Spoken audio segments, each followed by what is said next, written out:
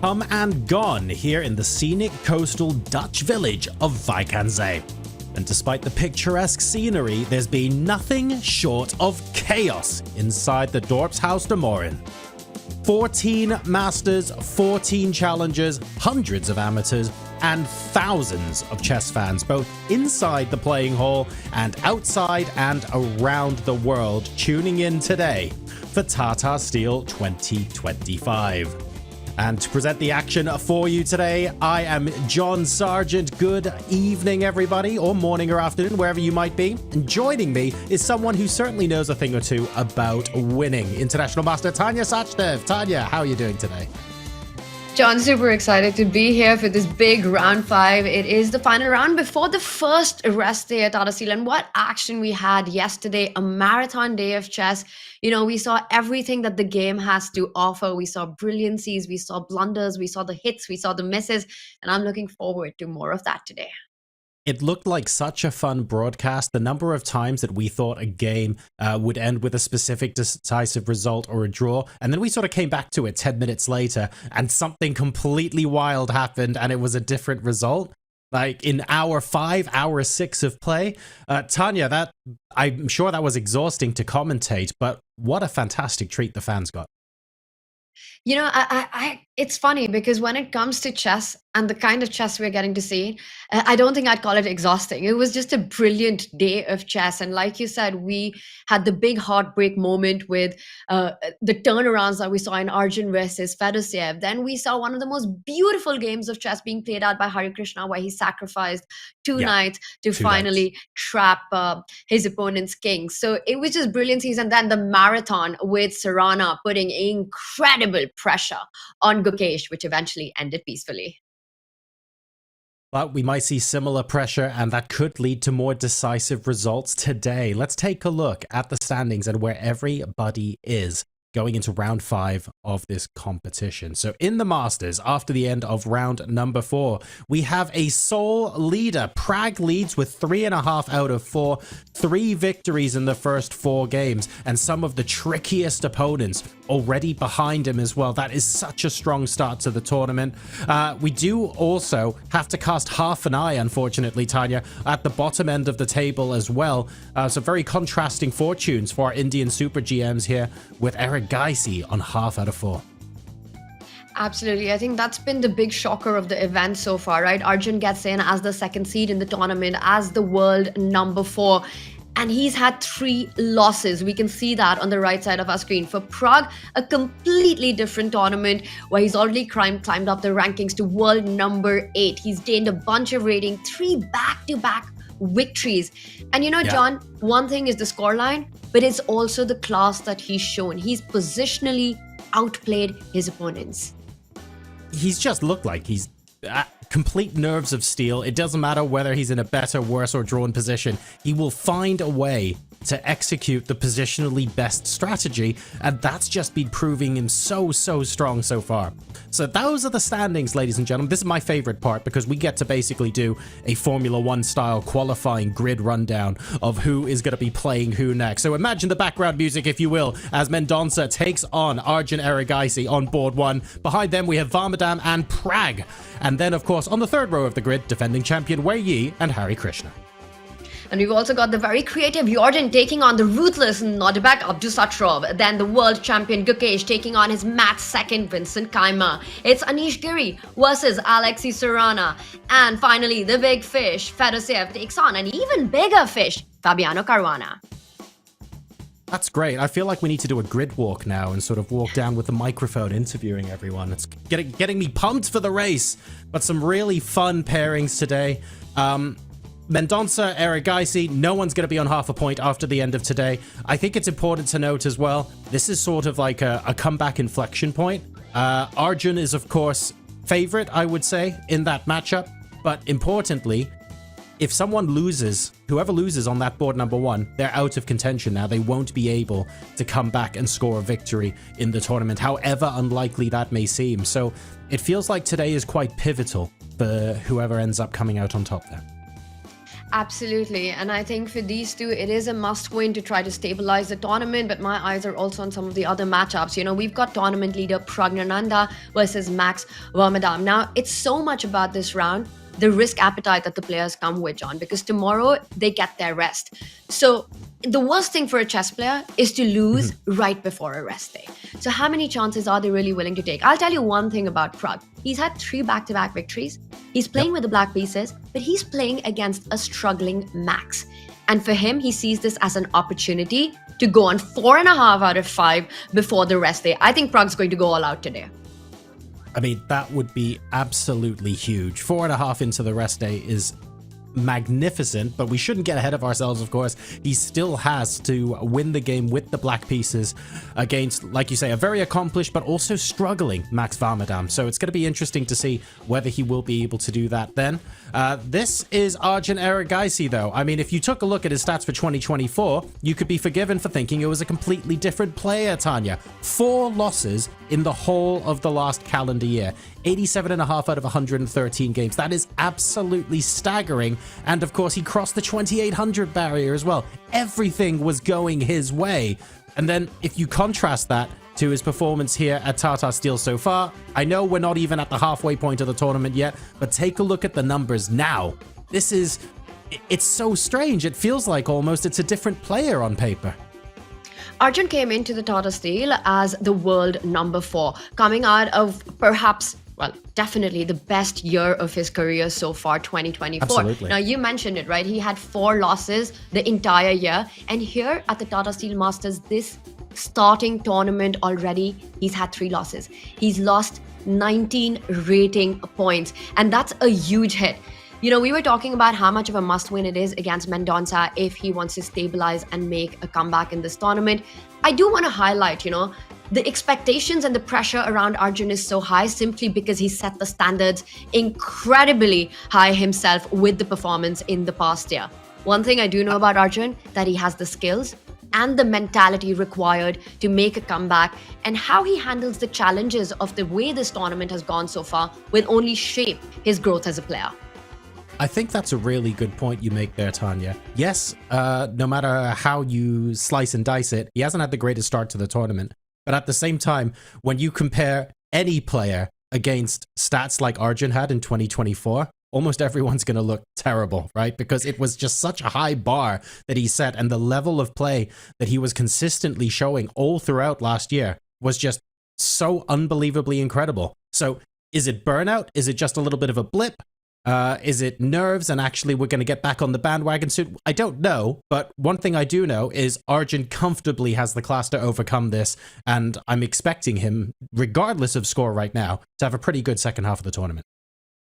Completely agree. Regardless of how this tournament goes, Arjun is one of the brightest stars of the chess world. And another very bright star, actually 2 of them are at the top of the leaderboard, right? We've got Pragg with 3.5 right now, and then right behind him, Nodirbek Abdusattorov, who made his intentions and his ambitions very clear coming into this tournament. He's in it, John, to win it. And if we see some fireworks on the board today, we could have joint leaders by the end of this round. Pragg is obviously showing that he's the person to beat, but at the end of the day, it only takes 1 draw, and you could have 1, maybe more players catch up and share that lead. It's very early days as far as tournaments are concerned.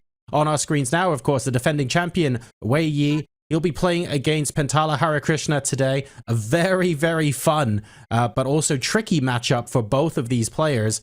And I have to say, they're both looking fresh. They're all suited up and ready to go, and both players having a very good tournament. Where he is the defending champion of Tata Steel, where he actually, in the tie breaks last year, had a phenomenal run and managed to win the whole thing. And he's shown his class this entire year, you know, just being there in the world top 10. He was touted as the biggest prodigious talent in the chess world. And at 24, we see exactly why. He's really come into his own. Meanwhile, for Hari Krishna, right, he's got so much experience. He is one of the most experienced players in the field. But sometimes with age and experience comes that difficulty in finding inspiration. And John, having worked with Gukesh recently as a second in his World Championship match, getting that different perspectives from different players, the younger generation, I think Hari's find renewed motivation. I want to touch on that a little bit, Tanya. I find it interesting that we have different opinions from different grandmasters to an extent. Even Gukesh himself has said that the World Championship match was incredibly draining, but it's very different from tournament-style play. But we even heard Hare Krishna say in an interview, I think it was even yesterday, where he said, actually, that different perspective from helping out in the World Championship match, he's able to use elements of that in his play for the tournament. So is it a case that it's a completely different beast, or is it completely individual to each player? It's very interesting to hear the contrast. Absolutely. I think having worked with, players of different generation and worked for the World Championship, and Hari also holds the very, unique bragging rights to that he is the second to both reigning world champions, Zhu Wenjun in the women and Gukesh Domaraju as the world champion. He's been part of both their teams. And Mm. somewhere that really, really goes on to, I think, having him find that motivation, that ambition one more time. And well, one player who showed a lot of ambition yesterday was Alexei Sarana, because we had perhaps the longest game of the Tata Steel Masters yet. It was around 70 moves, and he put so much pressure on Gukesh. Today he starts with black against Anish. What are we expecting from this one? I'm expecting it to be a long grind regardless of what goes on there. I mean, Alexei and Anish are both, that neither of them are strangers to long games, to being able to grind them out. We saw some of that class from Alexei yesterday, but Anish is perfectly capable of taking that pressure and very capable as well of stopping at an opportune moment to say, hang on a second, I think this is critical. Let me see if I can engineer a winning advantage out of this. So for me, that's definitely going to be a game to watch. Have you got a particular board that you want to keep your eyes on for the rest of today? Is there one specific matchup that you're gunning for? Well, the Pragg board, of course, is really important, being the tournament leader, and for Nodirbek as well. Can he catch up or perhaps even leapfrog the standings going into the first rest day? But a different narrative on the board that we've got in front of us. Leon, Luke Mendonça, and Arjun Erigaisi, both at half a point, both looking for their first win. I'm going to say this, I think it's an absolute must win for these two players to stabilize the tournament and sort of stop the slide at Tata Steel. Stopping the slide is going to be the name of the game there for sure. We also caught a glimpse of world champion versus second there. Do we think maybe there's a little bit of an advantage being a second, where it's like, I happen to know all of the prep. Let's figure out, I'm going to get one step ahead and figure out how I can get out of our collective book a little bit faster. Can you maybe use that to level the playing field slightly? John, there's got to be some sort of dynamics there, right? Because Right? clearly Vincent knows Gukesh incredibly well. You know what his strengths are, what his weaknesses are, what kind of opening positions does he aim for, having worked for the World Championship, also being the same generation. Now they're not part of a team together. They're rivals today on the board, and they are at the top of the leaderboard. You know, both of them in contention to try to leapfrog the standings to be on top of the table. And the site that we have in front of us, shout out to Fiona there. We see her in the background as well. Lots of fans. Once again, Tata Steel, a big celebration of chess, with Gukesh going into his Zen mode, getting locked in. And there we've got Max and Pragg. Max with the white pieces. It's not going to be easy facing a very informed, a very motivated Pragg, especially for Max. It's been a tough tournament. I've just noticed as well that the people taking photos in the background, you've got the silver jerseys that say photo on them, and then you've got the gold jerseys that say prime photo, like someone's bought a VIP ticket or something to go in there with a more expensive camera. I don't know what's going on there, but there's clearly a two-tier system of photography going on at the venue.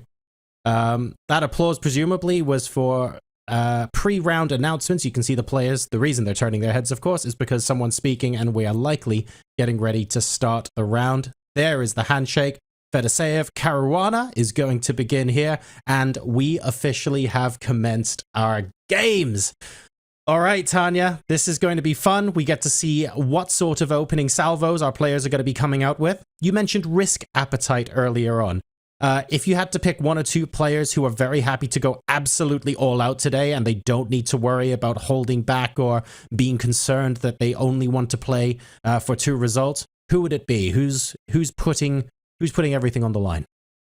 I'm going to say the two players playing with the black pieces. For me, Nodirbek against Jordan van Foreest. Nodirbek, Okay. he's absolutely relentless and ruthless. He wants to take his chances. And on paper, and I'm sure in his mind as well, he considers himself a favorite in this match. So I think if the opportunity presents, he will hit the chaos button, try to get a win out of this match. And for Pragg, once again, I think the same storyline.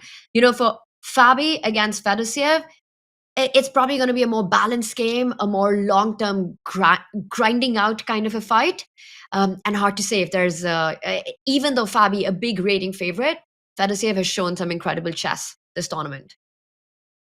So we've got e4s, d4s on the board, knight f3s on the board. Van Foreest has already gone e5. Nothing too out of the ordinary. Caro-Kann advanced up there. Are there any openings here that we particularly want to take a look at, or you think might be interesting to begin with, Tanya? At the moment, to my untrained eye, most of this looks quite normal so far, but they are at least blitzing the moves out. Yeah, early stages in the game, and the players are sort of settling in, and we see a lot of king spawn opening, a lot of queen spawn opening. You ask me what's the one that catches my eye? It's got to be the Blumenfeld opening on that bottom right board. And I know these are two players who currently are at the bottom of the table, hungry for their first win, but we already see Arjun making his intentions clear. He's gone for the most dynamic opening. One that's going to be messy from the start. There's already a gambit on the board. White can snap up that pawn that has just moved 2 steps forward. Excellent. Well, let's go ahead and take a look there. Mendonça versus Arjun Erigaisi. That should be quite a fun game, like you say. Already with b5 on the board.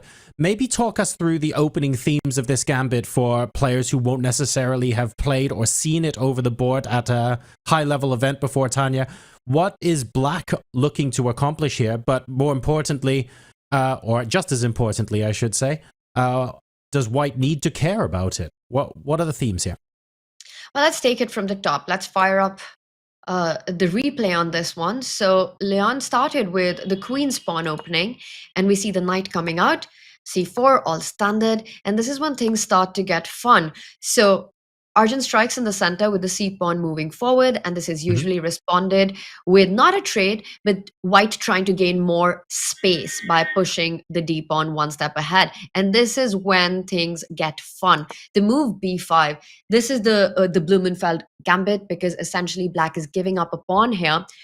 Of course, if you capture immediately, you lose the central pawn, the d5 pawn. So one way to do it, but a very, very dangerous one, is to take on e6.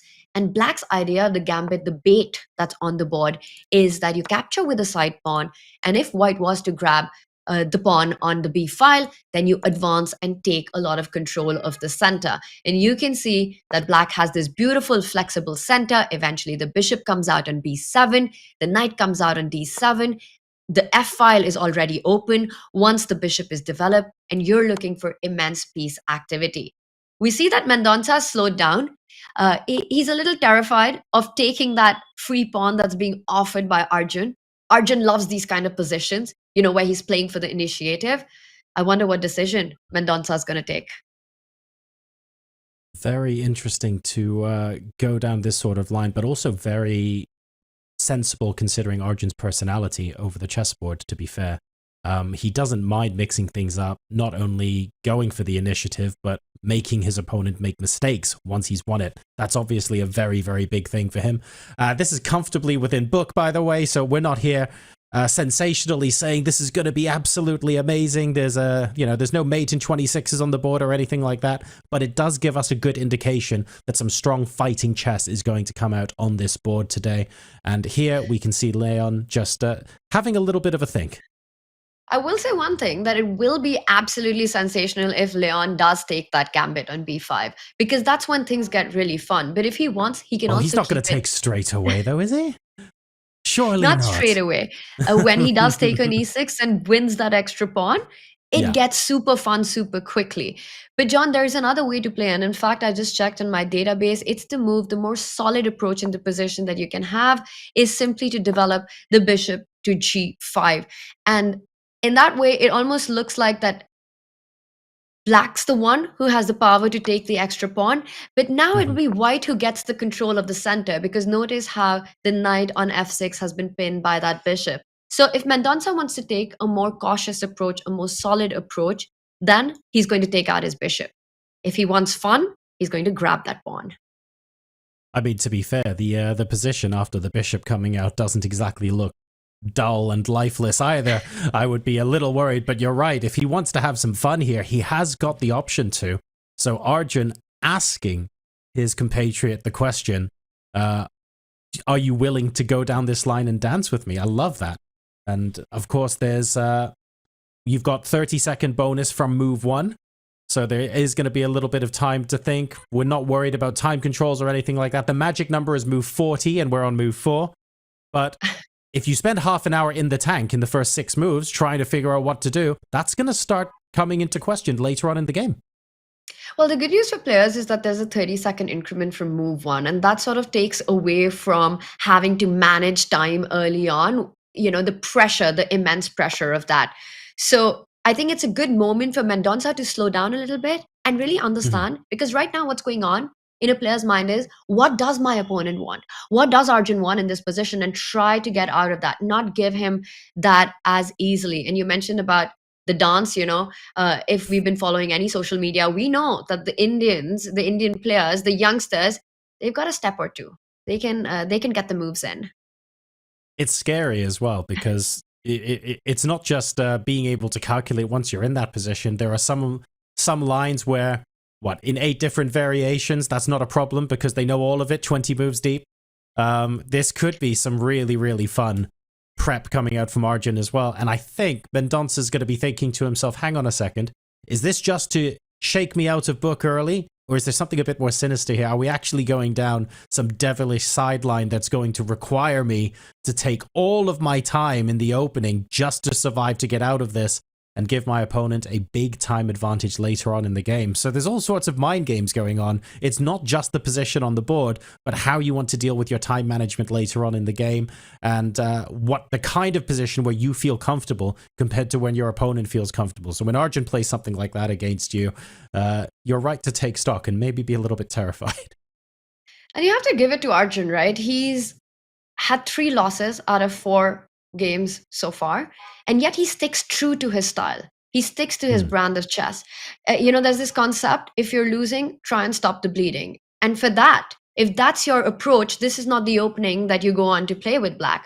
So Arjun's still taking the battle head on, and I'd love to hear it from our chat. What do you guys think? Mendonça, given all the the psychological factors we're talking about, the tournament situation, is he going to accept the bait? Will he take the gambit, or will he play something more solid like a developing bishop move? Chat, tell us, what do you think how this game will proceed? Oh, wow. And of course, Mendonça gives no time at all. He goes for bishop to g5. There we go. I mean, him pausing and thinking for so long, to me, was almost a signal to say, I know I can take the pawn, but I don't want to. What are my options? How can I be sensible here? And when Arjun plays something like that against you, you do take stock, you do pause. But you called it, Tanya. Bishop g5 is played, and then instantly we have the response from Arjun. So up to an hour and 42 minutes on the clock, not giving Mendonça any time to consolidate and think his way through this one, taking that pawn immediately. And this makes a lot of sense, because after the bishop does come out to g5, I'll just back up a move. White, in fact, is in a lot of positions threatening to go e4 with the idea of doubling down on the pin, as well as the b5 pawn feels a bit weak once the bishop has the x-ray vision on the queen. After pawn takes pawn, that is the top move here, the one that's played. We are still in theory. I'm expecting Mendonça to immediately recapture, but he doesn't do it instantly. He slows down a bit, but usually it still causes an imbalance, John. After pawn takes pawn, we're going to see a structure where Black simply develops with moving the pawns ahead. You could take out the bishop here. It'll be interesting to see where Arjun decides what approach he has, but we can already see the huge dynamics of Black having 4 pawns on one side of the board. So he's managed to create an imbalance. White, meanwhile, will try to push the e pawn ahead, bishop d3, White's looking at the king's side, black's going to be looking at the queen's side. And that makes perfect sense. You want to expand there as quickly as possible, especially because white with that pawn on d5 will be asking some questions of black, right? The knight can't come out to c6, for example. After d6 is played, the dark squared bishop can only come out via e7. So the next moves, as far as development is concerned for Arjun, are fairly straightforward. But because of the imbalances, the longer term strategy and where we want all of our pieces to be, say 10 moves from now, that becomes a much more tricky question to answer because of the imbalances that have been created here. So either way, regardless of who feels like they might have an advantage here, there is certainly something to be said for the imbalance, and both players are going to be looking for those knife edges, those little additional imbalances that turn an equal position into a better or winning one. Absolutely love that. Love it. Love the start to this one. And I'm also loving the start on our other boards. Let's do a quick opening roundup of the action as the moves are coming in quickly and swiftly. And just an overview first to start with, John, with Anish taking on Caruana, the position balanced, but black's already managed to get his knight. Caruana's knight is in d4, and that's a beautiful spot. It's already a non-standard opening, this one, with a set of minor pieces traded off. Anish has the bishop pair. Black looking to advance in the center, and a beautiful knight. Next to that, Gukesh versus Vincent. That started as a Nimzo Indian, and Gukesh has chosen an opening that's going to be a long battle. That's going to be, he's not going for any very direct same-ish lines in the Nimzo Indian. He's going for more of I want to keep all the pieces on the board, and we'll see what happens. Gets a game. It's in the balance right now. Jordan versus Nodirbek. This is also a fascinating battle. Look at Jordan's pawn formation. He's already got a space advantage with that e-pawn moving ahead, and the clock indicates that both players know what they're doing. They're still in theory. I think this one started as a Caro-Kann. It's going to be a fun fight. Bottom row, what stands out to you? So taking a look across the bottom row, and it absolutely was. It started life as an advanced Caro-Kann, I believe, that top right board. I'm liking the early queen out and the dynamic position Fedoseev Caruana. That looks interesting to me so far, with the black pawn on c4. Both players, and Caruana supremely confident, of course. This is all just being blitzed out, so a minute 43. Very much in preparation here, so curious to see how Fedoseev is going to choose to fight back there. We, of course, have already covered Arjun Mendonca, and then we just have a6 on the board by Hare Krishna against Wei Yi. That looks, I would say, a little bit more chilled out compared to some of the other openings that we've seen and covered so far, but nothing out of the ordinary yet. Black trying to expand on the queen side and looking half decent there. If we had to pick a game to come back to later on, we've got a couple of candidates, really, Tanya. That should be quite fun. We do have a couple of candidates. Do you want to quickly check in with the Fedoseev Fabi board? Let's go ahead. Yeah, let's go ahead and take a look at that. That would be quite fun because Caruana has an hour and 43 minutes on the clock. So all of this has been blitzed out. So we can take a look and see what his preparation for this was with the black pieces.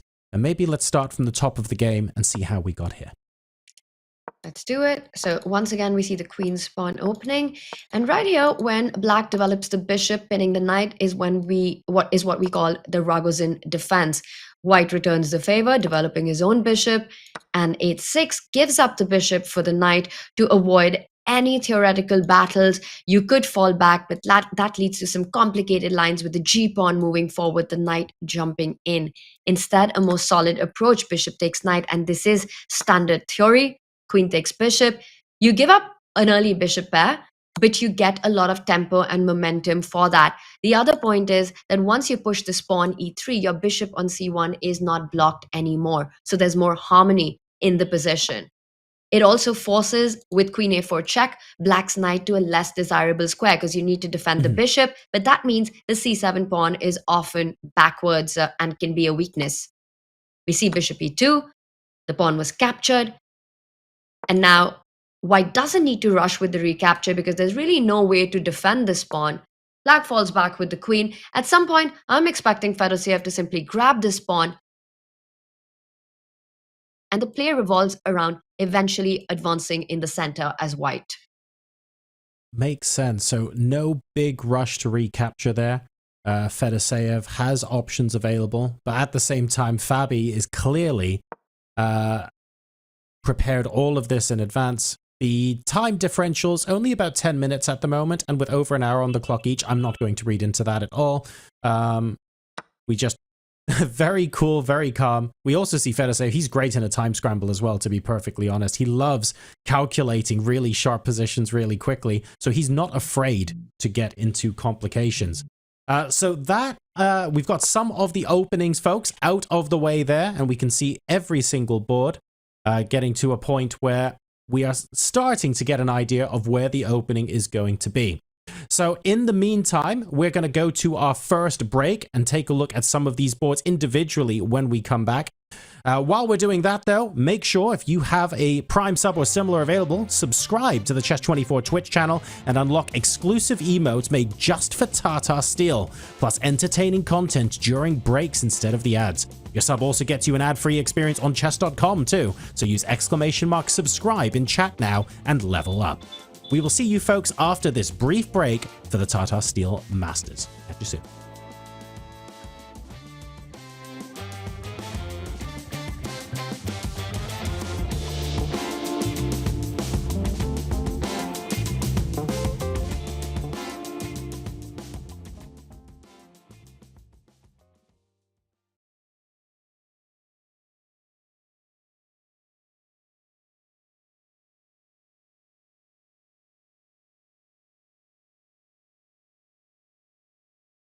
Research_words and apply today. The application is 10 questions long and some questions are easy, like what is your name and what is your email address? Application questions also ask you to tell Chessable about a chess-themed research project that you want to begin or about chess-themed research you're already doing. Past winners' topics include detecting chess cheaters and scuba diving in chess. Applications are due by May 15th and winners will be announced on June 15th. If you win, you will work with a faculty member on your research, then submit a blog post about what you accomplished. So what are you waiting for? Start your application today. Do you think you're stronger than Magnus? No. True. Do you think you're stronger than Hikaru? I think I can reach a level at classical chess in which I will have a higher peak than Hikaru. True. You do have confidence. Yeah, of course. I've been in this business for years. So have you ever cried after a chess game? Yeah, for sure. For sure. True. Yeah, it's not like I lost, no, it's more like, I actually, last time I remember I really cried. It was at a tournament. And the fact that it was a tense tournament and I played many games, it contributed to that, but I didn't cry actually about I just got very emotional over something I would normally not cry about, I think, but I just kind of... Do you think Magnus is the greatest chess player of all time? It's for sure between him and Kasparov, I think. I honestly... Yes or no? I haven't studied that, no, but I haven't studied that question, honestly. And I think that probably by the end of his career he might be, but I really haven't studied. I think you have to study Kasparov and Carlsen in detail. The length of the reign and all this number of tournaments. I think it's like there is a mathematical answer to this, but I haven't studied it. I don't know if he even cares. Yeah, actually I don't. I literally don't. I actually don't care. He literally doesn't care. No, it's not a relevant question for me. When people say that they literally don't care about something, do you think they mean it? When people say it, maybe. When Hikaru says it, no. True. Do you watch Hikaru streams? Very, very rarely. True. If I was on a trial and you knew that I am guilty, will you try to save me or throw me under the bus? No, I never want to save someone who's guilty. But it's not murder, it's a small thing. No, well, online cheating, bye-bye. Bye-bye. You're on your own, buddy. True. Damn. I No, but cannot for me, count truth- him as a witness. No, yeah? no, but truth for me, truth is above other things. Like You just lied 5 questions. no. That was my truth, not your truth. Your truth is different.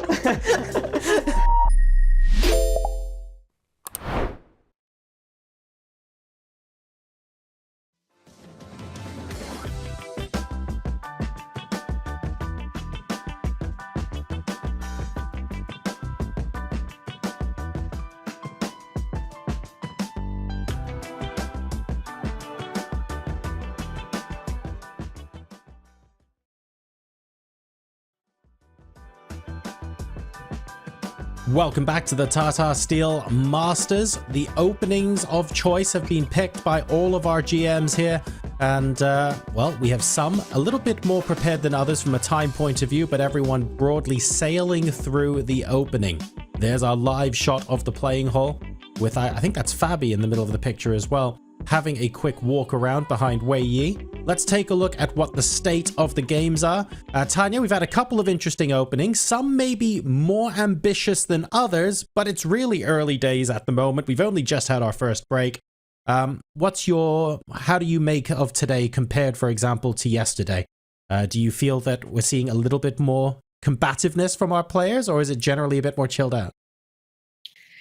Oh wow, look at this. Nodirbek is having a look at the Anish Giri board. He looks very chilled, but his position is anything but one to relax in. Against Jordan, Jordan's got this beautiful pawn storm, and that's our top row, the third board, where we can see it's not a position that I'm very familiar with, especially this last move that's been played. But I want to dive into that one next, because it definitely looks like the most exciting position. White has this beautiful space advantage, but Black has managed to get his bishop out, and it's not in that horrible C8 place. So should we just jump into that, having seen Let's go ahead and take a look. Screen? Jordan van Foreest going up against Nodirbek Abdusattorov. And here on this board, we just had bishop g6 played, and that was on move 10, move 9 even.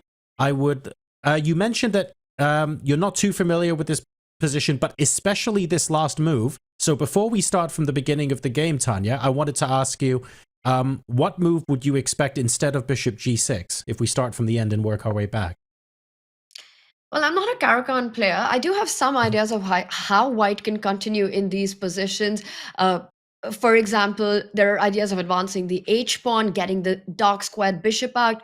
For Black, very often what you really want to do is take out your knight really quickly and then try to get one of the pawn breaks in.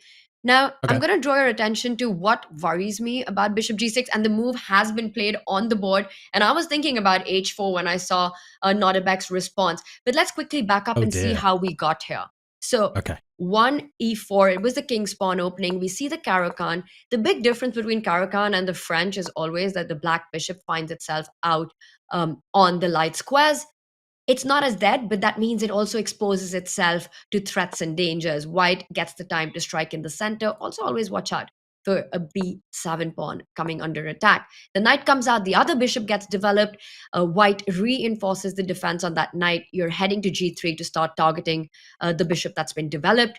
Knight e7, and we see the first bishop being pushed back, more space being gained. You go back to c7. One of the breaks that I was talking about that Black must keep in mind is, well, I call it the French break. In this position, it'll be the Caro break with f6 at some point to open up the dark squared bishop.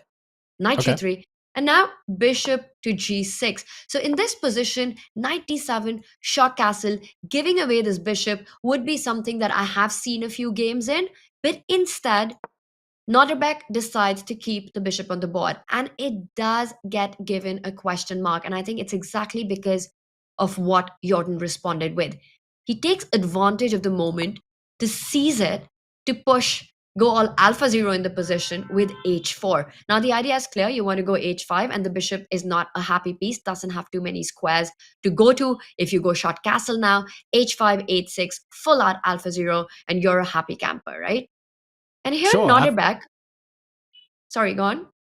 I was going to say that if you're someone who doesn't play the Caro-Kann, it feels like it should be thematic, because if White has played the knight to e2 and then played the knight to g3 in order to possibly capture the bishop on f5, well, that's 3 moves made with the knight.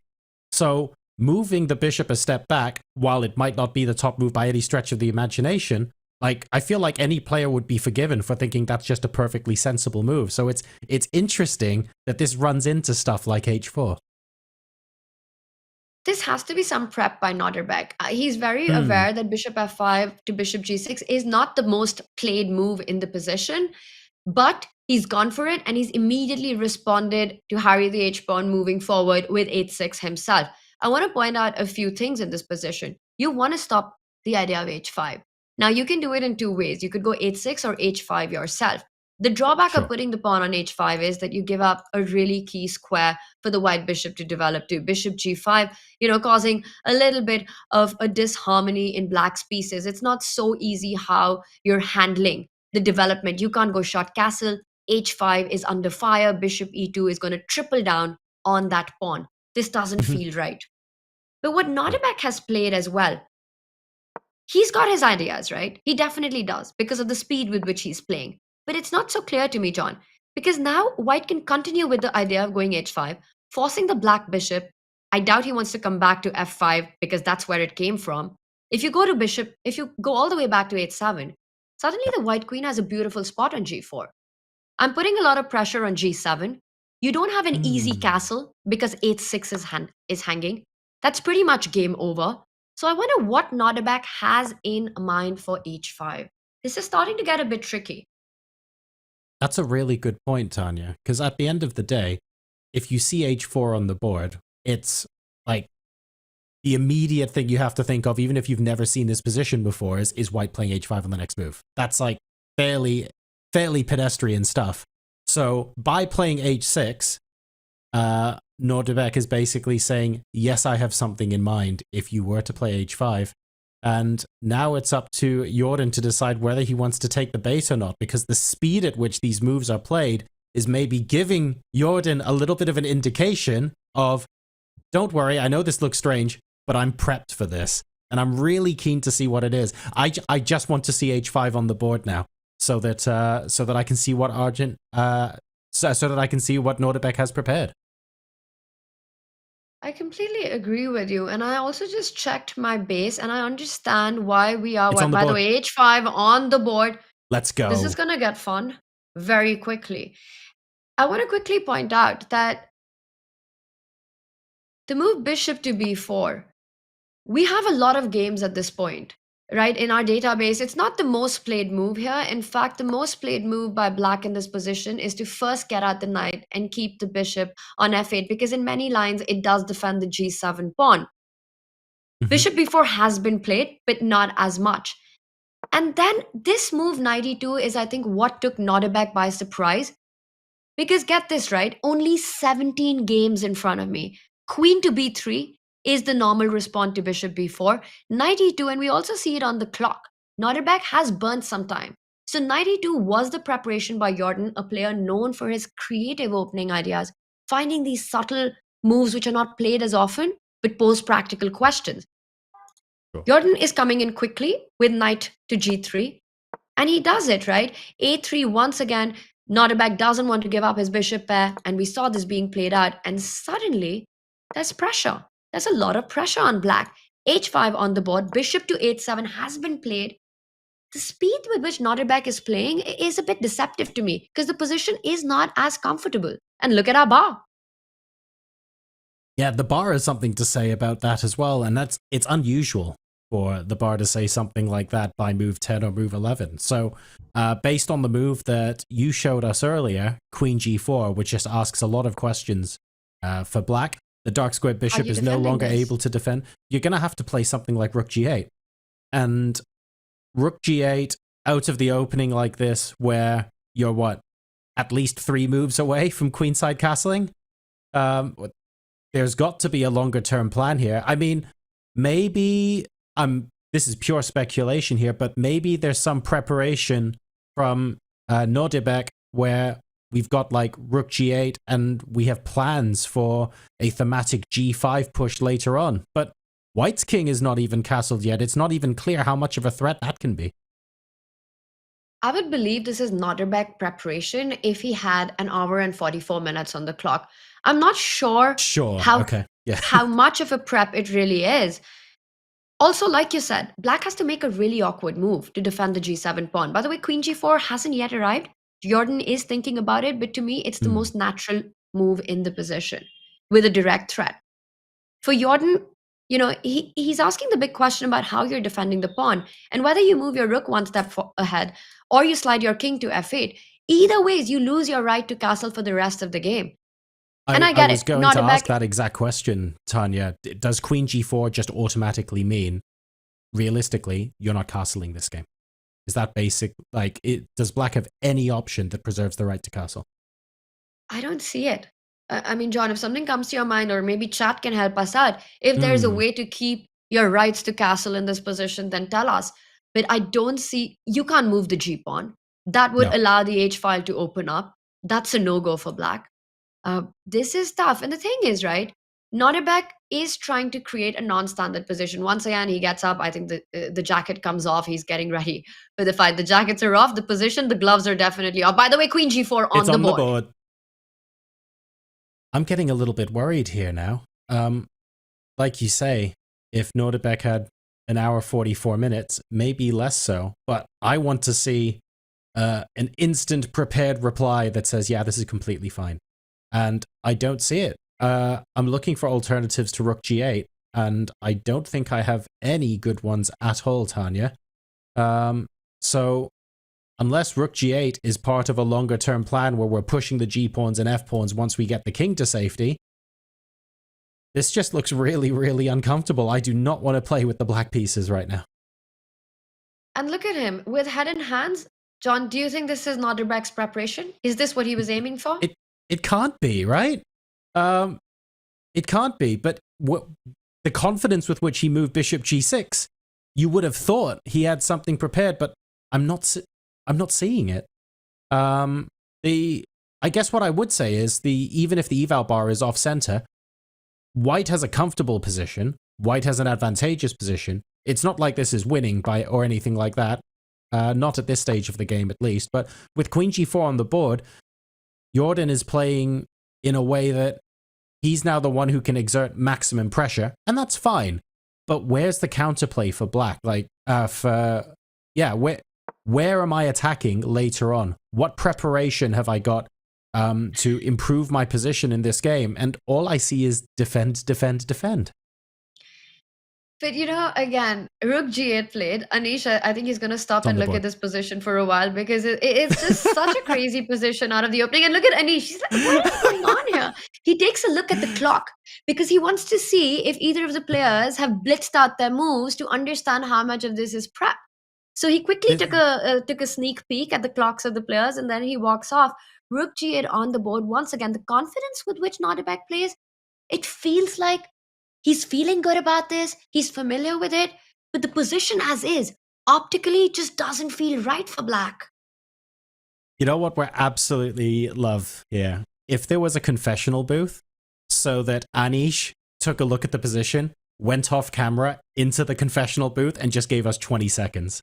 That would have been absolute gold, because you could infer from the look on his face from all the way over here that he took one look at that and went, what on earth are these guys doing?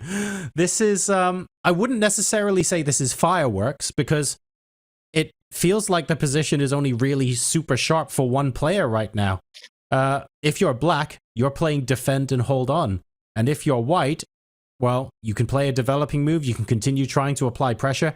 There are options open for White in this position. And if anything, Jordan now, the problem he's going to have to solve is, what's the correct way forward to maximize my advantage?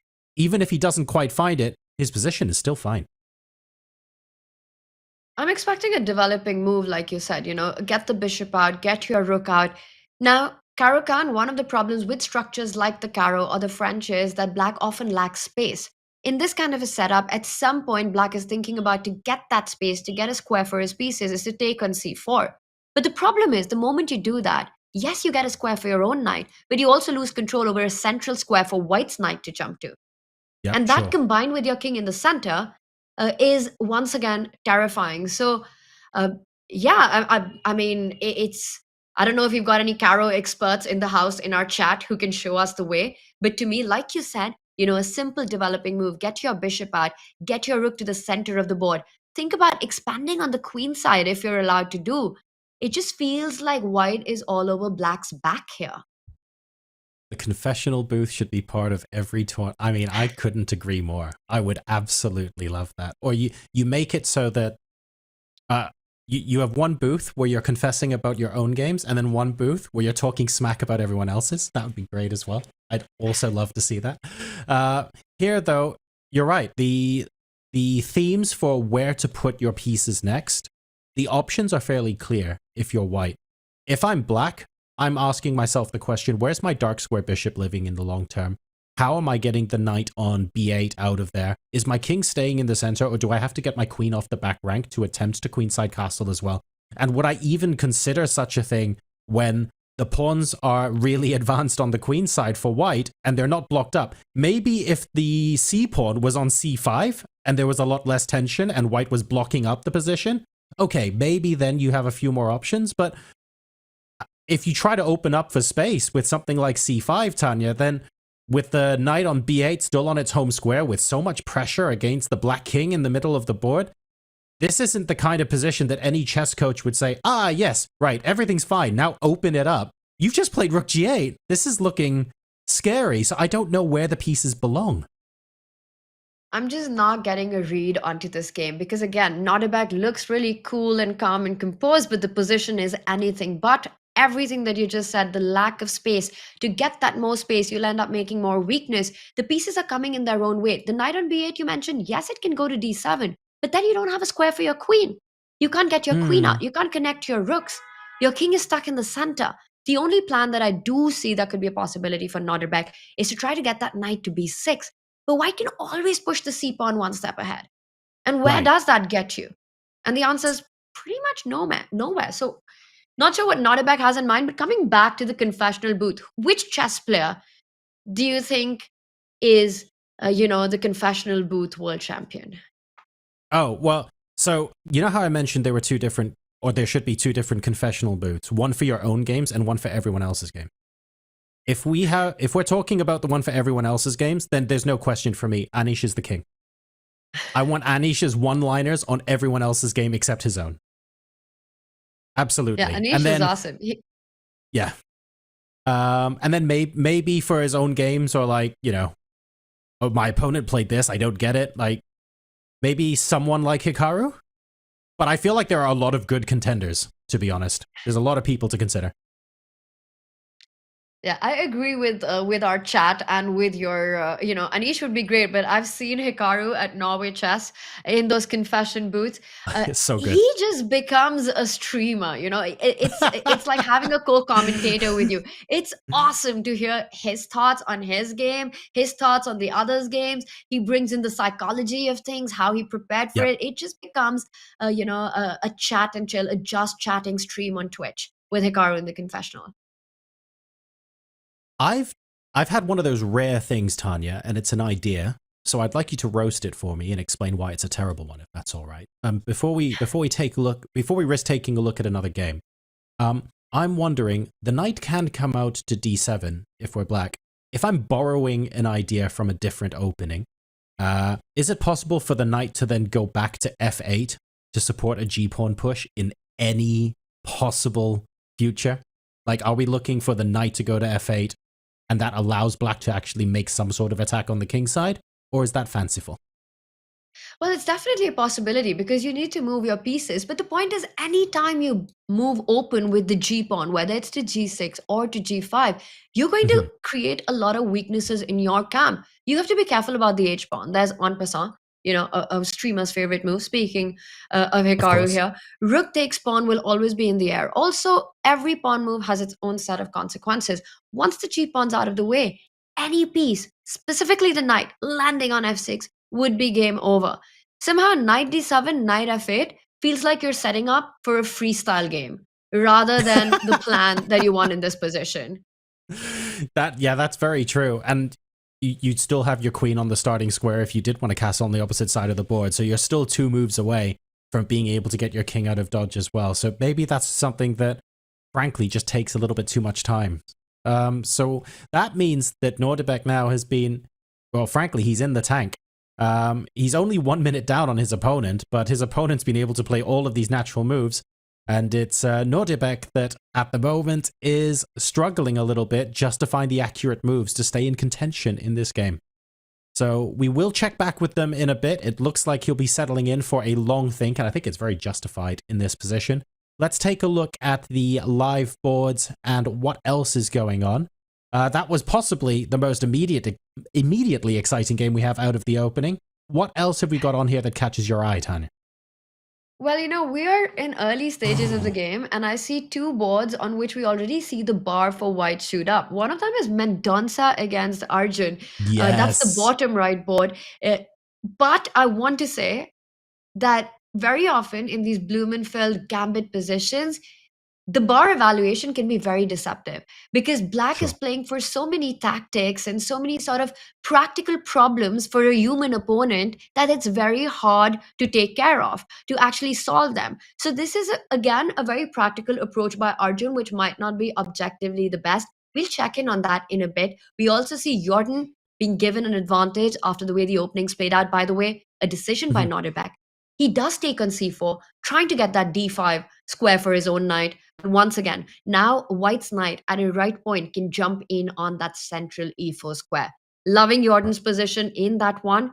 An absolute madness. Bonkers on what is happening in the Wei versus Hari Krishna board.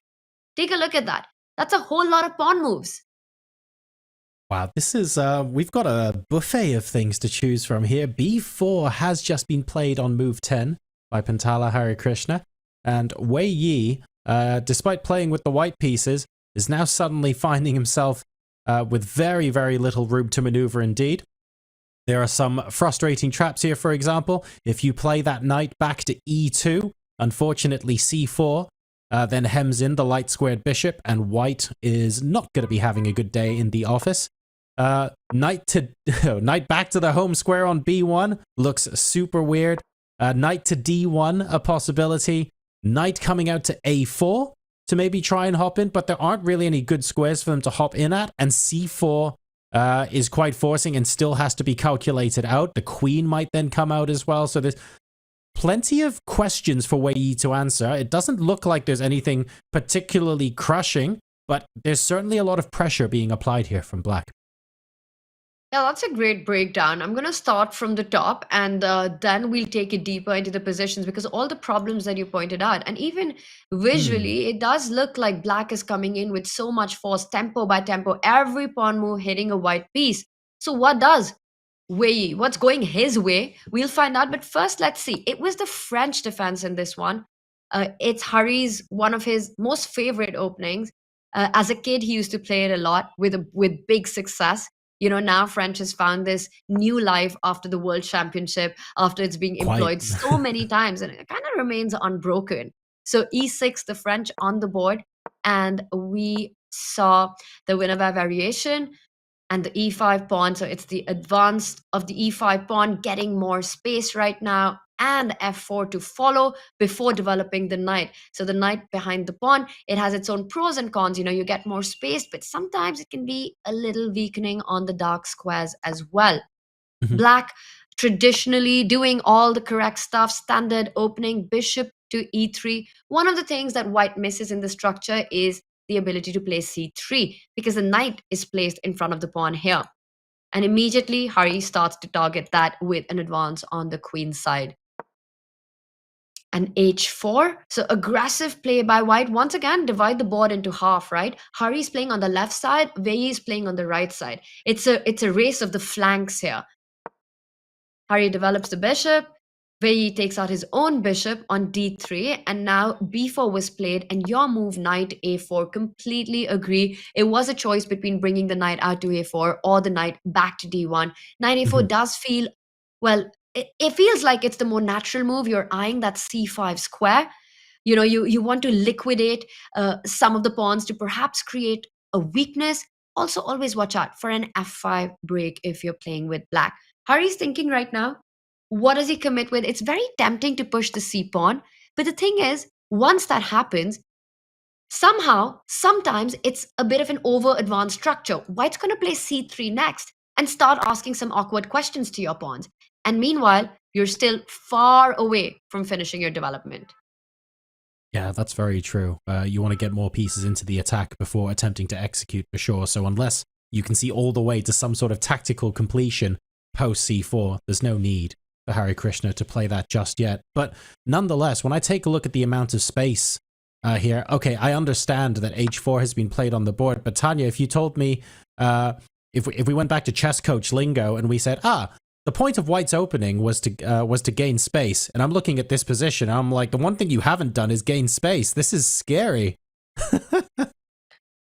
Because Black has managed to advance on the left flank as well, right? But let's not forget, the long-term problem in the French is always the light squared bishop. This is a problem piece for Black.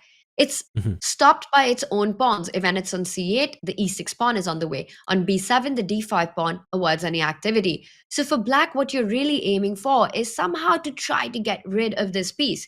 If you're able to do that, the opening is very successful for you. So Hari does decide to liquidate the center. Knight takes pawn on the board. And now a decision. To me, it would be more intuitive to take with the knight and hang on to the bishop pair. So I would think about knight takes knight. And I just saw the bar dip just a little bit, so it might not be the most accurate response. But I want to demonstrate what Hari wants in this position. It's to go bishop c6, target that knight on a4, and eventually get rid of that problem piece in the position. Having the two bishops in the center of the board without Black having a c-pawn, just in principle, looks nice. It feels like it's going to be difficult to dislodge those bishops. Black is going to have to spend time creating trades of pieces to find a way to march into the position. And when you compare White's position here on our analysis board with the rather uncomfortable position where you had B and C pawns that are connected marching down, really cramping where the pieces were, like the knight potentially coming back to D1 and stuff, the position you had just there definitely looks better. The bishop pair without a pawn attacking either of them in the middle of the board. It feels like you have time to complete development. So maybe this is Wei Yi's way of getting out of this discomfort and saying, that's okay. We can have a pretty healthy middle game as a result of this opening.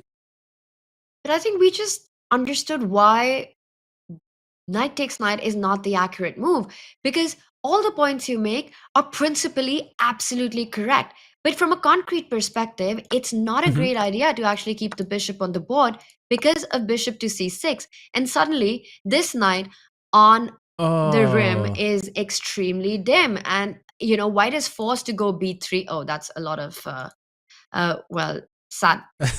I mean, to be fair, maybe that is the correct one. Maybe that's what we should be using. The Tic Tacs have said that actually this might not be a good idea. And then b3, and you can just give up your bad bishop, spoil White's pawn formation completely. And now suddenly Black's doing absolutely fine in this position. Look at White's horrible pawn formation. Black's got an easy development. Who said bishop pair? Because that can be neutralized any moment with Black's bishop coming on c5. And I think that's the reason why Wei hasn't rushed with his decision. Because as counterintuitive it is, the right one is in fact to capture with the bishop and plant your own knight to d4, once again killing Black's bishop, not allowing it to slide over to c6. Got it. And the knight on d4, well, the biggest reason why that is such an asset is because bishop c6 is not possible. You need an extra tempo to do that. And White can then use that extra tempo to resolve the issue of the knight on a4. But there's a risk, there's a tactic that makes me look silly here, Tanya. But I'm going to ask the question anyway. It feels like in all of the sidelines that we've taken a look at and all of the possible outcomes we've evaluated so far, at the end of the line, the knight on a4 has proven to be a bit of a problem. Should it have just gone to d1 in the first place? Well, as long as it can't be attacked with the bishop, it's fine, because it's also controlling some key squares of Black right here. You always have the option to go b3 if it's put under attack. At some point, it'll either get traded off or it will find itself rerouting to the center of the board. Chess is so much about the pieces on the board, but it's also about the pieces that get off the board. White is happy to trade every single minor piece except the light squared bishop that black has. The dream for white in the French or in these particular position is to end up with just the bishop and the knight. Now, the knight on a4, yes, it's on the edge of the board, but very often it will end itself trading with either the black knight once it jumps to c5 or the bishop on f8. And that's a desirable trade. As long as Wei Yi can keep putting pressure and keep clamping down on Hari's light squared bishop, he will always have that slight edge coming out of the French. Okay, that's good to know. And it means that when we revisit this position later on in the game, or even just for someone who doesn't play the French, for example, just having those concepts and those grounding principles in the back of your mind to hang on to when you're evaluating positions like this just makes it really, really handy to be able to see what the players are aiming for. So yeah, thank you. And that's absolutely fantastic. So now that we have that on the board, we are taking our time. Wei Yi is not rushing into this.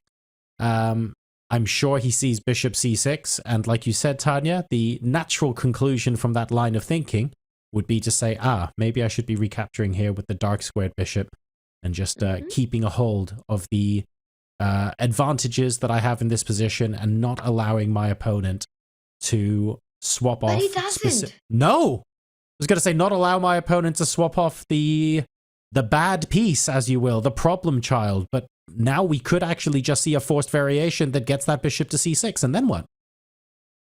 And then what is going to be the big question for Wei Yi? Because he took his time before this trade, but once again, you're fighting your intuition to give up your bishop. It's not an easy decision on the board. We came to that conclusion after playing the line out. And, I shouldn't be betting my house, but if I had to, Hari's going to play bishop c6. Okay, no, that's fine. I take that back. Bet all the houses. You're okay. Yeah, I think so. I don't own any, so it's fine. I can bet some. Got him. Got all of them. There we go. Bishop c6 on the board. b3, we saw earlier, is more or less forced here.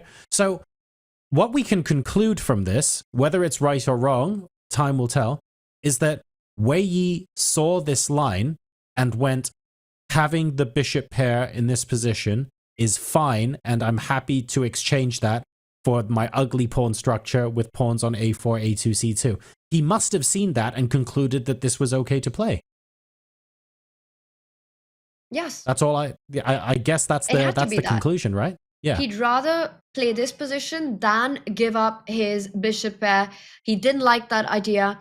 Chess is a game where you've got different approaches, different styles, many options, and it's not that sometimes one is clearly better than the other, but here it was not so clear, right? Because Hari also has to take the risk of giving up his own bishop pair, which might weaken certain pawns on the queen side. So you get, once again, a very dynamic middle game. I do like that position for black. I think for Hari, he doesn't need to rush just yet to take that knight on a4. He could also continue with development, bring the queen out to c7, bring the bishop out to e7, because even if the white knight was to fall back, Hari always has to move bishop to b5. Whatever I do know of Hari, I think he's tempted to take bishop takes knight. He loves destroying his opponent's pawn formation and get this long time strategic advantage. So we leave him to this decision. As we see, some of the players stop by. I think they're as surprised at us that in a French defense, Hari's managed to solve the problem of the light squared bishop. But bringing up our multi-board view, what catches your attention? So for me, when we were going over this earlier before we went into the Wei Yi Hare Krishna game, I was taking a look at Arjun versus Mendonça. Specifically, you were saying that a lot of the time in these gambit lines, yes, okay, some of these things could be superficial. Don't rely on the eval bar too much. But in the back of my head, I was thinking, what isn't superficial and looks awfully concrete? H6, G5. And we might be starting to see the beginnings of some quite fun attacks coming in here for black. So I feel like, yes, the position, considering it's a gambit, could be argued to be, the eval bar is just taking a look at compensation. A pawn's a pawn's a pawn. Don't worry about it. But at the end of the day, what I think has happened from a practical point of view is things have gotten very sharp for white very, very quickly. Yeah, looking at our bird's eye view, we've got these 3 boards on top, 4 at the bottom row, and it's clear where the fire's at, right? On our top row, it's Jordan versus Nodirbek, which is already quite an exciting fight. By the way, I did see Nodirbek walking around. Once again, I just don't understand how he's feeling so relaxed in that position, because it does look like he's got no space. And how is he going to finish his development? On the bottom row, the excitement does lie on those 2 boards on the right. The Wei sure. Hurry board, as well as the Mendonça Arjun, where Arjun has sacrificed that pawn. He hasn't gotten that big center. That's usually the idea of Blumenfeld. But what he does have in return is piece activity and the bishop pair. So I think let's just take a quick look at that, because the bar loves material. The bar is very greedy, and that's why it loves White's position. But let's back up to the moment where we left it last. It was at 8-6 after Mendonça's bishop to g5, and the knight was swapped off. The queen came out, attacking the b2 pawn. White defends it, and g5. This is proper Arjun Erigaisi chess. Let's go. As complicated as it gets. Let's go. g5. Absolutely love to see it.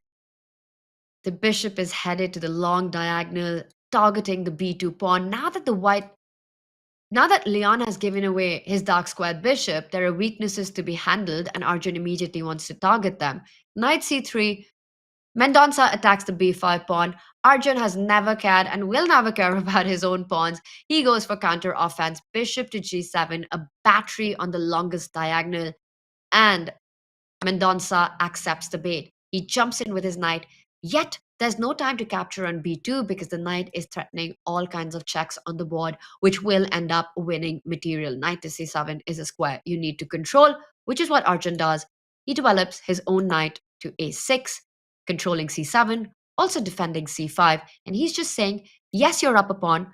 I have the bishop pair. You're completely undeveloped on the king's side. I'm coming for the b2 pawn. The knight at the right time will jump to b4. The rook is lining up on b8, attacking the knight. Once again, yes, if you're playing against an engine, you're probably going to be bad out of this opening. The engine wins a pawn, plays all the best moves, keeps it together, and wins the game. But again, he's not. He's playing a human, right? Even though a very, very strong grandmaster. And I think this is the kind of positions that has opportunities for both players to make mistakes and go wrong. There's so many, there's a lot of choices for both players. To what extent do you defend the pawn on b2? If black takes on b2, for example, I can see some lines where if a rook comes out to b1, for example, black just about has time to flick in a tempo and try and get away from the dangers of a knight check to c7 or d6 later on. Of course, with the knight on a6, that's not possible. But it feels like there's different threats from both players and question marks around development as well. What I would say is that if I was playing with the white pieces, it feels really clear to me that I want to play the move e3, and then I'm one move away from castling, and it feels kind of okay. Whereas if I'm playing with the black pieces, I'm not sure what the criteria are where I'd be happy castling into a g-pawn that's been pushed halfway down the board. Like, I know it can happen, I'm just not sure whether it's advisable given the nature of the opening. Great call there, John, because e3 was played on the board. To me, it's always a question. Do you push the pawn 2 steps ahead or 1 step ahead? They've got their own pros, their own cons in the position. But without a dark squared bishop, it's traditional chess wisdom. Put your pawns on the square you're lacking a bishop in, because they're really the ones that can control the weaknesses. So here, e4 Sure. perhaps would have created more weaknesses to deal with. e3 played. Now, knowing Arjun, I don't think he plans to recapture the pawn. It's not that he's going to just regain the material, go into some equal endgame. He wants an imbalance. And how he does that is simply play for long-term complications. You want your rook on b8, you want your bishop on b7, and you want to go short castle. In which move order he decides to do what, he's trying to figure that out.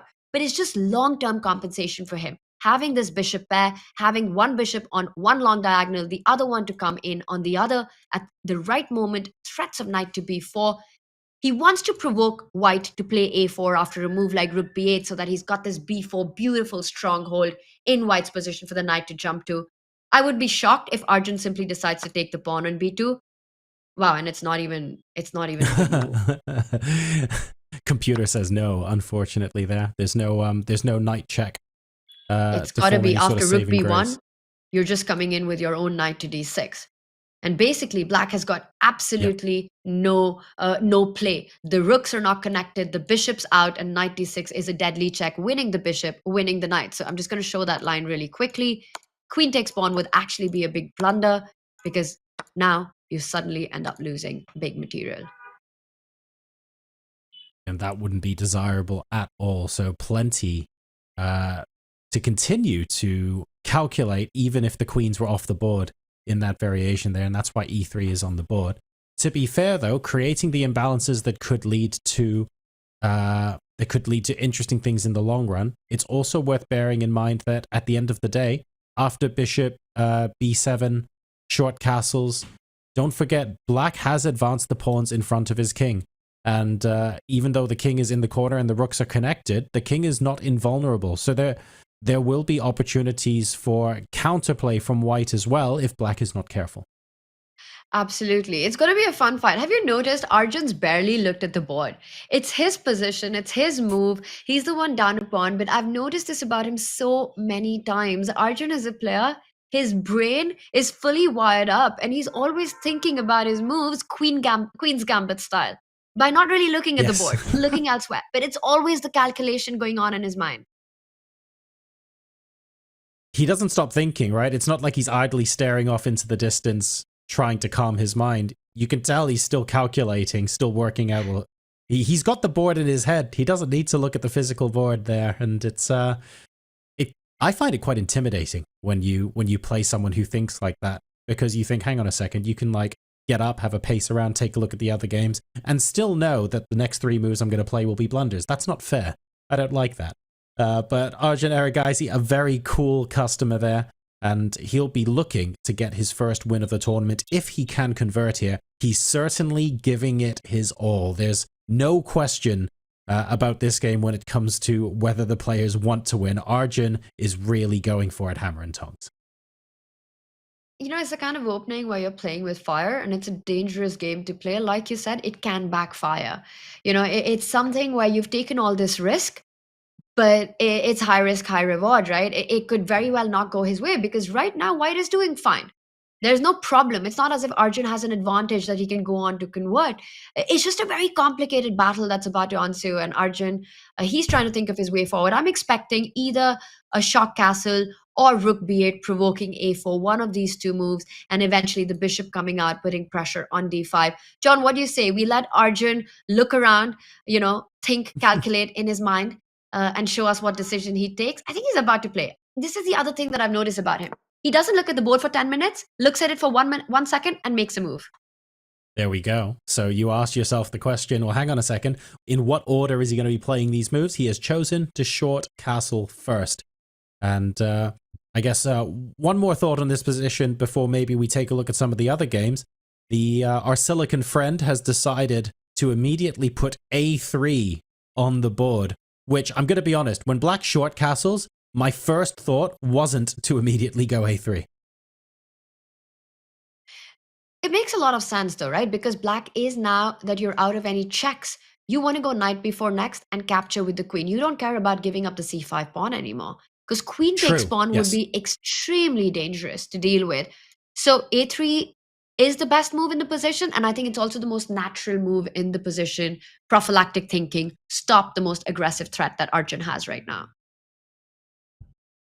So Mendonça going to be having a think on how to respond to this. A very calm move 11 there from Arjun Erigaisi.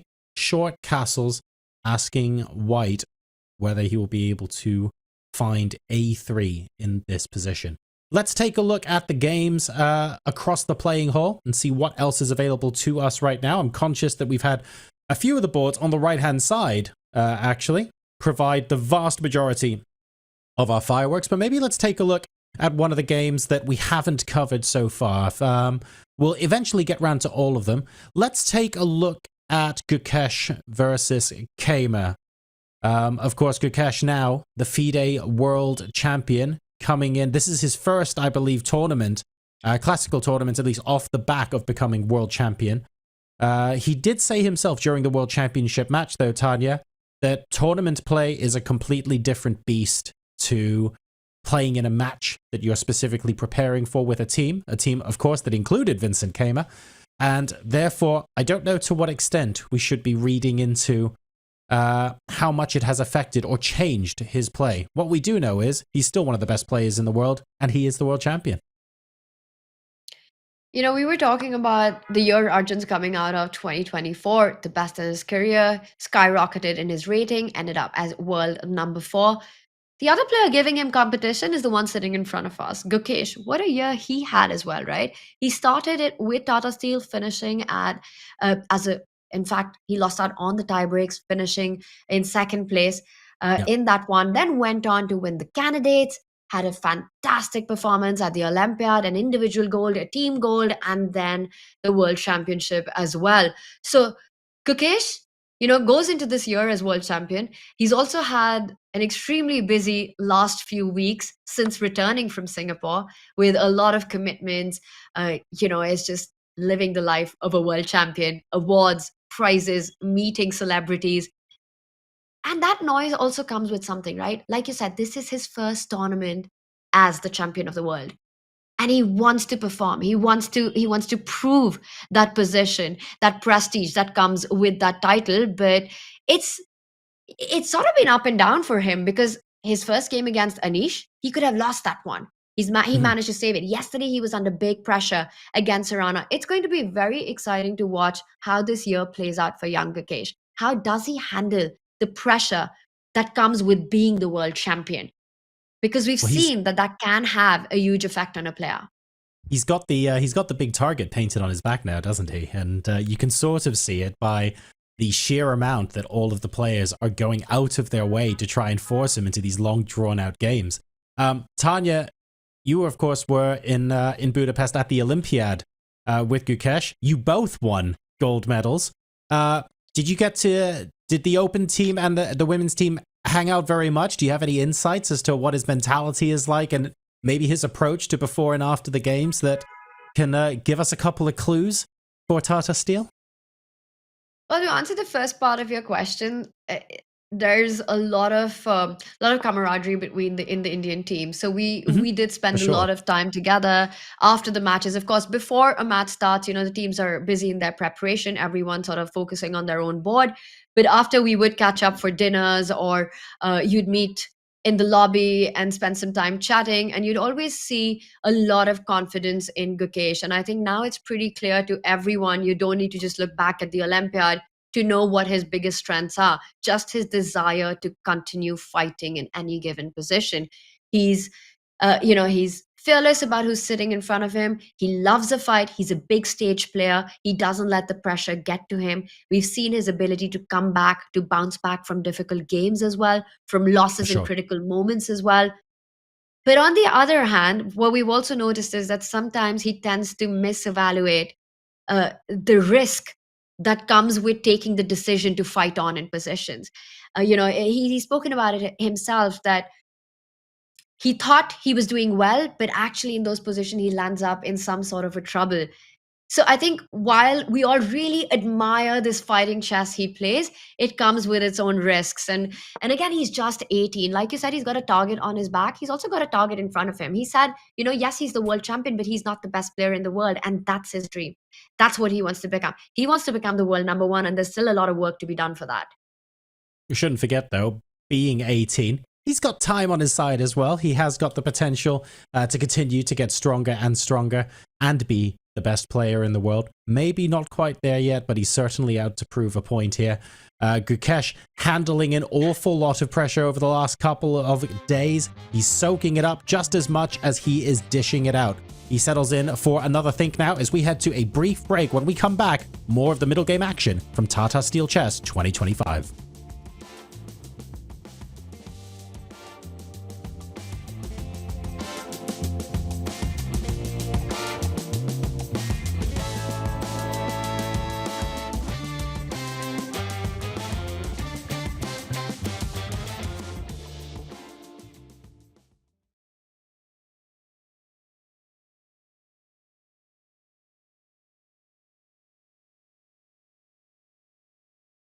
white to play and win. Okay. So first I'm trying to figure out which piece should kind of deliver mate.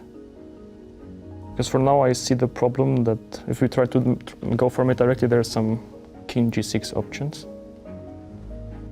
But I have the feeling that we will see some, I don't know, f5, h5, both rooks on f5 and h5, and then some good move. Let's say some g4, knight, g7, and then there's no way to avoid mates. Correct. But you're on to the solution.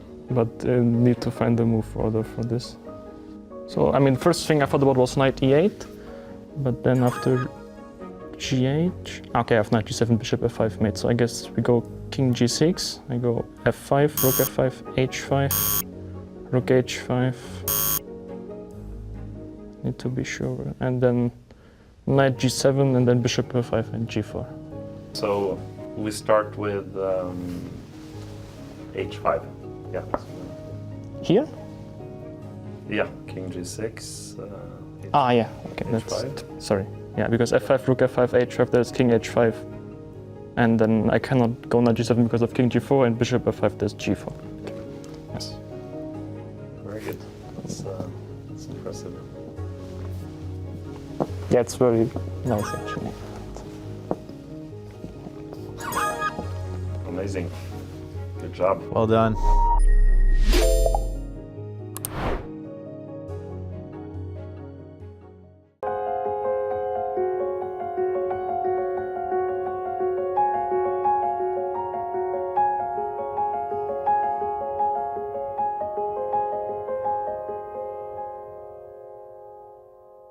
I grew up in the small fortress town of Woerden.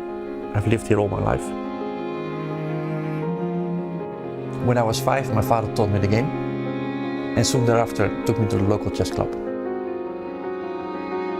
I can't really remember my life without chess. I feel like it's always been there. I met my wife through chess. My profession is chess.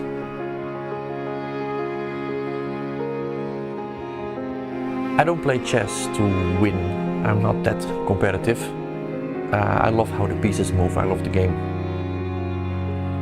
I love how everything around me becomes still. When I'm behind the chessboard, time doesn't flow the same way until the clock runs out. In the spring of 2021, time seemed to have run out. I was diagnosed with Hodgkin's disease, which is a form of cancer.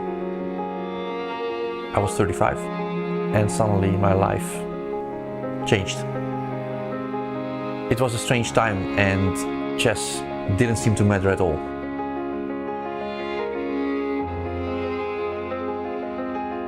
But I was optimistic. I trusted the treatment plan and the doctors that were helping me, and I felt it was in their hands now. The chemotherapy, radiation, at the worst I could barely walk around the block. That it really puts things in perspective. If I have a bad position now, yeah, I mean, it's no big deal, you know. So maybe in that sense it helps that you have a more of a different kind of attitude to life.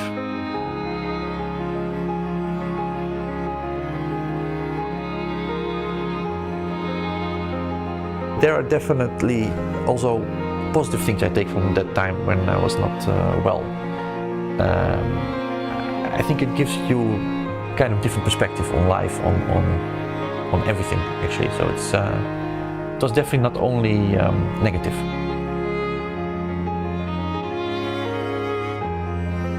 It takes a long time to recover, but chess players are anything if not patient. It was crazy because 1 month before the tournament in Wijk Aan Zee, I still had my radiation therapy finished. So it was way too early actually to start playing, but I wanted to desperately be at that tournament. I barely prepared for the games because I was just too tired. I only played the games. I had dinner, went back to my room, slept most of the time. I had put that tournament as a goal. Best tournament I ever played. Then at the end of the year, after 16 failed attempts, I became Dutch champion, and that was really the cherry on the cake. That was huge for me. I was ecstatic. It was the feeling of I'm back.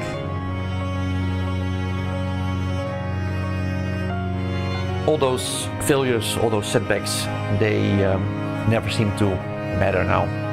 What is important is that I have a lot of chess ahead of me.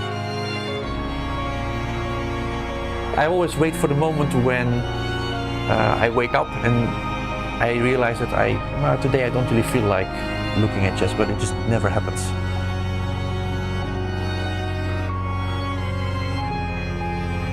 My name is Erwin Lamy, and I'm a Dutch Grandmaster.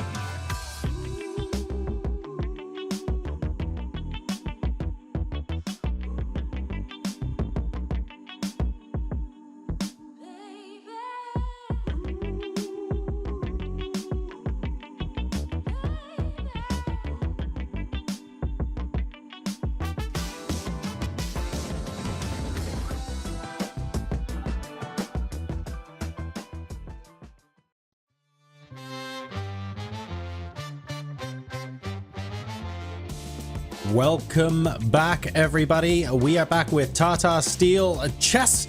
I'm John Sargent, your emotional support 1800. With me is International Master Tanya Sachdev, and we have been covering a lot of the games in the Masters so far.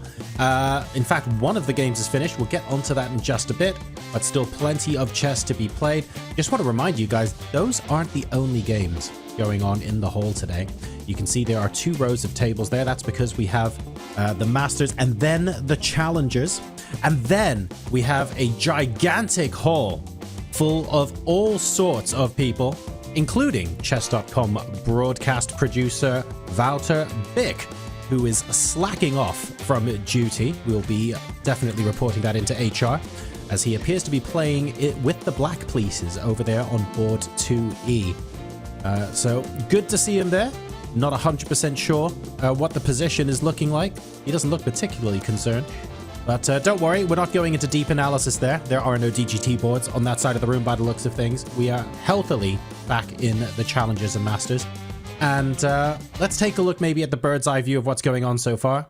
Tanya, we haven't covered any of these games yet today, which is fun, to be honest. It's nice and fresh coming to us now.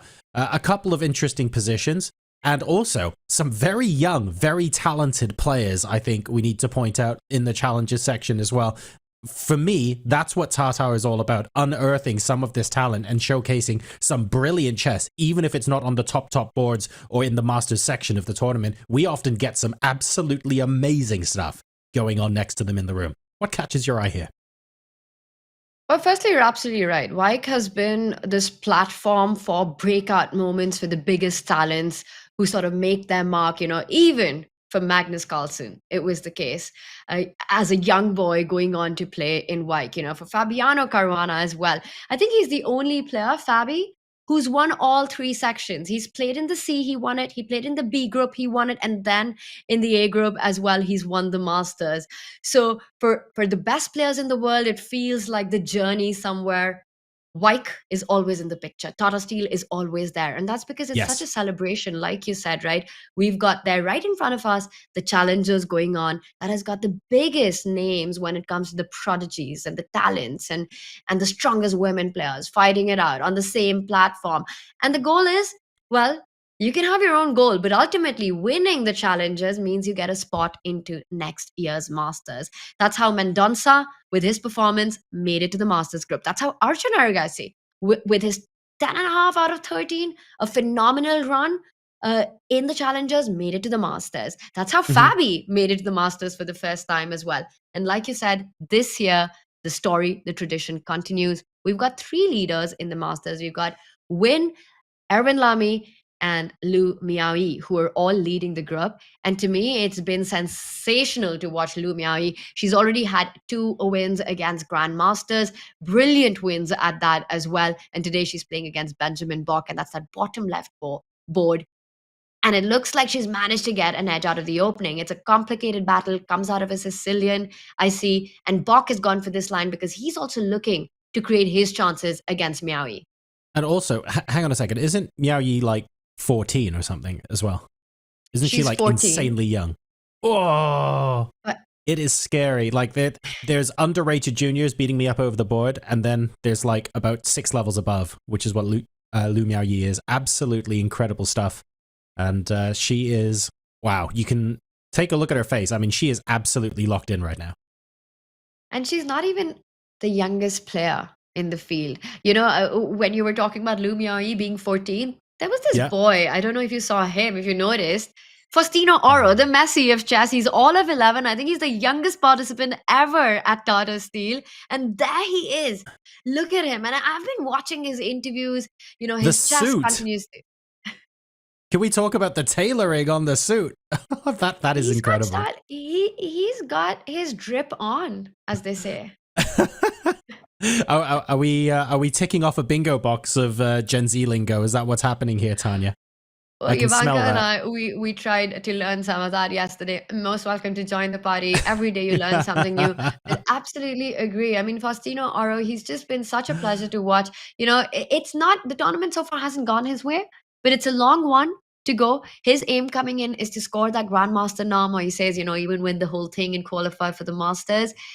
Lu Miaoyi has been spectacular. Yesterday, I don't know if you caught it, John, but Vaishali had a fantastic win against Yakubov. So we're seeing incredible fighting chess, decisive games every round in this tournament. And as we see in our bird's eye view, positions are pretty level, still early days. But each of the board, the queens are on the board, there's an imbalance being created, and I think we're in for another day of many decisive games from the challengers. I just had a sobering thought, Tanya. I feel like now that we're talking about the likes of Miaoyi, Oro, I'm thinking, hang on a second, it's not Gen Z lingo we need to be learning here. We need to move on from this. We're already outdated. What is the next step after that? We're old now. It'll be Gen Alpha after that, but I don't know if there's such a thing as Gen Alpha lingo. I don't know. I'm going to have to do some research. Chat knows everything. Chat, we're already old. We're done. We're washed. Oh dear, oh dear. I will say one more thing about the challengers at Wijk Aan Zee, though. And that is when you hear in conventional media, or just among, like, mass chess players, if you will, about achievements of chess players. You know, if they've become world champion, of course, that's a notable achievement. Maybe there are 1 or 2 other tournaments that you would mention, like if someone won the Grand Tour or something. But Wijk Aan Zee is always up there. If you are talking about a chess player that has won the challengers or has been invited to Wijk Aan Zee, to Tata Steel, that's always something that gets mentioned in the bios of these players. And that's how important this event is. There are many tournaments where there are lots of grandmasters playing. This is like one of the elite, one of the select few where if you've been here, if you've been on this stage, everyone's talking about it.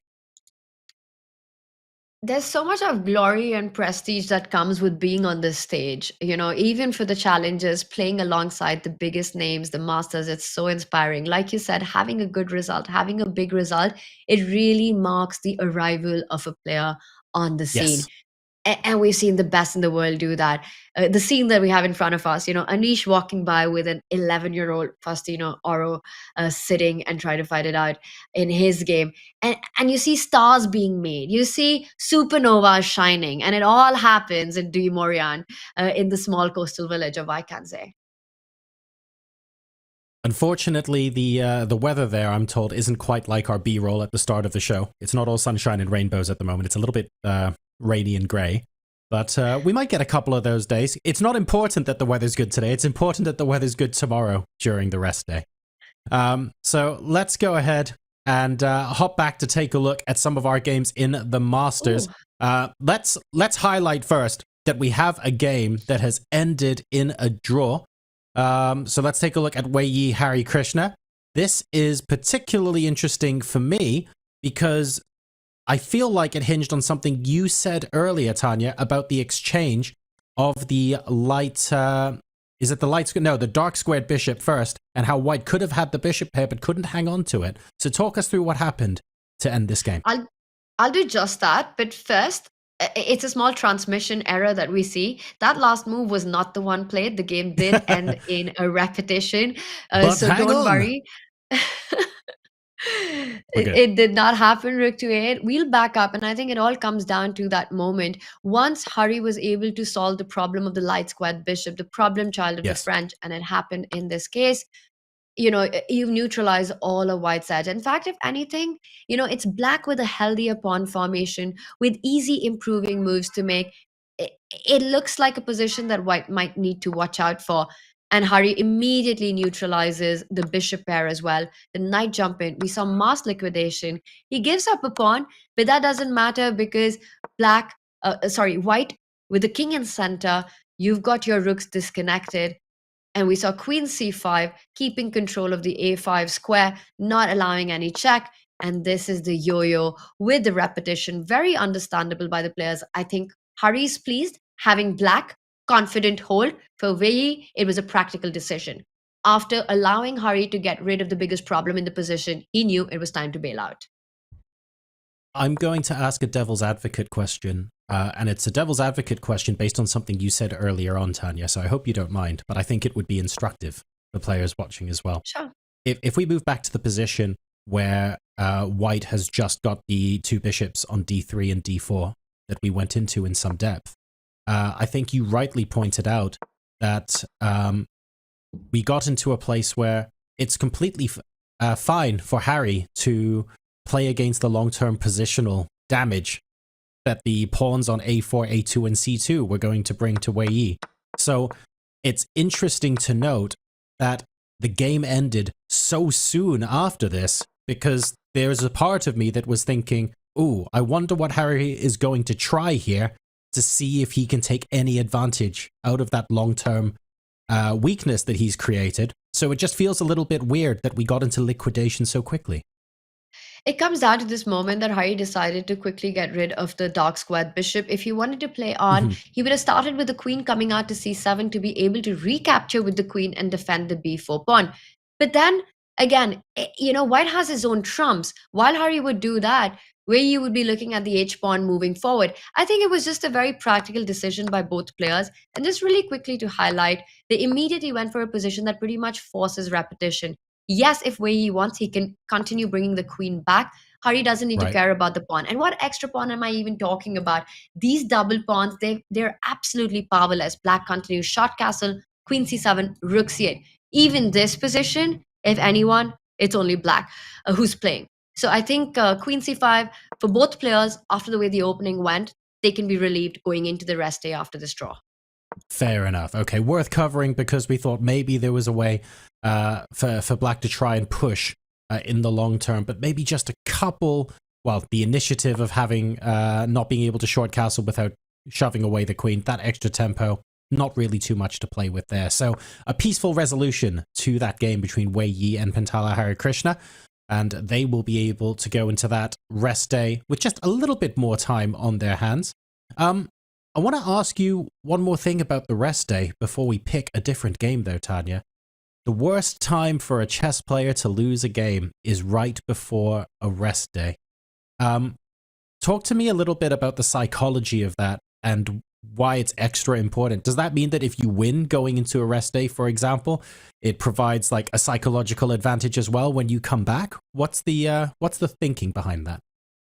Well, a lot of it is personal, but if you've had a tough game, a part of you just wants to get back to the board. And the best way to get over a loss is to have a good game after. But then suddenly with these negative emotions you have to deal with, and then you've got this entire day to spend. For some players, getting that break, especially if Yeah. you're having a bad run, a loss after a loss, it's a good thing. But in general, you want to go into the rest day with positive feelings, being fresh to prepare, getting ready for the second stage of the tournament. Having a win, on the other hand, is a great way to go into a rest. Well, it's a great way to go into any day, but especially knowing that you can chill out.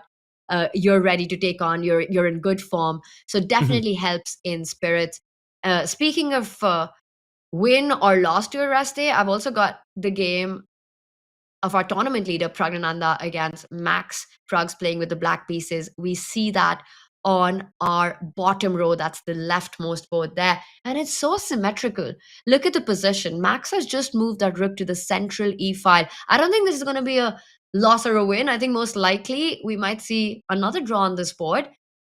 And that's the symmetry talking. But let's do a little bit of a deep dive here, because Yeah, rook to let's take a e1 look. was the last move. And the c-pawns are hanging. So we have the c-pawns hanging for both sides as we hop into Pragg versus Varmadamp. Pragg, of course, on 3.5 at the moment. And Max, well, struggling a little bit in the tournament. He's on 1 point. And this is the position after rook e1 on move 11. So we have the c3 pawn hanging. I feel like that's the very first thing we have to call out here. White had options like a queen d3 or a queen f3 and has chosen to play rook e1 instead. So both c-pawns are hanging. Looks like no one's particularly concerned. And it's really interesting. We're going to deep dive into knight takes pawn. It's the first question, but let's see how the players got here. We haven't checked in with the opening yet. Another French on the board, just as the one we saw in Hari's position, but a very different kind of French, because this was the exchange variation where the center gets traded off, and it's often a very symmetrical opening development. Both sides are sort of mirroring each other. Black is mirroring white with the bishop coming out on its counterpart square. We see a trade, and then we see another trade. And here, instead of defending the c6 pawn, Pragg continues with copycat chess, bringing that knight in, attacking the c3 pawn. If white was to capture first, the queen would move forward, hitting the knight, and then eventually retaking the pawn on c3. Instead, Max decides to play rook to e1, and the first question has to be knight takes pawn, which attacks the queen. What does Max have in mind? And I think now your move of either going to d3 or to f3 to hit that knight, a more active square, queen f3. If you go back, knight to e4. And you know what?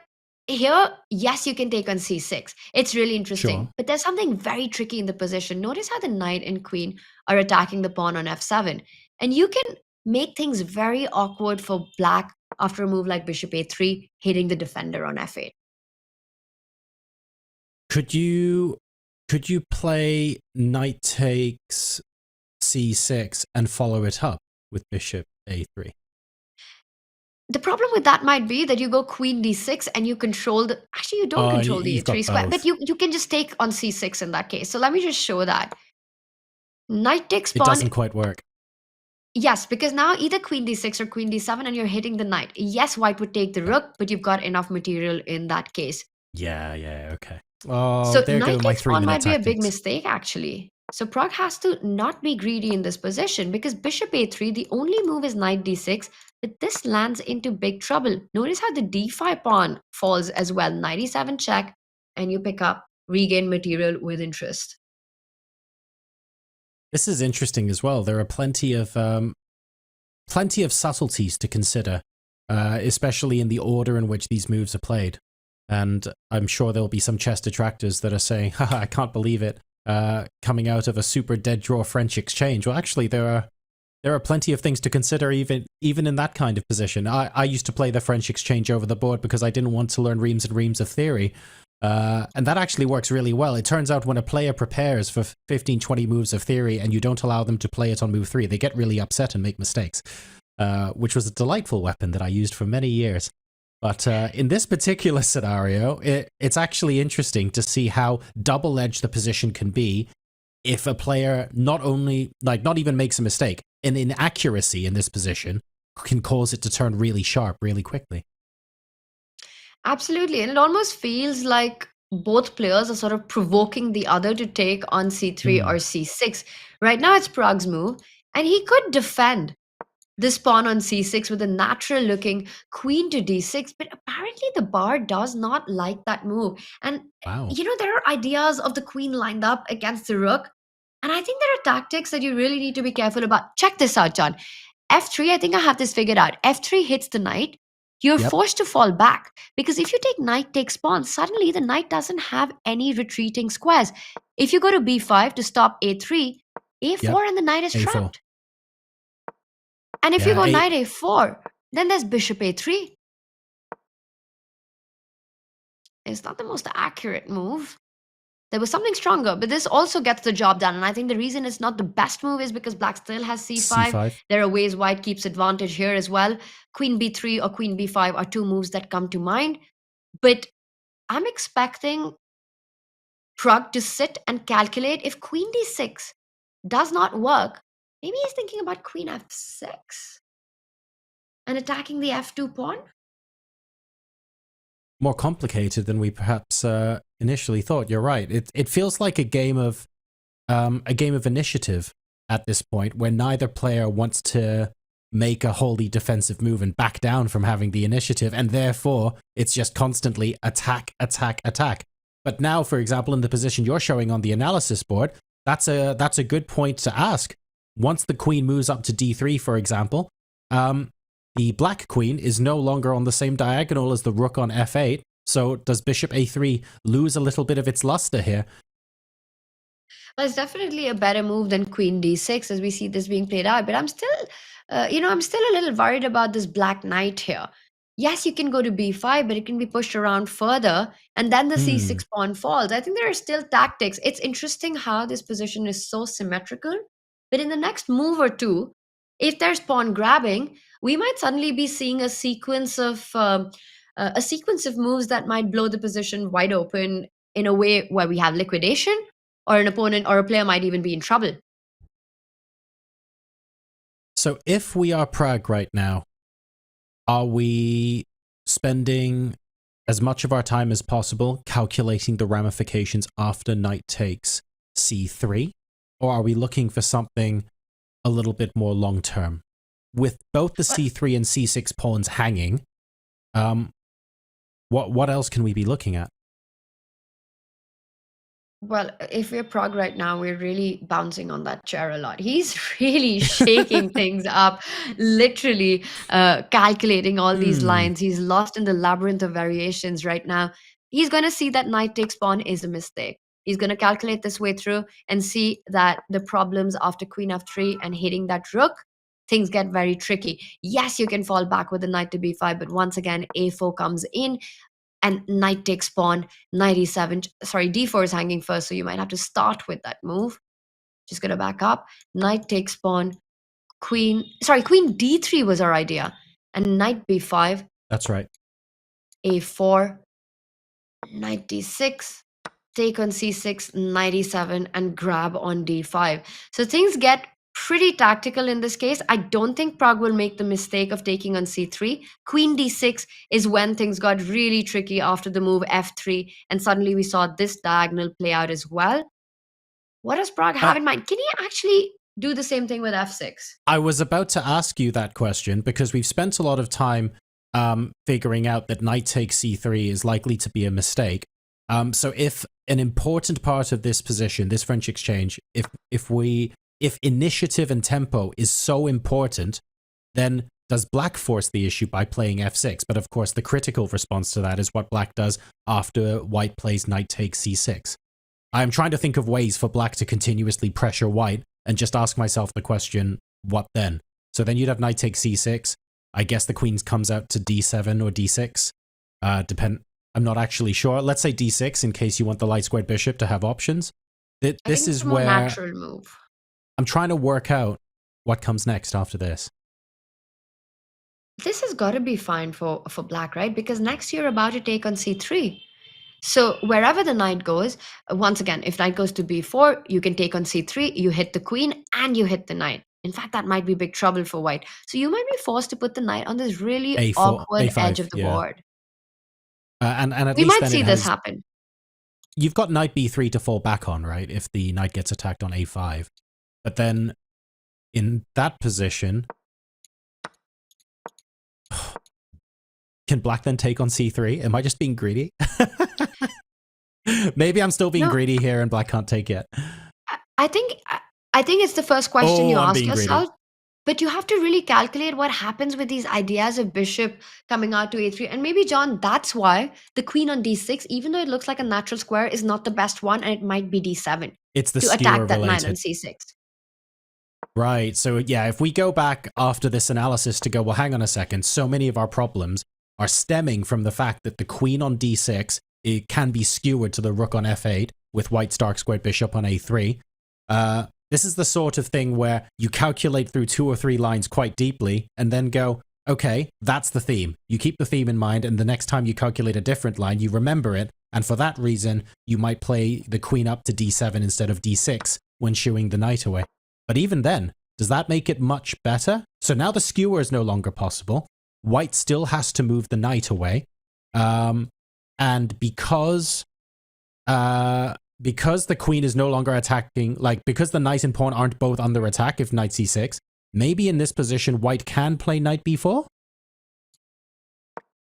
Because the queen's not on a dark square? a5 and then you take on c. I think it's just a very balanced position. You know, the pawn structures, they're identical here. It's opposite color bishop. Why is black's knight worse than white? Yes, you have a c5 square, but black also has the e4 square and knight nicely planted here right now. Queen d2 runs into knight e4 as well. Yeah. I think it's a very balanced game so far. I feel like all of those fun, interesting tactical elements to do with seizing the initiative and trying to bring out the threat first disappear a little bit down that line. It's like black's been nice and careful. The queen's on d7. We've exchanged c pawns. We're just trying to get our knights out of danger. Oh wait, there are no levers left to pull in the position is kind of what it feels like compared to this, where there's quite a lot tactically that we need to work out. And that's what Pragg's doing, right? He's calculating his way through all these variations. But you look at the position, you get the feeling that this should be balanced enough to hold. And I think Pragg, has he made some decision as he looks away? Well, we leave Pragg to decide what he wants to play. One thing that he definitely should not is knight takes pawn. That would be a big mistake. Yep. I'm expecting him, and he does play f6. He does find everything that we were looking at. It's really interesting because as commentators, we work our way through by playing out variations, taking it back, understanding why one square is better than the other. But when you're on the board, it's a completely different game. It's a totally different animal, right? Because you've got only one shot. You've got one opportunity. Don't do it. I thought you were going to keep quoting the lyrics there. Go on. No, your arms do start getting heavy in that case. So f6 is played by Pragg. You've got to be really sure, really precise. It's going to be interesting for me to see if knight takes pawn happens. Does Pragg manage to find the subtle difference between the d7 and the d6 square? Okay. Yeah, this is fun. I feel like that could have been part of his thinking just now. So he was obviously been calculating whether or not f6 is a better move than something like queen f3, for example, or even f3. And f3 would be, I feel like that would be extreme in copycat chess. Yeah, in this position that might be a bit much. And this is slightly questionable. Yeah, I'm not 100% sure I would go quite to that extent. But now that Pragg has thought about the implications of playing that f6 move, I'm sure that the bishop out to a3 has featured in the lines that he's been calculating. So he's going to be aware of that threat, and that will constantly be something he checks every time he goes to analyze a different candidate move from now on. Until those major pieces are off that dark square diagonal, I'm completely sure that Pragg is just constantly checking and sense checking and sense checking, because you're right, that's such like a nice little feature, a nice little threat that white has in this position. So I'm sure that knight takes c6 has been calculated to death, and the question will be now is whether we simply get liquidation or whether there might be something else that Pragg can try here. Prediction time. How does this one end? This one ends in a draw, but it's because they didn't play the fun moves we wanted them to play. Well, it might be fun if he goes for f3. I'm not sure, but I was trying I to calculate the line after pawn takes knight, pawn takes knight. It gets pretty wild. I can't find an immediate repetition to f3. I will say that, John. It's not easy for me because even if you take knight takes pawn, the queen steps over and attacks that knight. So f3 might get fun, but I agree with you. I think draw is a very likely outcome of this game. I'll tell you what I would say, and I'm being very careful not to analyze beyond my capability here, but even for a player who's much stronger than myself, I would say f3 is the move you play if you want to find complications and fight for a win as white. Even if the evaluation is completely equal, f3 is the fun move that you play to try and mix things up. So if something other than f3 gets played, then I think it's a draw. If that makes sense. It does trade off one more set of minor pieces. We'll see how much True. of a fight Max is feeling. I would be surprised to see f3 on the board, but things will get Yeah. entertaining if that happens. Should we take a look at some of the other boards? Let's Wow, zoom back and out there's to a our bird's lot eye that view. has happened on the Nodirbek board because take a look at that top row. John, the third board. Whoa. Okay, The this is interesting. rightmost board. Yep, castling on opposite sides of the... Wait, hang on.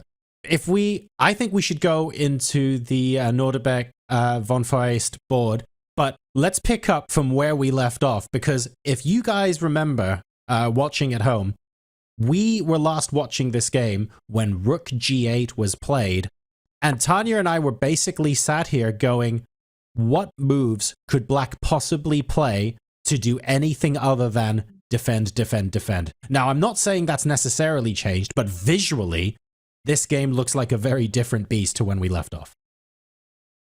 And I want to remind everyone, John, it was you who alluded to the idea that can Black think about putting the king on the left side of the board? Can you go long castle? Because you've lost the right to go short castle. You can't keep the king in the middle. And to me, it looked like it's never going to happen. That It looks can't be a crazy. reality.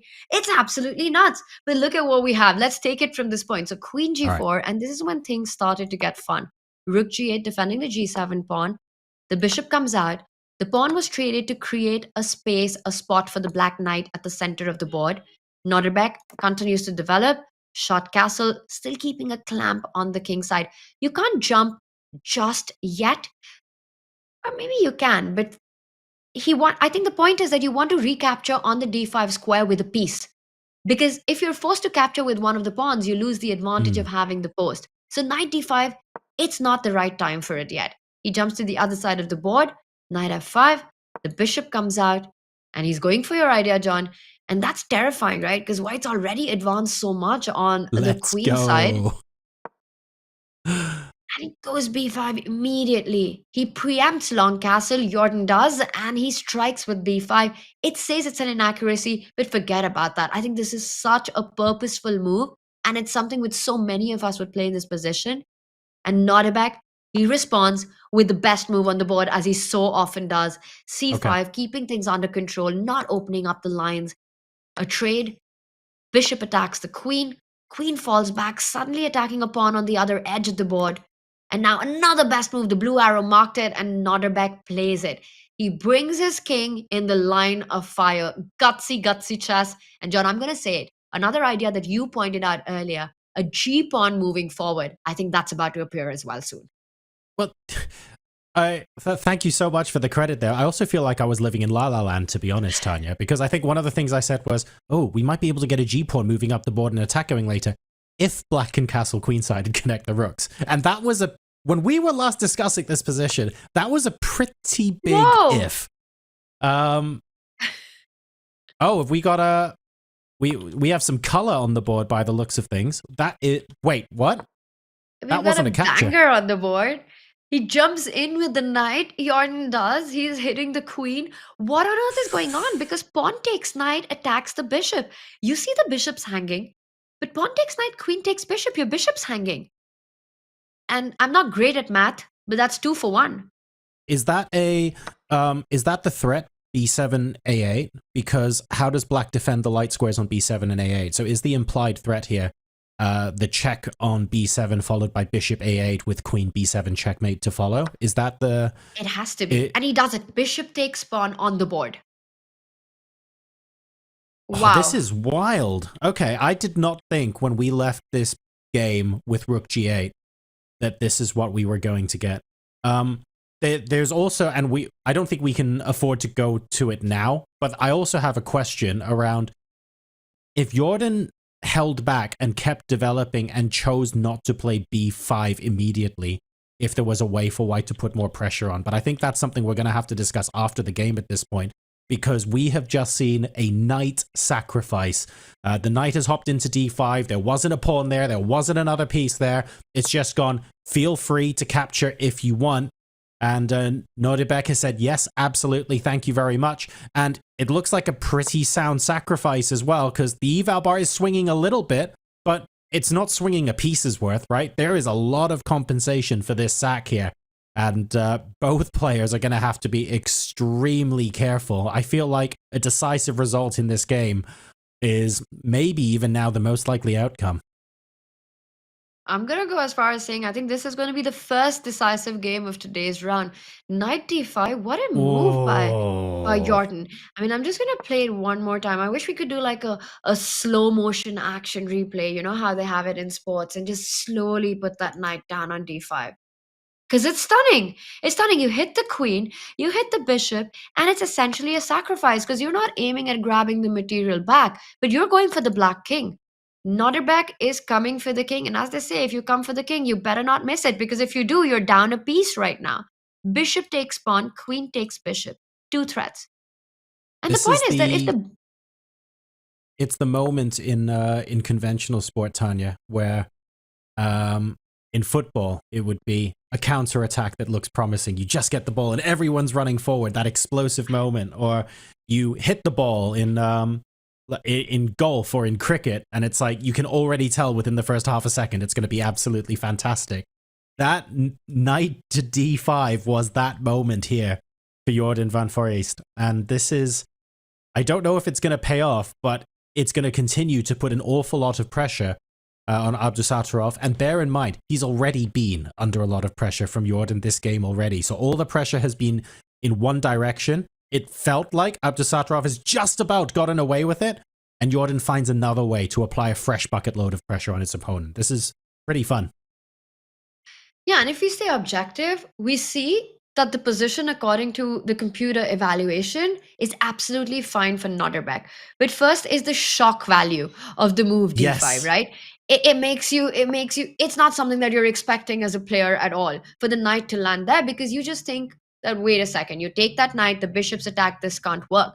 And then your opponent calmly and coolly just captures that pawn with the bishop, and your king is in danger now suddenly. And the best move being pointed out by our computer, by the blue arrow, Wow. just allows White to, not that, but allows White to just recapture the bishop. So I'm trying to understand that, because first what we have to check is, what are the dangers if Black was to get greedy and hang on to the piece? So let's say you make a move like bishop to d3. You don't want to give up the piece. Oh no. And look at the bar shoot all the way up. And you're absolutely right, John. It's the idea the king is not only unsafe, it's checkmated. Bishop a8, and there's no way, or bishop a6, you can choose your approach, but queen to b7, you can only delay the inevitable with a move like bishop e4, but queen b7, and I'm going to just have that on the board, because how many times do you see a construction like that even have the potential of appearing in top class chess? Yeah, that would be absolutely insane if we got to see something like that on the board. But I just want to give massive credit to Jordan for being able to see that, see so far ahead to grab that opportunity. It's easy to, how do I put it? I think it's fair to say, Tanya, correct me if I'm wrong, it's easier to see sacrifices when you're capturing a piece than by just putting a piece on a square where it can be captured. I feel like sacrifices where you're also grabbing something and taking something off the board, like removing a defender, some of them are really difficult to spot still, don't get me wrong, but they're easier to spot than the ones where you're literally just leaving a piece hanging. And that was really, really fun to watch. That's a great point you make, and I'm just going to show what, how that happened on this board. If there was a pawn on d5, knight takes pawn would come into your mind a lot easier. For sure. Here 100%. you're just voluntarily keeping a piece on that square where it can be picked up in your bishop's attack. And that's what shows these top class chess players why they're the best in the world, right? All these offbeat ideas and why Jordan's considered one of the most creative players. This move might not be on the radar of mere mortals like myself, in this position, but for them, these concepts, these themes, they're present, they're able to find it even when there's not a direct target on that square.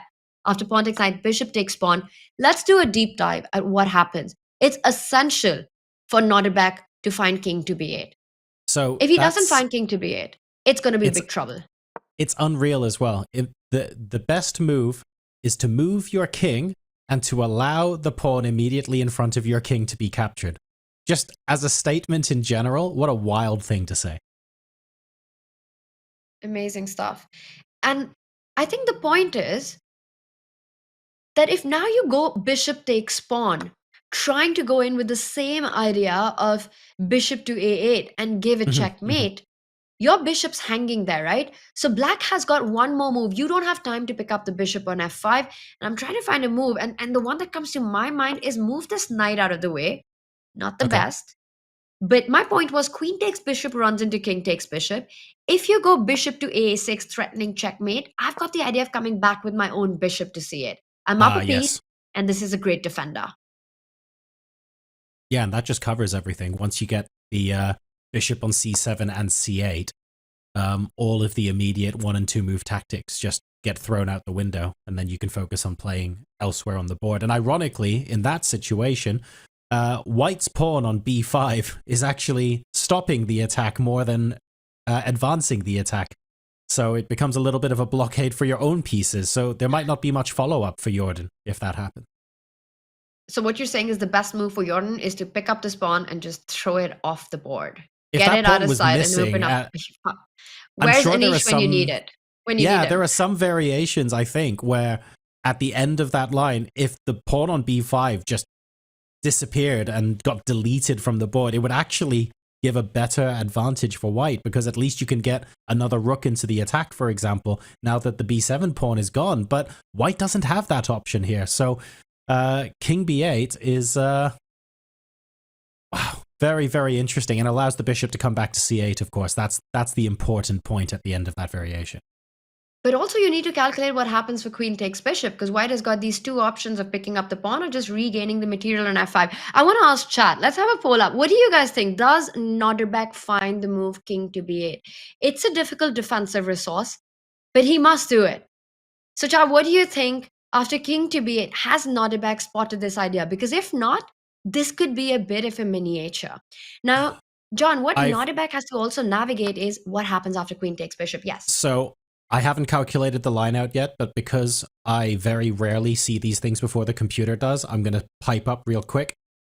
We've seen the really sexy sacrifice where we put a knight on an empty square. This one is slightly easier to see. I think black's response is knight takes e5. Uh-huh. So you're clearing the way for your own rook. And as you pointed out earlier, because there's a pawn there, it's a square that's sort of easier to come to the conclusion to. And the more I look at it, the more I like it. Because the light squared bishop is in trouble, you can't just take the pawn on f7, because after playing knight takes e5, of course, the knight's actually defending that square. So I think that's the way to liquidate and get yourself out of the immediate pressure if you're black and this line gets played. I was also very tempted to first get rid of the defender of the e5 pawn by capturing the central pawn and then taking on e5. But let's check out your line, and the bar does approve. So great choice there. Knight takes pawn. And the point is pawn takes knight, and now you just simply recapture the bishop. And how will Nodirbek evaluate this position? It's equal material. It's in balance. But if you look deeper, right, black has a clear target of the e5 pawn. Black is the one that's going to control the only open line on the board, the d file.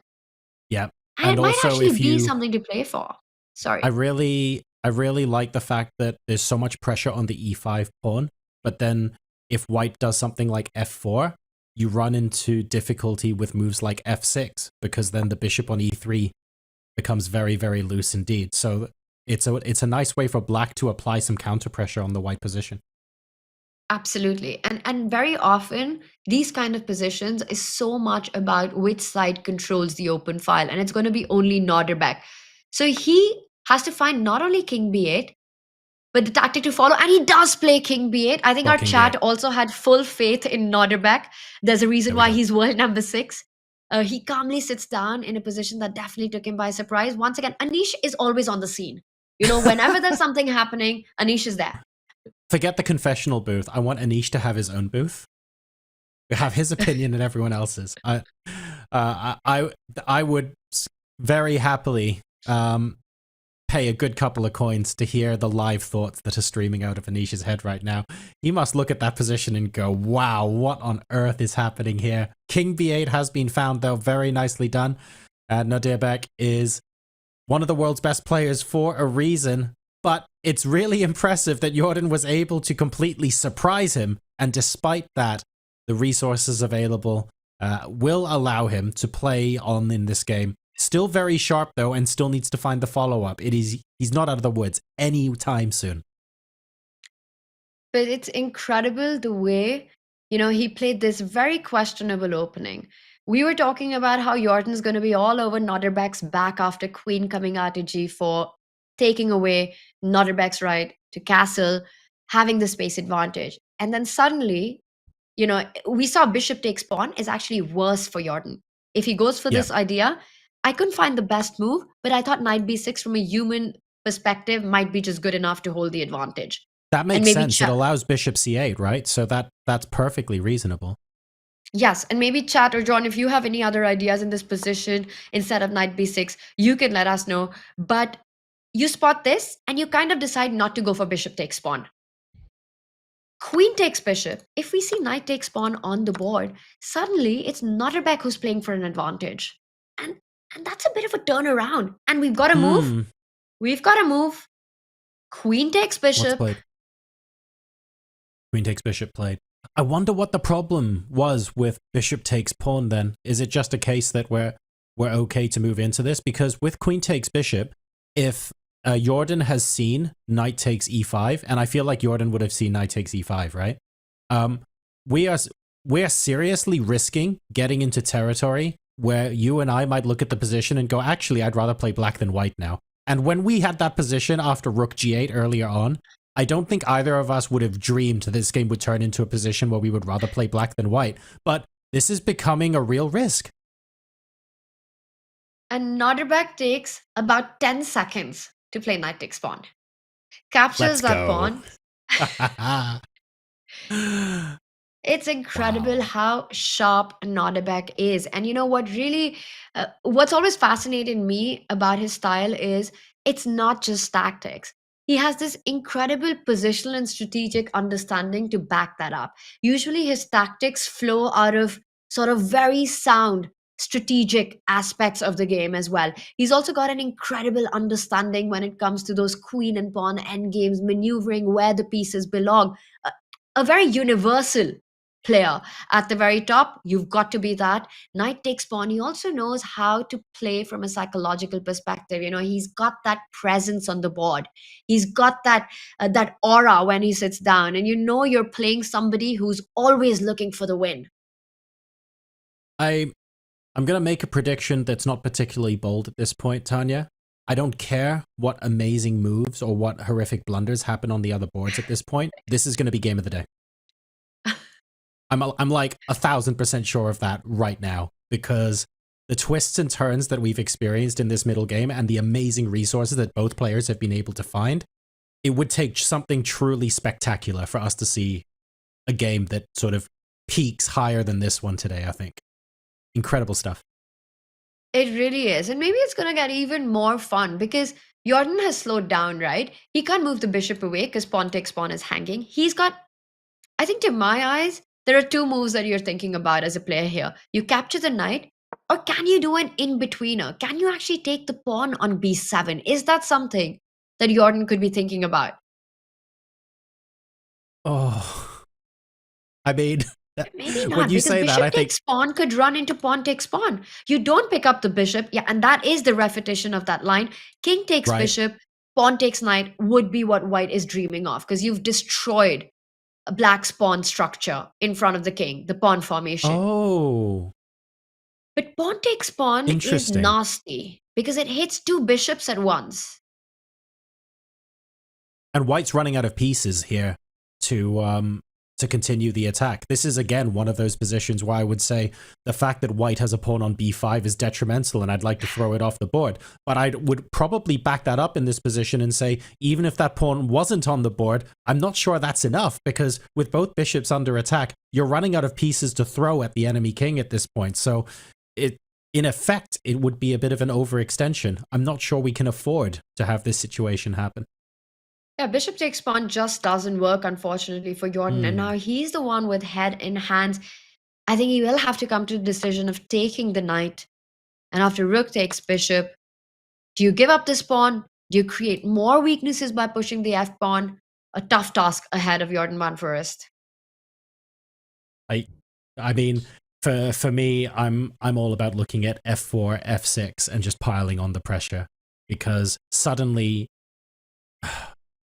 actually, I might be able to explain this in a way that that makes sense in my head, because so much of this game hasn't made sense in my head because of the amazing level these guys are playing at. I feel like if we reach a place where black's plan becomes really clear and concrete, and it becomes really obvious what his plans are going to be for the next couple of moves, all of that initiative and the advantage that that white could have built is lost, if that makes sense. Like, we want to make sure that black's plan isn't intuitive. We want to make sure that all of the moves are difficult to find. So if suddenly black has a setup where the next 5 moves are super obvious, then I feel like Jordan's going to really struggle. It's absolutely not obvious what white has to do right now. For black, you know, you pointed out f6 if the bishop's weak, the rook coming to d8 as well. And the more I look at this position, I actually don't see a good way to even keep this pawn alive. And the players, they just keep stopping to have a look at this, because it's such a wild current live board that we have right now. The bishop's hanging, the knight's hanging. Jordan is in some trouble as he takes a deep think. There are questions about what white would do. Like, taking the pawn feels way too risky. Do we simply accept that there's going to be some simplification and take the knight, but at least there's nothing nasty going on in the next move or two? I don't know. What we do know is that Jordan is going to be sitting here having a very careful think, because even though both sides have found some incredible resources in this game, the path forward is not clear, and there are many forks in the road. So he's settling into a deep think now, as will we. I certainly need a refill of tea after following that game for that crazy number of moves that we just did. What a treat we have had at Tata Steel. We look forward to welcoming you back in a couple of minutes' time.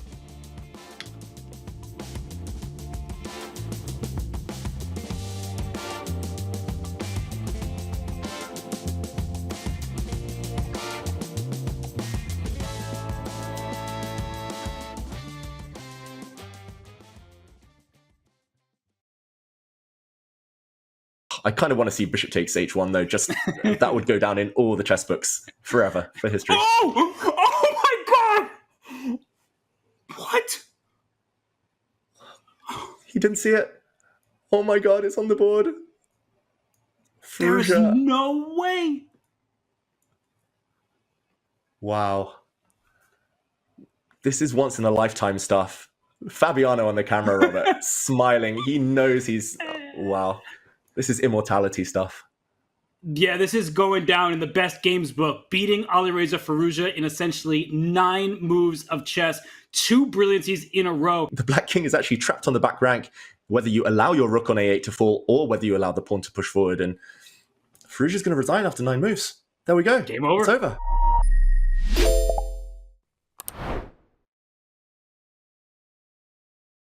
Do you think you are currently overrated, like classical FIDE rating, or underrated? Underrated. True. It is then. That's good confidence. But But so he gets a reaction, so I think it's maybe he is right where he is. Where he belongs, yeah. Would you give up 20 rating points to be a better dancer, actually? I don't have that much rating, you know. No, but to answer the give- question honestly. Like now imagine, I take from you 20 rating points, but you are a better dancer. No. I can learn dancing. Lie. Yeah, of course. What lie? I also would. I'm not so passionate about dancing. No. But I never dance. This position is so bad. Such a bad position. I think position is I was irrelevant. not thinking at all. When I was, You think I am thinking? I ended up in this position, and then I'm like, Jesus. Okay, I'll I make think something. I'm thinking. Okay, that's good. So, do you sometimes dance when no one is watching? Yeah. Definitely. Yeah, because previously he just said that he doesn't dance at all. Okay. No, I mean in public. Never. No, not in public, but when no one's watching. He has a big reaction. That's the biggest reaction today. I knew. Yeah. Dancing is. I felt it. I didn't know it. I felt it. Probably quite a lot. Yeah. It's not a lot. Yeah. Do you do that in front of the mirror? Sometimes, yeah. Yeah. Okay. No, just discovering some But it's quirky sides to it. Some unexpected quirky sides. So I'd say he's like a dancing queen. oh no, what is this new nickname that internet is gonna give me now? Dancing queen, we did. I got roasted by the lie detector, sir. Does Wijk Aan still intimidate you? Yeah. Lie. Wow. Do you think Wijk Aan dislikes you? Not really. True. Were you really pissed at me in Portugal when you realized that I'm hiding something from you? Yeah, I was really pissed. Yes.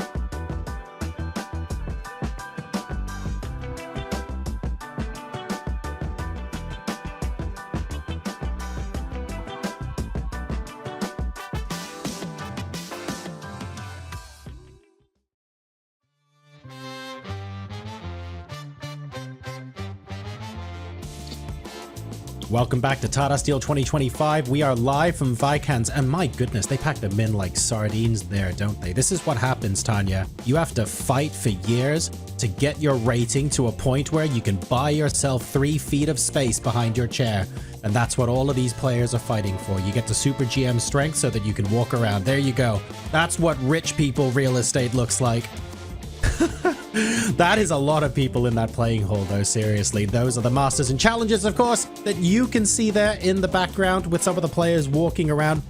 And we've had some fireworks, a lot of eval bars in the middle, but not because the games have been boring, which has been a delight, Tanya. It's been really good fun following this one so far.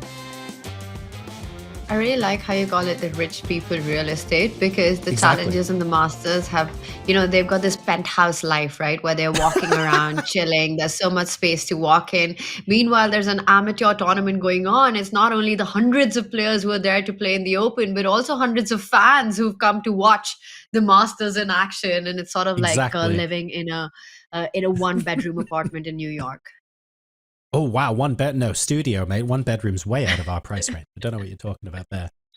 So very, very entertaining game, of course, between Jordan van Foreest and Nodirbek Abdusattorov here in the Masters section. But we have other games, of course, going on here. Is there anything that particularly takes your fancy, or should we go back to see if a decision has been made on next moves in that game for a bit? I think we've had a few moves, so let's check in with that. Let's take a because the last few moves have been very fun on that board. Do a quick action a replay question of mark. it. It started with long castle, and we saw the spectacular knight jump by Jordan. But once the shock factor dies down and you sit down calmly and calculate, as the way Nodirbek did, in fact, the tactics work out in Black's favor after bishop takes pawn. A very accurate sidestep by the king, getting out of the way of any mating ideas on b7. And we saw Jordan respond with regaining the bishop, and another counter sacrifice. Knight takes pawn, clearing. It's called the clearance. You open up the file of the rook to get to the bishop. There's a weakness at the center of the board in a level pawn formation. F4 to defend that pawn. The rook's F4. I wanted F4, but this I wanted time F6. not for the score. Yeah, exactly. I wanted F6 and to pile the pressure on, but maybe that just doesn't work because I know I did harp on about it a little bit. White obviously doesn't have to take if black plays F6 straight after F4. Maybe there's just a refutation here that I missed. Well, I think it's a very nice move. You put on pressure on E5, but apart from the fact that I think E6 is not, of course, not possible because of queen. But apart from you can't take pins everywhere, like you said, you don't care about this pawn. One of the moves that come to your mind, can you sidestep with the queen to attack the rook is what I'm thinking. I wanted to go queen e4, but then I realized that the queen remains pinned, so it doesn't really help. You'll go rook d8 and you'll still be putting pressure on e5. Yeah. The only other thing that white has is to try to trade a pair of rooks. So let's say you go rook to d1. I want to get rid of the rooks. And maybe this is what Nodirbek did not like. Because if you do trade and then try to win a pawn, there's a rook that's infiltrating on the 7th rank, creating a lot of counter chances for white. I see, yes. And if you move the rook that's on g8 to help instead of trading the first pair, the problem is the whole point of playing a move like f6 is that you can also bring the other rook in to try and trade on e5 and win the pawn that way. So if that rook's being diverted because everything's getting traded off, then f6 isn't going to win you e5. So why play f6? So it sort of undermines the idea. Absolutely. You don't have this rook to defend with rook d8 anymore. So I think it was very precise by Nodirbek to not rush for f6. Gotcha. That said, I'm with you, John. I would have played f6 within the first 1 minute and then squandered away my advantage.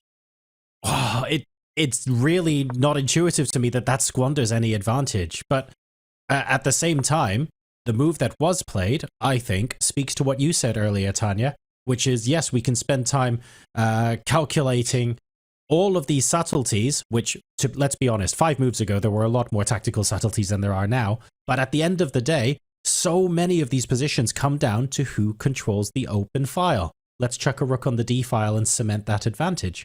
So I like the way that Nodirbek has continued to play this game, very much in line with your suggestion from earlier. He's essentially just taken off any trades on the cards. He keeps his most active pieces on the board, taking complete control of the open D line. And now, with no rook d1 possible, he strikes in the center with f6, eyeing that queen on e4. It actually, wait, so, he went from a position where it doesn't work and he played a move that allowed it to work. That's a shame. I actually don't think there was a better way for white to handle this. f6 is always in the air. In fact, even if you move the bishop, the best move by the computer, there's another pin, right? So f6 would happen regardless. There was actually no good way for Jordan to stop f6. So there are, I guess, in principle, there are 2 other ways to think about it, right?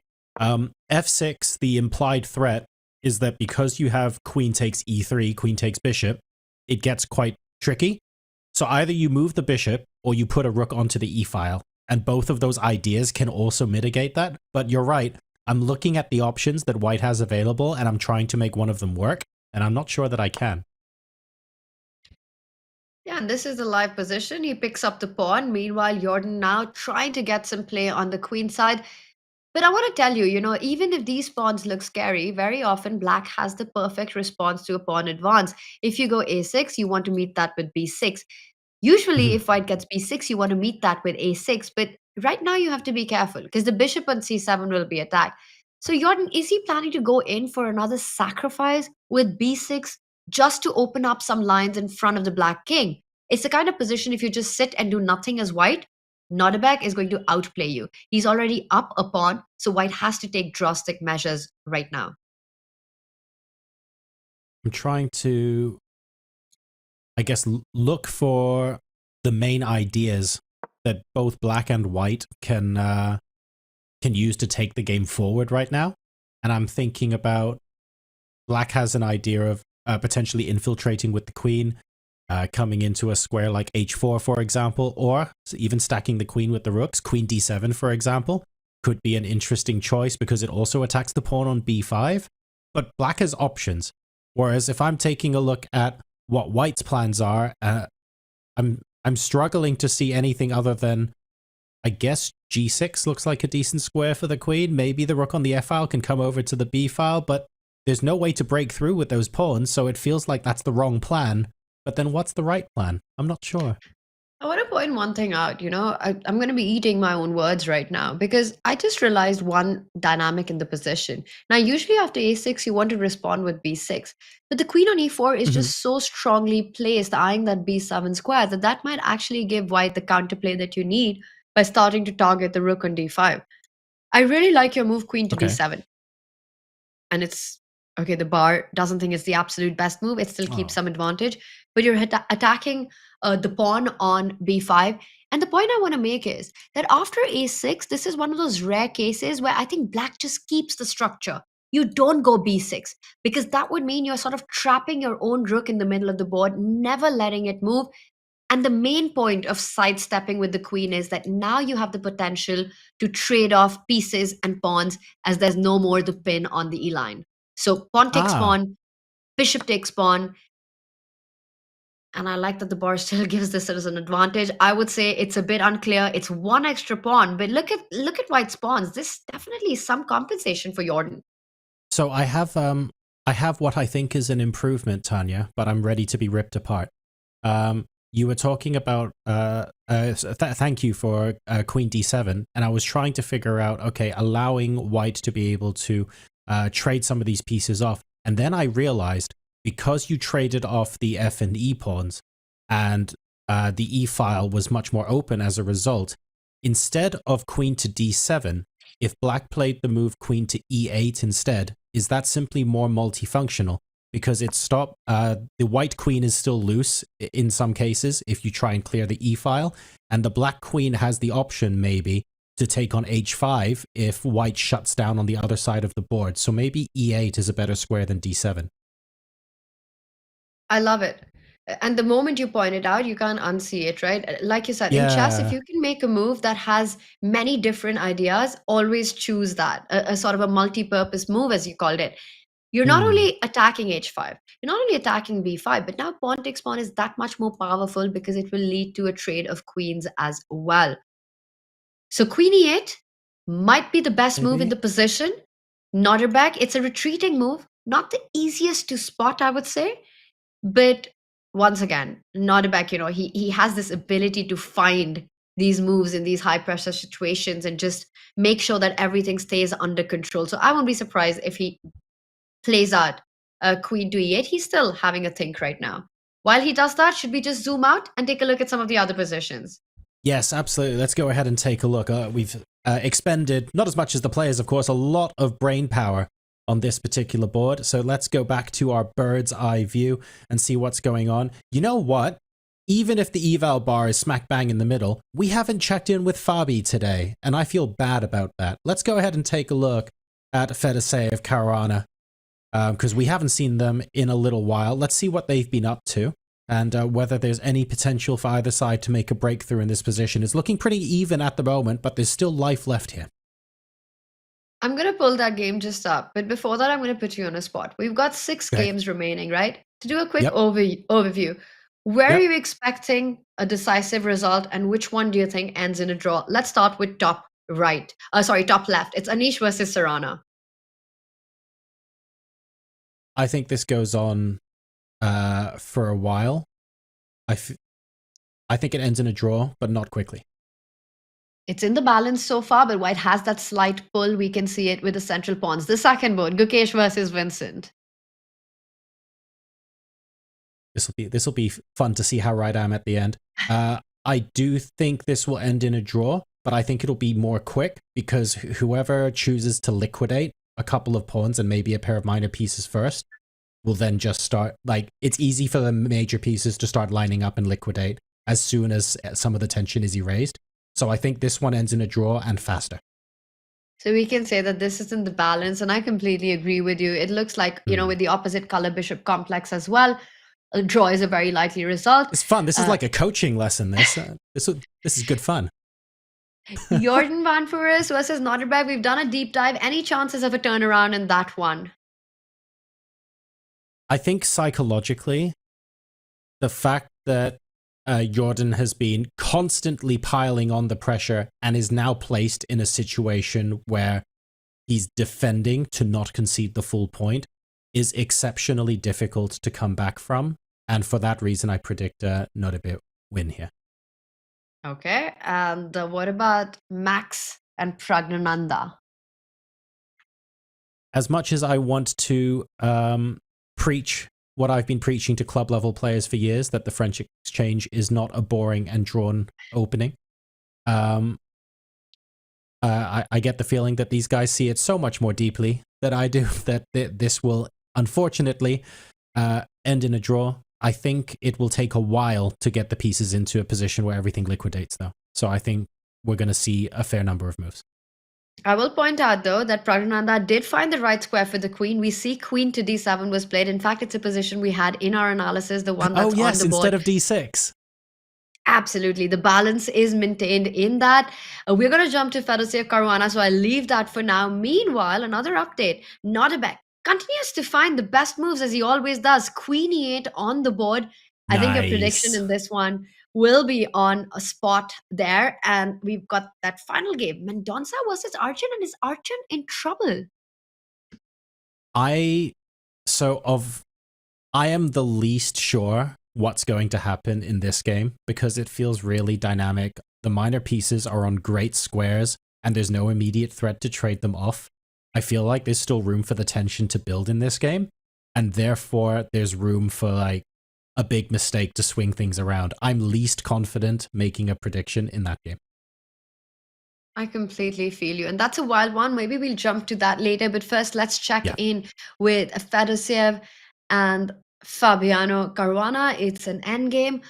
A lot of pieces are off the board. All the majors have been traded off. And this is what we've got in front of us. I'm taking it in. We haven't checked in with this game. So it's kind of funny that when you take a look, it's sort of everything's been hoovered off. I'm taking a look at like, after taking a look at the material, I'm doing things like checking for entry squares with the knights and things like that.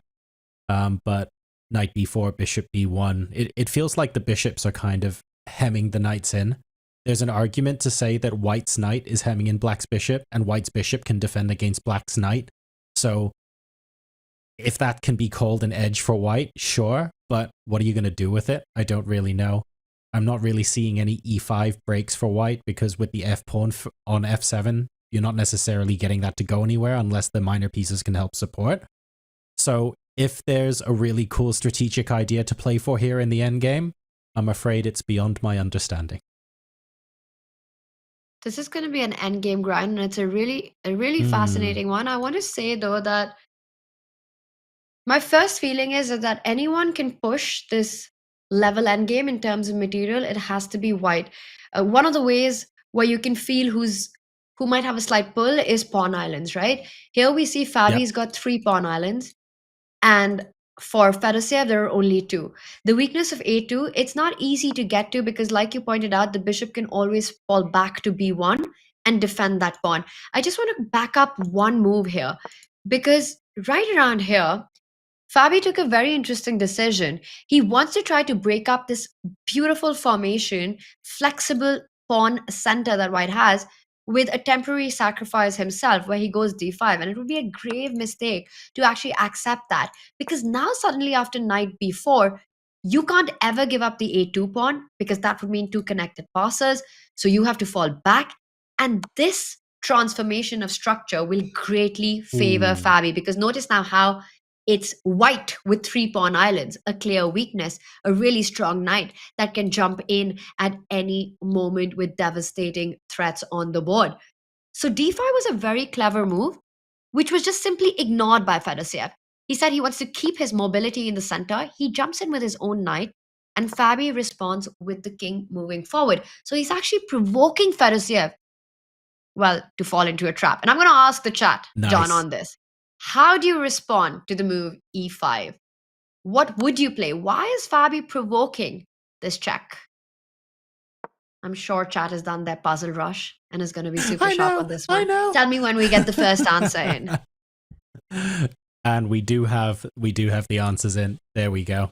Chat are very much with us at the moment. Of course, it's been several hours of chess so far, but we've seen knights into empty squares as sacrifices. Okay, so knights taking pieces are nothing new to us. Knight takes e5, an excellent way to undermine the knight on c5, and the reason why this is a rather devilish trap, albeit one I don't think the players will fall into, but nice to make sure that you're using all of the resources at your disposal. Yes, they won't. But I will also say that, in a blitz or a bullet game, your opponent plays king d6. How tempting is it to, without thinking, just push e5? So you have to be extremely sharp. I would be resigning the 3-minute game by now. Yeah, 100%.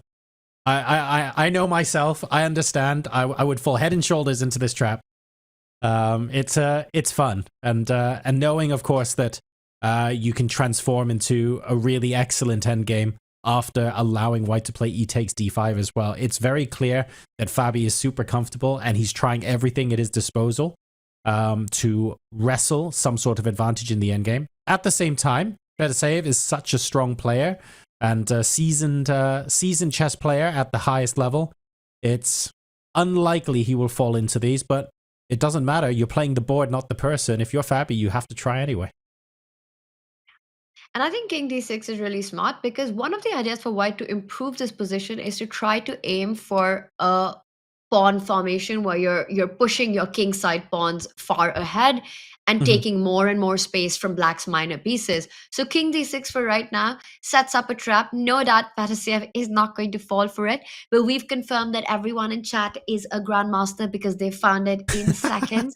Like you said, John, king d6 on the board, the position remains in balance. But I think we can wrap this up by saying that it's going to be a long one. And Fedorseev is going to slowly try to find a way of either pushing on the right side, or even the concept of trying to create a weakness. At the right time, you want to strike with a4, a minority attack, 1 versus 2 pawns on the left side. If they get traded off, you get a target to get to. So a4 also on the cards. I think you've summed that up really well. Black's trying a couple of interesting tactical shots to see if white can effectively be tricked into giving black a stronger endgame. But if that doesn't happen, you've just pointed out, white's not going to accept a draw here until white's also fired off their shots. The problem is they're long-term strategic plays. They're not short-term tactical shots. So we can expect there to be quite a large number of moves in this game, I think, before a draw is agreed. And that's assuming, of course, that no one falls into a trap or anything like that. We don't want to say that's a foregone conclusion. It's unlikely at this level, but stranger things have happened at sea and all that, so we'll wait and see.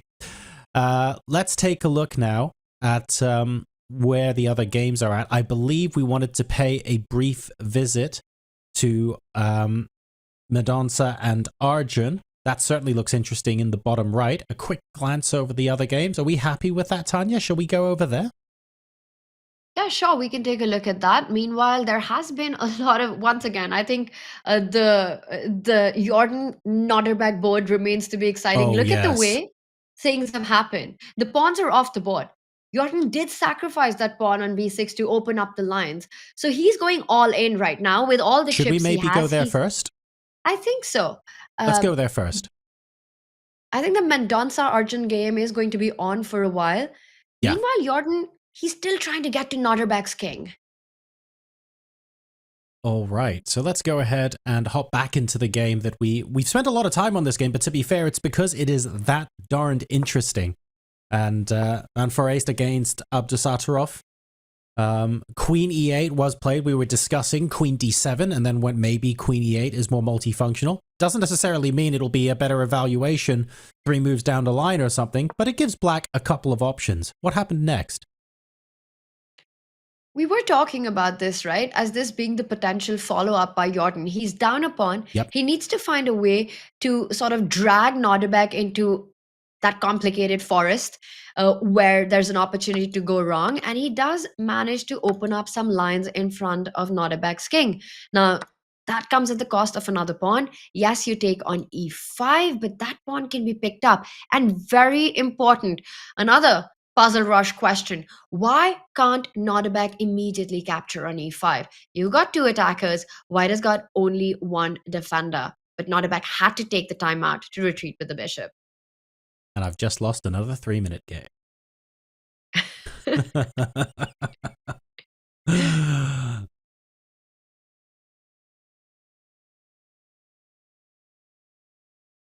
Yes, indeed. Well done, chat. We've got people spotting this, not necessarily from a mile away. We didn't have a flood of instant responses like we did from before, but yeah, people are certainly spotting bishop f4. A little bit of poison there. Very good. So you take, with either of your two pieces, the majors, bishop f4 would be a devastating pain. And of course, Nodirbek is too sharp for that. He first blocks that diagonal. He's coming for that pawn. But this does give, I was going to say, this gives White the opportunity to think about going e6. But perhaps what Jordan did not like about that move was rook to e5. And then you end up losing that pawn. Instead, he goes bishop, trying to defend it, but does it really defend it? I was gonna say, because you have the rook there as well, does that actually stop the pawn being taken? What's going on? There has to be some tactics here. I'm guessing that if there's any tactic for White, it's got to be if you play bishop takes pawn, White moves one of the rooks to e1, right? I'm not sure which rook, but one of them must surely go to e1. That's got to be the start of it. Wow. And it could probably be either of the two rooks. But that is the end. It's the start and the end. Is that it? Oh, it's a very short road. Because you don't have bishop d4. It's not only the pin on the e file, but the bishop on f4 is also x-raying the black king. So with no bishop d4, you end up losing that bishop at the center of the board. Yes, you can't sidestep. There's pins everywhere. It's a pin galore. So bishop takes pawn would be a huge mistake, and Nodirbek, he's thinking about what to play next. You know, this position, even though Abar says it's close to being hopeless for White, I don't think it's that clear from a human perspective. With all these open lines, chat, be honest right now. It's a bit scary to deal with this stuff. You know, a queen lines up on the a file and you're looking at checkmating ideas. You take on e5, you have to time it really well because the bishop might open up. There are tactics, hidden mines everywhere. So I've got one more for you, Tanya. I'm not sure it works though. So we've established that bishop takes e5 doesn't work because black can simply bring a rook. White can simply bring a rook to e1, and that then is skewered against the queen, and therefore that's a problem. What about rook takes pawn? So my idea is that if you play rook takes pawn and White responds with bishop takes, and black recaptures the bishop with his own bishop, you're down in exchange, but you're threatening bishop d4.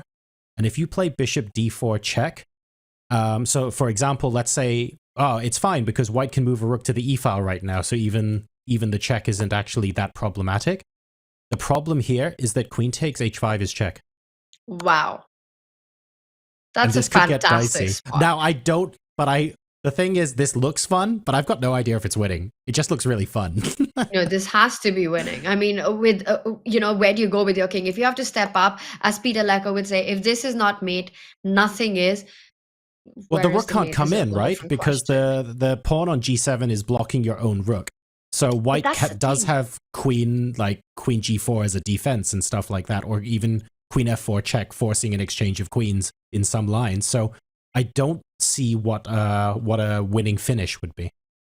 Well, rook d5 would win on a spot if not for queen e8 and trading. But even if you trade queens, it's 3 pawns for 1. And once again, I mentioned at the start, not great at math. But if I calculate correctly, that's 6 points for black. Okay. 3 pawns and a bishop. And White's got only a rook. These pawns are going to be storming up the board for black, and there's going to be no stopping them connected with the bishop. So this is a completely busted position for White, even if it goes to an endgame. I wasn't actually sure it was winning. That was real. Okay, that's really fun. So I wonder if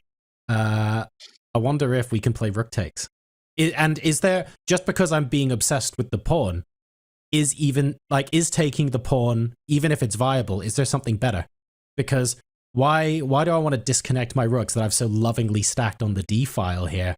And I feel like I'm preparing to attack in one place only to shift my attention. Is there something else that's good for black here as well? Or is rook takes pawn just fun?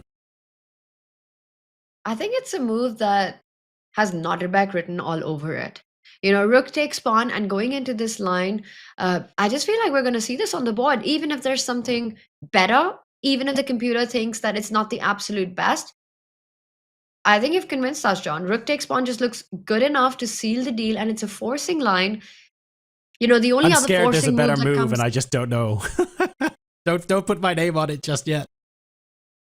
Well, there might be a better move, and that's fine. But as long as you find one that's winning, that's good enough usually in chess. True. Yeah, very true. As long as we're happy that at the end of the line it's winning. The question for us then becomes: does Nodirbek spot rook takes?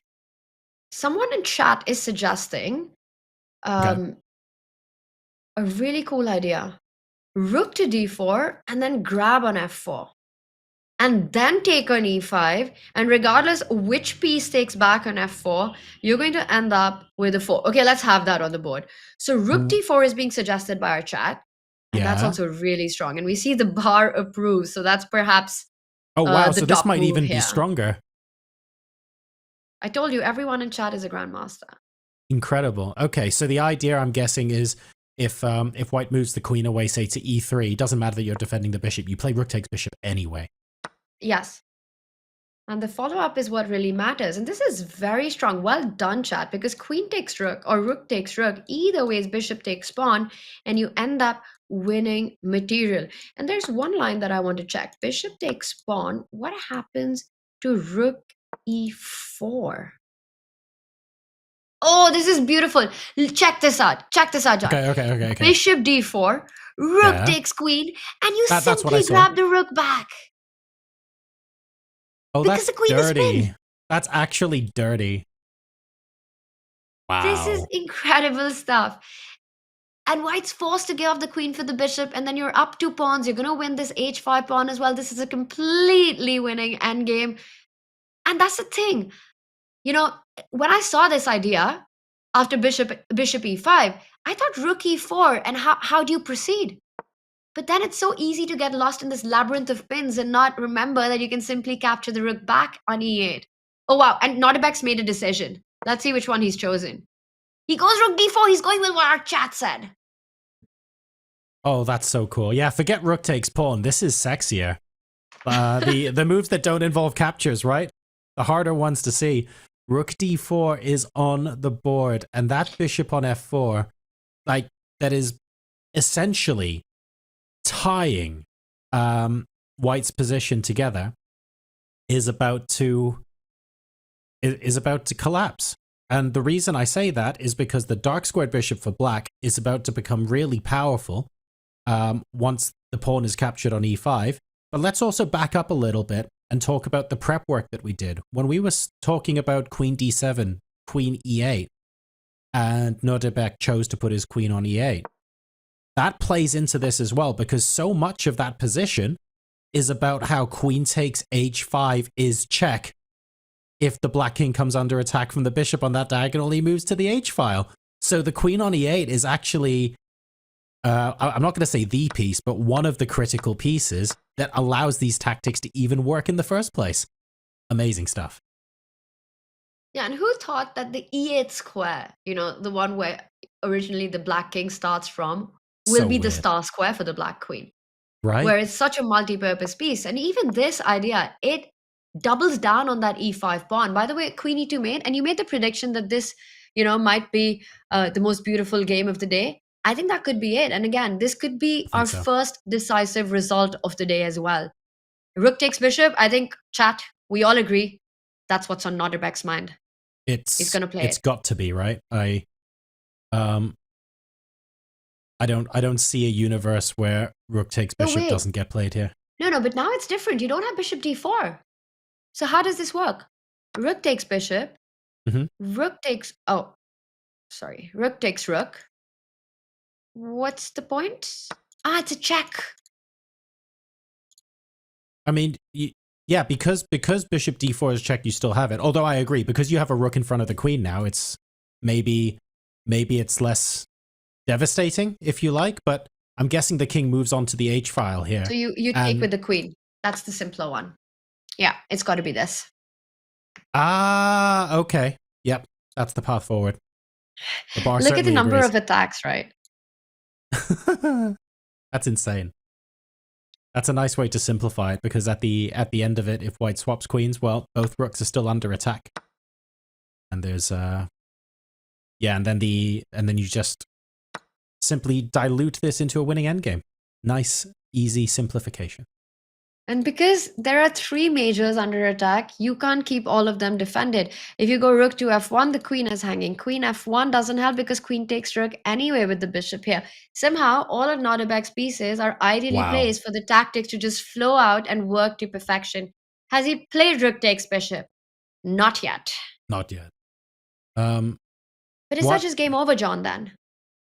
I feel like it. I think the icing on the cherry on top has to be rook takes bishop needs to be on the board. And then once rook takes bishop is on the board, it feels like we've covered the bases and can say it's game over. But we still need that key to unlock all of these tactics. And that key is still rook takes bishop. If he played rook d4, I mean, come on. We're talking about Nodirbek here. You know, he's the former world rapid champion. He's the world number 6. He's a super talent. He's an Olympic gold medalist. He's finding I'm a commentator. I have to give hope. That's my that's part of the job description, Tanya. We have to say, but what if he doesn't see it here? This move that we might have had to calculate 7 moves ago. What if we don't see it on one ply? I agree. It's extremely unlikely. To be fair, double checking that the tactics are still viable as long as you play queen takes is perhaps what is remaining to be calculated. So, and then you play it. Yeah, nothing really helps. You know, after queen a2, I think black has got multiple options. Yes, you're threatening checkmate, but you could even just trade the rooks. King takes rook, give a check, and queen a6 feels like the simplest way to keep everything under control in that position. Which means that you'd be forced to take with the rook. Bishop takes pawn gives some advantage to black, but squanders away most of it. Queen takes pawn would be the cleanest path to victory. Too many pieces under attack, and if white trades, you go into a completely winning rook pawn endgame. Let's like a bit of chess psychology that can happen at any level here, there, Tanya. I think you've unearthed an amazingly good point, which is we've just spent. I'm not even sure how long, how many minutes, talking about all of these variations where bishop takes e5 is just winning. So we've somehow managed to find the one line where bishop takes e5 is not winning, and black has to be very careful to take with the queen instead. How many times in a chess game have you spent so long analyzing these lines, and then you just start playing through, and suddenly the original idea doesn't work anymore, and you realize it too late? It happens to very strong players as well. I don't think it's going to happen here today, but to be fair, it is a real thing, and it does happen even to grandmasters. So I can understand taking their time and just triple checking that everything that they originally calculated still works. And if there are any lines where it doesn't, just make sure that you've calculated those sidelines as well. It's just good to do your homework. And the fact that Nodirbek has paused, he hasn't rushed through with rook takes bishop. To your point, he is calculating 1 move ahead, 2 moves ahead. He's seeing that it's not bishop takes pawn, but queen takes pawn ahead is the right way forward. And looking at him, I think we're going to see rook takes bishop on the board. And I'm going to pass the ball to you to take a decision. Do you want to wait? Because you've invested so much time into this game to see Nodirbek play this out? Or should we jump over to the other board and just keep an eye on this? My gut is saying we need to wait 1 move. Because I'm worried that as soon as we move to the bird's eye view and take a look at another game, if rook takes, there's a real chance that rook takes f4 happens and we immediately get a handshake. So it would be a little bit rough to miss the end of the game if a resignation happens immediately after rook takes f4. So I feel like we have to hang on at least for one move to see what he does. What do you think? Let's do it. And the fact that Nodirbek is thinking, I'm wondering what he's calculating, because this is, and maybe at this point, yeah, maybe you've got a resource, right? Because you're threatening checkmate here. Maybe this is it. Because queen e3, there's rook f2. And actually, this is not so clear. Queen takes rook, there's checkmate. Yeah. I see the bar. There's a winning move here. Queen e3, Queen e3. rook f2. It has to be the only move, because if you move the king, then bishop takes rook and you've got a luft for the king and you're just up big material. So rook f2, do you just simply ignore everything and go bishop g3 and say that you only have one check? Sorry, I'm talking to myself right now. No. It's more complicated than we necessarily give it credit for sure. You did mention that. Is this the variation where you mentioned before that black could just exchange the rooks on f1? No, that was, John, that was when we have, I didn't even spot queen a2, but the more I looked at Nodirbek, it felt like he's deep down some rabbit hole of calculation. And it doesn't make sense if it's all so simple. And now this is what's going on in his head. I think we've cracked it. We've gotten into the mind of a genius right now, because he doesn't have the evaluation bar telling him that this is still completely winning. He has to figure this out on his own. Yep. And look at the position from a visual perspective. It really doesn't look so clear. Yeah, I'm not sure. And white can keep. There are so many different queen checks to reposition the major pieces from white's point of view that it's impossible for a human to calculate every move without spending a very, very long time here. So we think this is what Nodirbek is thinking about right now. 100%. Because he has to find a good square for the king. We can immediately disregard king b8. That's a checkmate in one. King on the d file also doesn't make sense. There's rook d1 check coming in, attacking the rook. So that leaves us with either the king going back to c8 or the king moving forward to c6. I would not play king to c8 because that allows queen a8 check as well. b6 allows queen a7 check. King c6 allows the rook to be taken. So yes, it's busted, but only because the bar is telling us. But it's, again, you have to calculate this till the end. Not easy at all. Queen a2 is the resource that's going on in Nodirbek's mind. So is that queen a2 immediately after rook takes bishop? Let's back up. Yeah, let's just to back up a bit to remind how we get to that position. So rook takes bishop, rook takes rook. 100% Nodirbek spotted. Queen takes pawn is the move here. Now, if you move the rook to f1, the queen is hanging. If you move the queen to f1, the bishop and the queen attack the rook. If you take the queen, bishop takes queen, and then it's a fork by the bishop. Everything loses. Yes. The only move that gives white hope, and it's really big hope, is the move queen to a2. You're threatening a checkmate in one. So black has to take a timeout. You can't capture just yet. So, yes, and you can't move the pawn in front of the king. That looks like all sorts of horribleness. So yeah, that's also a checkmate. Just queen 8. Yeah. So so you need to move the bishop. So there to needs to be check, or a check, because queen e3 and getting the pin with the rook on f2 first makes sense. Yes, because if you move the bishop, John, anywhere, yes, you create a lift for the king, but that just gives white the time to run away with the rook. So yes, you you have need to pin the give a rook check. first. Yes. And now jump to the one square where you're doubling down on the rook. Yep. Okay. That makes sense. Now, any other move except a check should be winning for black, because you simply grab on f2. King c7 is the only square, and this is where Nodirbek Abdusattorov is stuck. This is the position he's trying to evaluate. We can play it out and reach this point. We've got the bar. We've got both of us jamming with chat. What happens? Chat is saying Nodirbek 1-0 to Stockfish as well. Nodirbek, well, this position, I think he will beat Stockfish. But right now, he's trying to really understand what's going on. In that case, Tanya, I'm going to retract my earlier statement and apologize and say maybe we don't need to wait for one move, because this is actually quite complicated. Even if rook takes bishop is played, there's going to be another at least 3 to 5 moves played on the board to prove, so that Jordan can make Nodirbek prove that this position is indeed winning. So maybe let's take the opportunity to take a look at some of the other games, because I'm conscious there might be a situation where we come back to this game and we stay there for a long time. So John, let's I don't know if you noticed. We'll do exactly what you're saying, but you could see the pressure of calculation on Nodirbek. You know, you had the frown lines on the guy. He is trying to work this out, and the fact that a player of his class, I think he's about to make a move, by the way. You know, with his we thought body it was language, so much that's more the feeling I simple. got. This is so complicated, and we didn't like. It's not that we didn't realize it, but it took us a while to get there. And Nodirbek is busy just churning through all of those calculations on his head.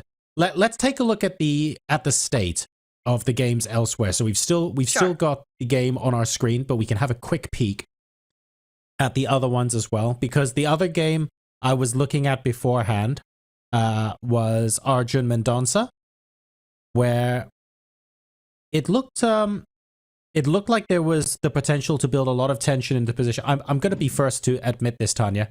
Does this game look more interesting? Absolutely not.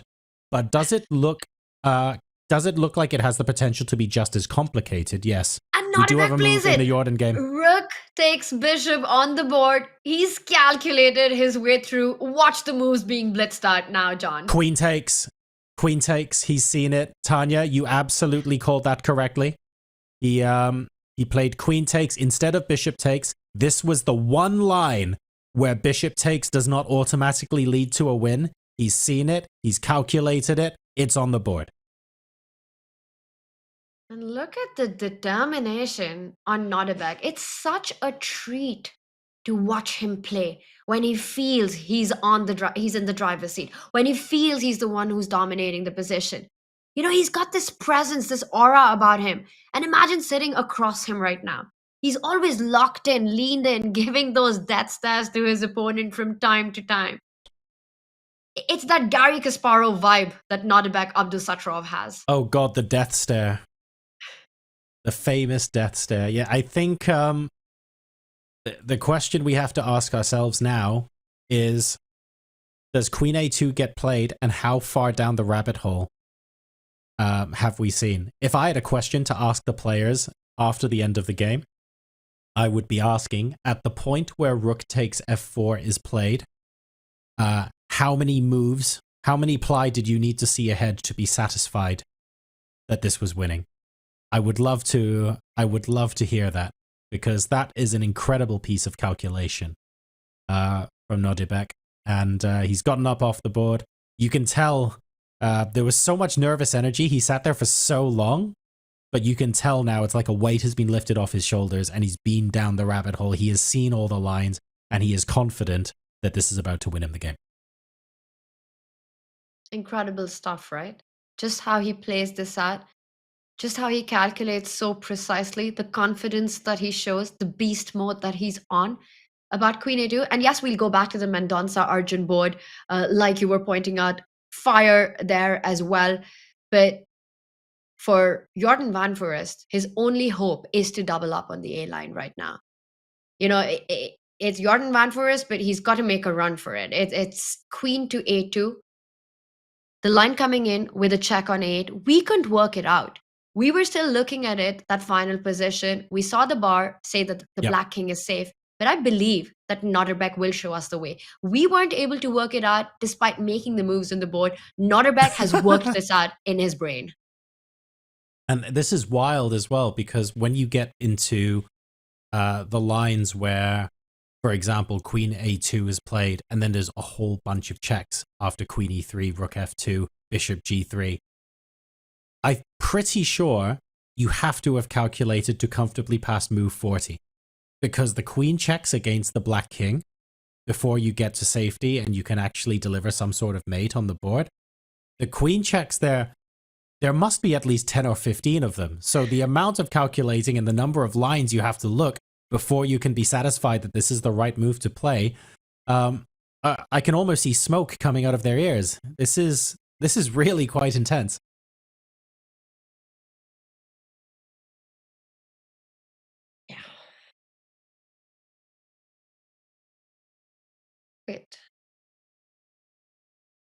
So look at Jordan.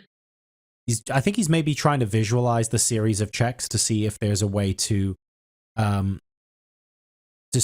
like, for example, to skewer the king against the queen so that he can force an exchange. Because if he forces a queen exchange, he can then move the rook on f2 away once the bishop on g3 is there. So he's looking for where are the checks, and he's calculating long lines of checks to try and find. So if we had it, yeah, exactly. So we have that on the analysis board. Maybe we should put a few of those moves up, Tanya, because I think you were very right in putting them up earlier. So, for example, we had get to the position after, is it queen a2? Yeah. There we go. And just then queen really e3 check. quickly, a really fun idea. Jordan can switch it up, but I think you'd end up regretting it, with the checkmating idea on a8 by even doubling up on the a file with the two rooks and actually sacrificing the queen. So queen takes queen, just got to show it. Will be a huge blunder because rook a8 and suddenly it's a checkmate on black's king. That would be a huge turnaround.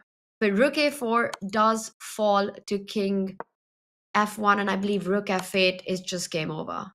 Or not, king.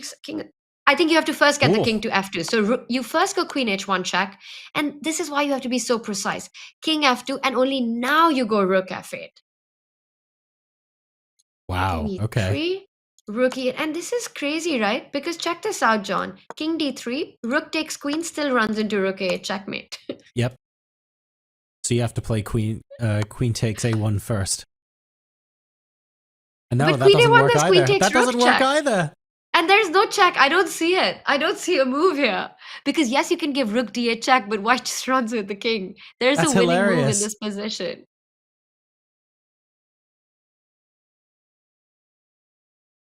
Okay, I'm going to turn on the engine. It's not like c4 or something, is it? It is like c4. And it's a check that I completely missed out on. That's gross. And c4 wins because you're forcing the king to a square where your queen gives checks.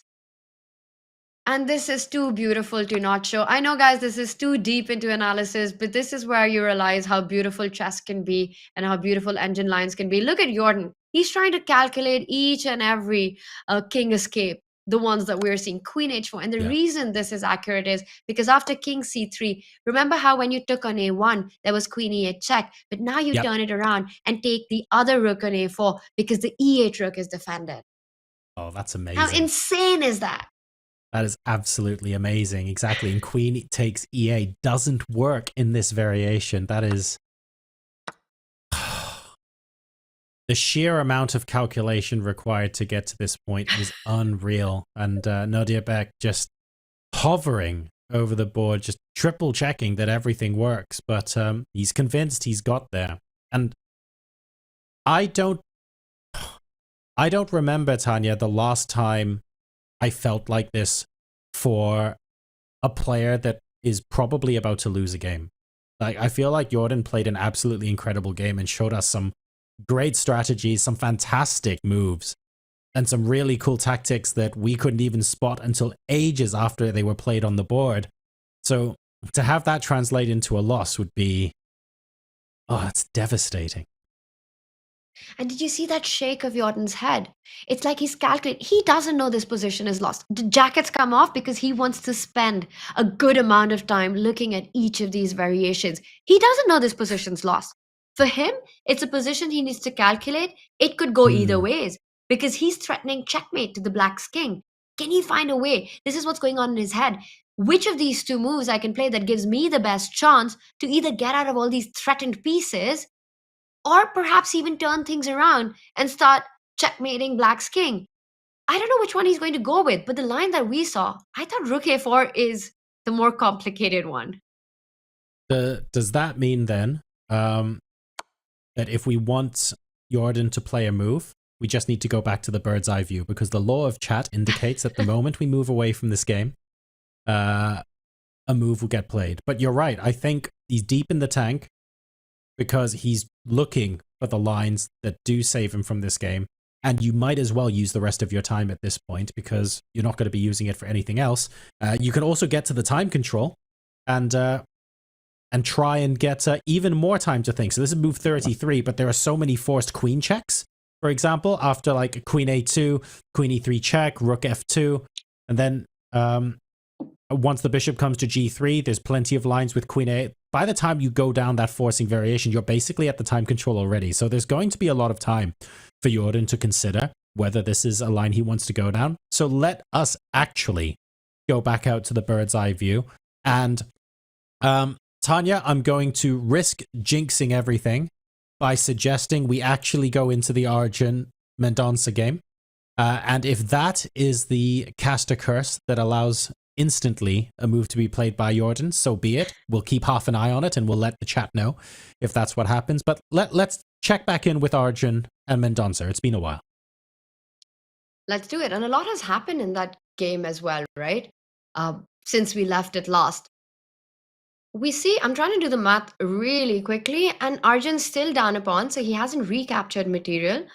Okay. But he's created this beautiful bind with pieces. You know, he's got his 2 rooks active on the B line, tying down some of White's pieces. The bishop, beautifully placed, cannot be challenged. The queen on f6. But White's knight on a5 is doing a fantastic job because it frees up the queen and the rook from any kind of defense required for the b3 pawn, which means that White can start targeting the a6 weakness as well with moves like queen e2. The knight from a5 can also at the right moment jump back and start questioning the black rook. Actually, the more I look at it, I don't think this is going to be enough compensation for Arjun. I was looking through the moves that we took to get here, just because I wanted to see what kind of moves were played after we last. I think G5 wasn't played too long before we last looked at this game, and I noticed the knight on A5, and I was trying to make sense of it. I haven't fully understood it yet, but one thing I would want to point out is that there was almost a threefold repetition earlier on in the game, with the knight going from C4 to A5 and back again, and then Mendonça. I think that would have been move 22. Let's back up a little bit. You know, around this phase is when we checked in last here, or perhaps a little bit earlier, but this is how it progressed. From this position, rook to b1 was played. The knight comes to b5. The dream is if White was to capture on b5 and allow black to get a very healthy pawn formation. But obviously, Mendonça does not allow that. King sidesteps to h8. Just a waiting move. The knight beautifully rerouted itself to the c4 square. And after knight takes knight, bishop takes knight. This is how the knight got to a5, rook b6, knight c4. And this is the repetition, John, you're talking about. That's right. I found this interesting because it's very normal in loads of tournaments for moves to be repeated once or twice and then deviated from, especially close to the time control, right, Tanya? If you're on move 35 and you have extra time at move 40, it's super common to see players do this. So it was interesting to see them do it this early, and then for Mendonça to be the player who says, actually, no, just kidding, I'm going to play b3 and get out of it. So there was a part of my brain that was thinking, does that mean that White is just content with the draw in this position? But then now that b3 is played, maybe White is trying to play for more. Well, there's definitely the strategy of adding those extra minute with the repetition. And, you know, we see that minute might play out to something because Mendonça is down to less than 6 minutes on the clock in the current live board. But more than that, it's also a power statement, right? It's sort of like the Soviet school of chess. Regardless of what the time situation is, if you can force a repetition, do it once, do it twice, and change yourself the third time. Because that has an effect on your opponent where you're sort of saying, you know I have a draw. You're going on repeating. I'm going to decline the repetition and make you understand that I'm going for the full point here. So it sort of puts the opponent first in a false sense of security that this game is about to finish, and then to realize that, no, my opponent is more ambitious than that. So I think that's good advice to follow. But then you also have to prove it, which becomes the harder part of going on to convert the advantage. Right now, this is what we have on the board. Rook b6 has been played. So even now, if Mendonça wants, he can repeat. And Arjun will oblige. Knight c4 does look like a very sensible square for the knight to be on as well, right? It's very natural. No real complaints. I don't like the knight on a5 simply because it can't come into c6 because the light squared bishop for black just sort of ruins everyone's day. But realistically, White has got an extra pawn here. And I'm not seeing how Arjun can potentially break through. So instead of looking for how Arjun is going to break through, I'm thinking about, from Leon's point of view, what is the sequence of moves that will allow him to prove some sort of advantage? Because even the eval bar here is showing that White has the option to play for a win. Where is that strategy? Like, what's the game plan? That's a great question. And it's not very clear to me how you're making progress, because f4 is very difficult to achieve. The one weakness that I do see in this position is a6. Somehow White has to improve the position of the queen. I would love to put the queen here. Yes, right now b3 is hanging, so it's probably not a possibility. But I'm eyeing the h5 square, and I'm also eyeing the a6 pawn. And I just wonder, now that Arjun's gone back to b7, will Mendonça fall upon this idea with knight to a5 and then placing? You just have to try to better your piece position, improve the position of your pieces one by one. Queen e2, what does it achieve? I'm not really sure, but it just feels like you're attacking a6. At the right moment, you'll jump on h5. By the way, repeat it again. Knight a5 on the board. Arjun will play rook b6. So I have an idea that I can't make work, Tanya, and I want to see if you can help me make it work. My idea was Black is putting all of the pressure on the b3 pawn right now with the doubled rooks. Oh, there's the handshake. There's the draw agreed. There's the draw agreed. There you go. Yeah, they have repeated moves. It is a draw. So that is the next game to finish. Tanya, I want to go through with my idea because I don't think it works, but I need the refutation. Otherwise, I'm going to go crazy. If you go back to, well, just one move before the draw, when the knight is still on c4, there's part of me that's thinking, logically, what do I do to improve my position as White? Black's rooks are targeting b3, right? So if there's a way to close off the b file, there might be a way to do that. So the idea I had was a4. Because the idea behind a4 is to play a5 and eventually play knight b6. And I want to play knight b6 because Black's dark squared bishop is outside the pawn chain, so it's really hard to swap off the bishop for the knight. And if the problem is I can't make it work because of bishop c3, because the queen is behind the bishop. But I was thinking, can a4, a5, knight b6 help cement a White advantage? That's the only thing I can think of that isn't h4, which looks really scary. I think you make a great point, but a4 again comes with its own set of consequences, right? The first thing is you weaken a b4 square. Somehow pawn moves, I'm always terrified of making them. Second pawn move, a5, it would allow Black to get active with the bishop on b5. That knight on b6 would be a bit superfluous. Once Black's rook is on b4, the bishop is on b5, that knight really doesn't have too many targets to look at. a5 might be a little bit of a weakness. Instead, I thought the idea of rerouting the queen, maybe even shuffling the queen and the bishop, trying for some tricks with e5, just to keep the game going. But it just came down to the fact that Mendonça did not feel he's better here. He felt that Arjun has enough compensation and has created a bind, and it's tough for him to break as the players continue to analyze. And Mendonça decided to take the repetition here. I will tell you one thing. If the colors were switched, I don't believe Arjun would have repeated thrice. No, it's a difficult one for me to agree or disagree on, because I feel like there should be a way. It's almost like if there's any justice in this position, there should be a way for White to play for a win, and I can't find what it is. So it's so frustrating. I would imagine that time would have played a factor here as well, because even though Leon did have that extra pawn, when you're 4 minutes playing 36, I guess that's also a part of it, right? John, we have to rush to the Nodirbek board because you're going to love what's happened there. This one ended in a draw. Both players still remain winless for Mendonça and for Arjun. This Tata Steel I thought you meant Nodirbek. I was like, no, there's no way that ends in a draw. What are you talking about? No, but it was played out. Everything that we were talking about, just a quick action replay chat. Queen takes pawn. Queen a2 was chosen. Queen e3 check on the board. And Nodirbek had calculated his way through because he played fast and quick. King c7, queen a5 check, and b6 was the move of choice here. to block that check and simply move forward with the king. He had gone down this entire variation and eventually spotted that after b5, the king marches up to the center of the board on d5 and is absolutely safe there. Rook d1, the king goes to e5. Queen a1 only check. The rook blocks with d4.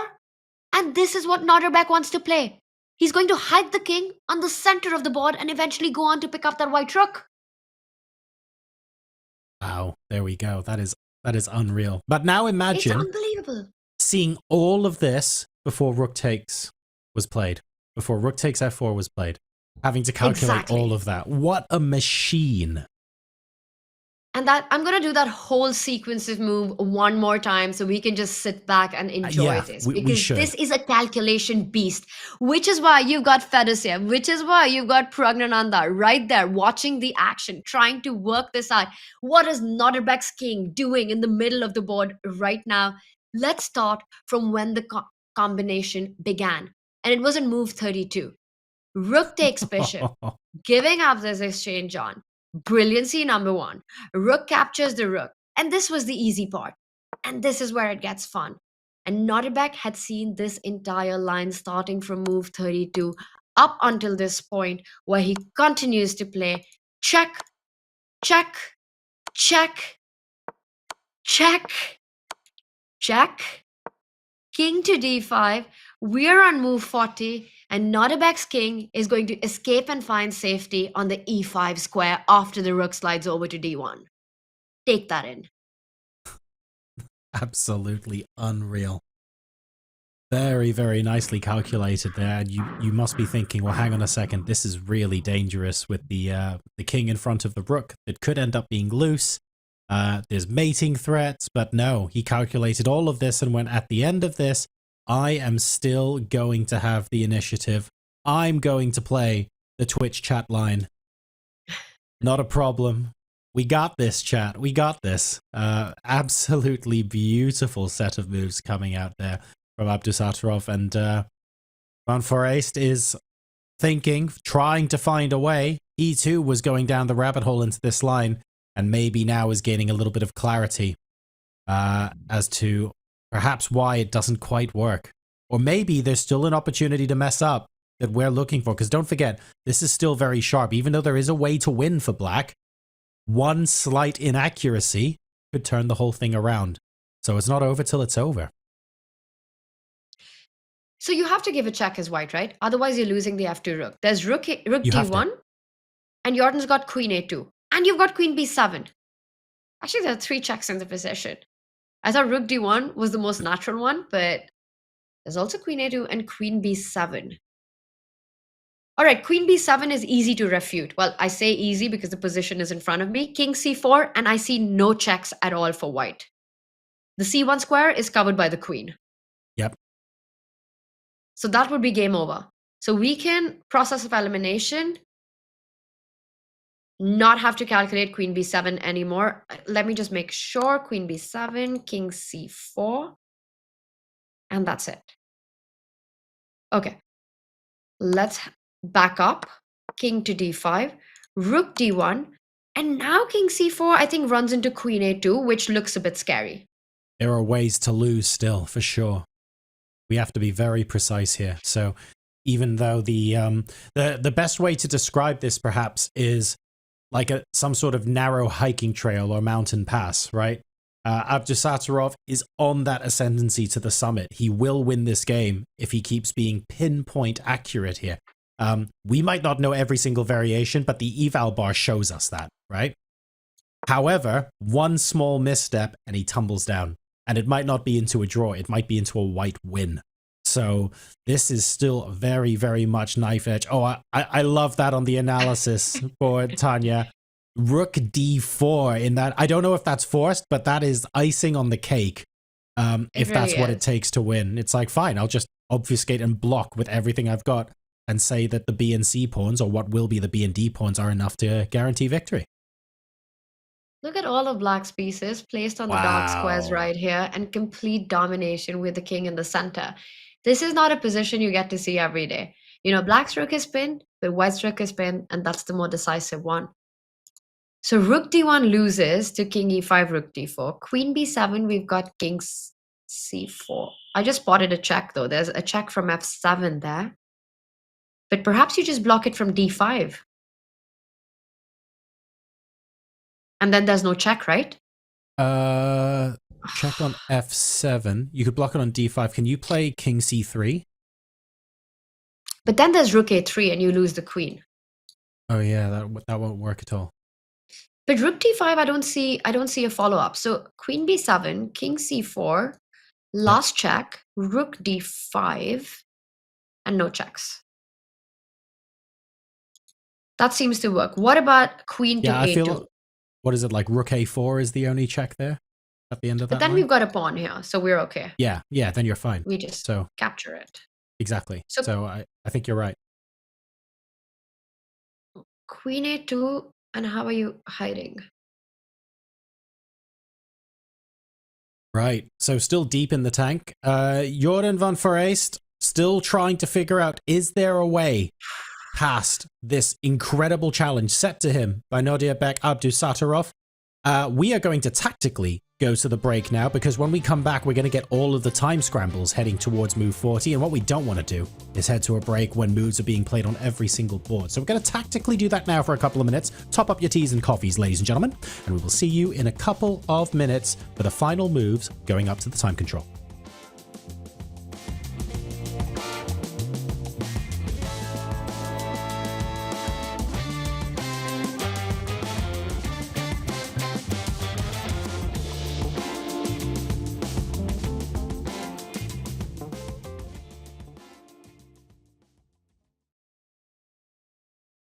So what's really one event that really had a big impact on my career, and I'm really happy with the way my career has gone, and I'm really happy with what I've achieved, but I'm not sure whether that event had a positive impact overall, and that is the same tournament of Wijk Aan Zee, the same place, but a different year where I lost 5 games in a row.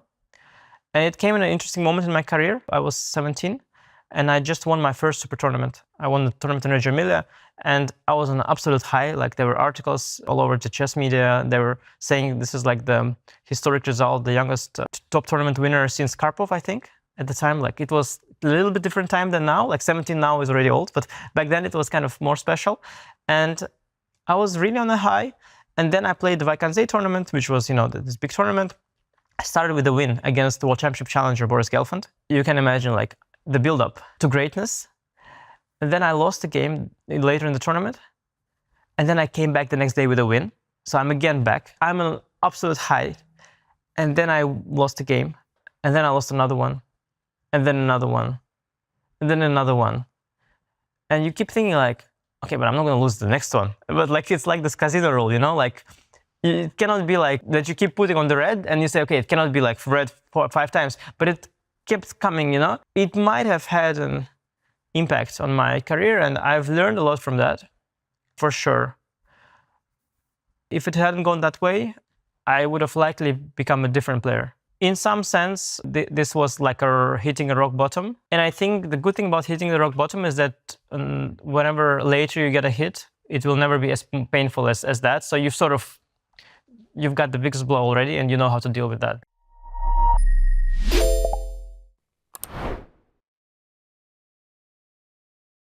Let's dive into Gukesh's top 3 show-stopping moves of his career so far.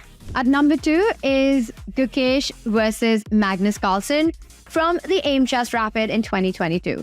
Now, Gukesh was just 7 years old when, in his hometown in Chennai, he saw the crown being passed on. Magnus Carlsen won the 2013 World Championship. Fast forward 9 years, and Gukesh is 16. This is the position against Magnus Carlsen. Magnus has just made the move, knight from the center of the foreboard, falling back to g5.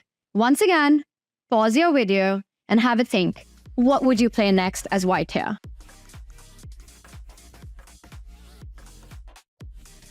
Now, if you did your puzzle rush, I'm pretty sure you got this one. And Gukesh did as well. He goes in with a sacrifice, rook takes knight, awarded 2 exclamation mark, and that is a brilliancy, a tactical trick on the board. If Magnus captures that rook, the queen comes in, not just winning material. That would be checkmate on the world number 1. Now, rook takes knight is relatively a simple trick. This is not what Magnus missed. To really understand the beauty and appreciate the beauty of this tactic, we have to backtrack just a move. Because in fact, this move was inevitable. It could not have been stopped by Magnus. And why is that the case? Let's take a look. It all started at this moment. Gukesh had just landed the rook on the 7th rank, attacking Magnus's knight. Magnus makes the move rook to e8, defending that knight.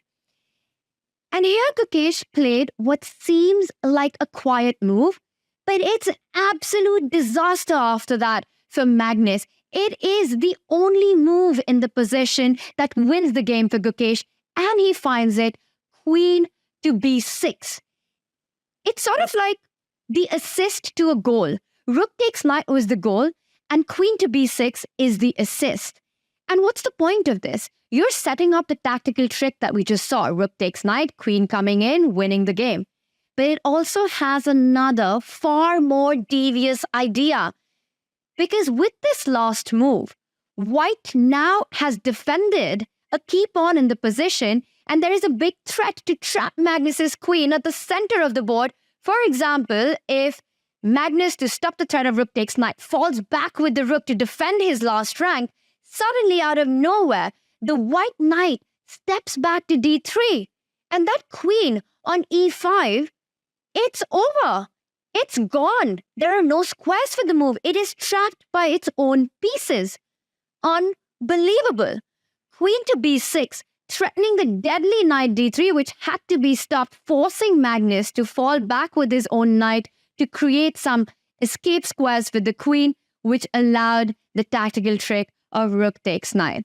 And as is often the case, yes, rook takes knight is the brilliancy, but queen to b6 for me is the assist to the goal, and the assist steals the spotlight. And after rook takes knight, the brilliancy, the tactics, the rook could not be captured, Magnus continued, but just a few moves later, as Gukesh converted this flawlessly, and it was right here as the white knight jumps in. The e-pawn is unstoppable. There are big threats against the black king. The world number 1, Magnus Carlsen, resigned.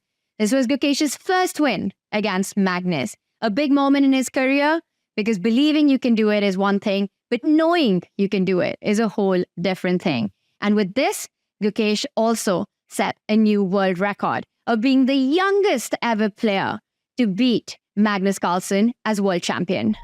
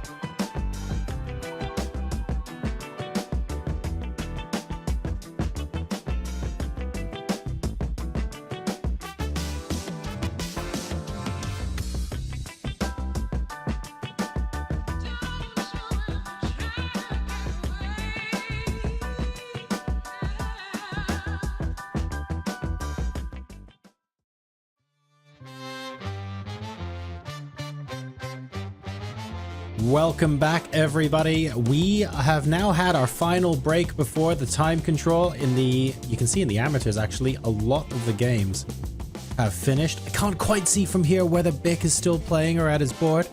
It looks like some of those games are done, but these are the ones, if we're honest, the ones that we're going to be following.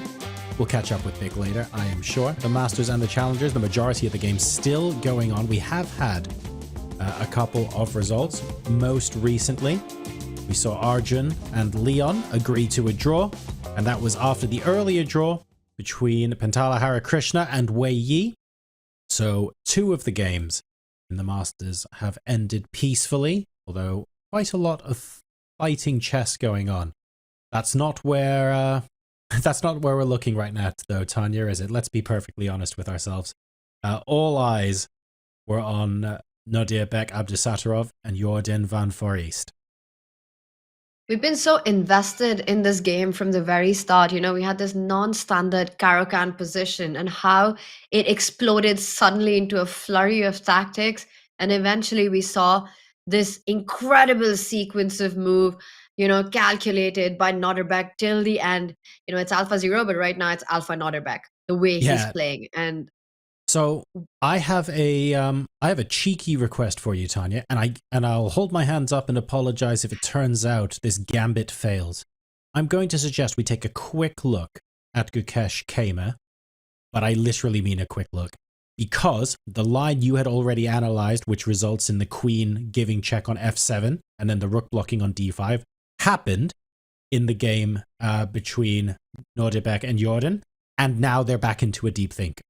So I think we can get away with looking at one more game before coming back to this. What do you say?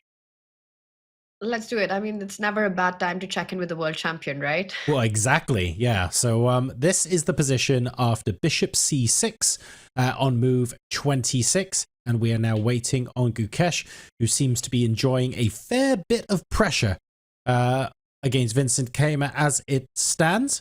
It doesn't look like there's any sort of hammer blow that ends the game or anything like that, but Black's position certainly looks rather uncomfortable. And with 2 minutes and 38 seconds left on the clock, I get that there is a 30-second increment after each move, Tanya, but the time controllers move 40 when you actually get that big chunk of time. It feels like Vincent is a long way from that right now. Absolutely. That's 14 moves left to be made. And he's touching the 2.5 minute mark.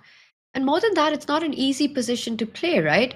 Because White has got complete domination on the open D line, tying up Black's forces to defend the knight on D7. If that knight was ever to move away, the White rook would jump in on the 8th rank, causing a devastating pin. Bishop C6 on the board, and our blue arrow helps us. It just wants to join another resource, another bit of an army into the pressure on D7 by going B4 and B5 and driving that bishop away. Which makes perfect sense, right? That's the way to apply more pressure onto the bishop that's currently on C6. So if you're Kama right now, I understand that the goal in the immediate term is simply to survive.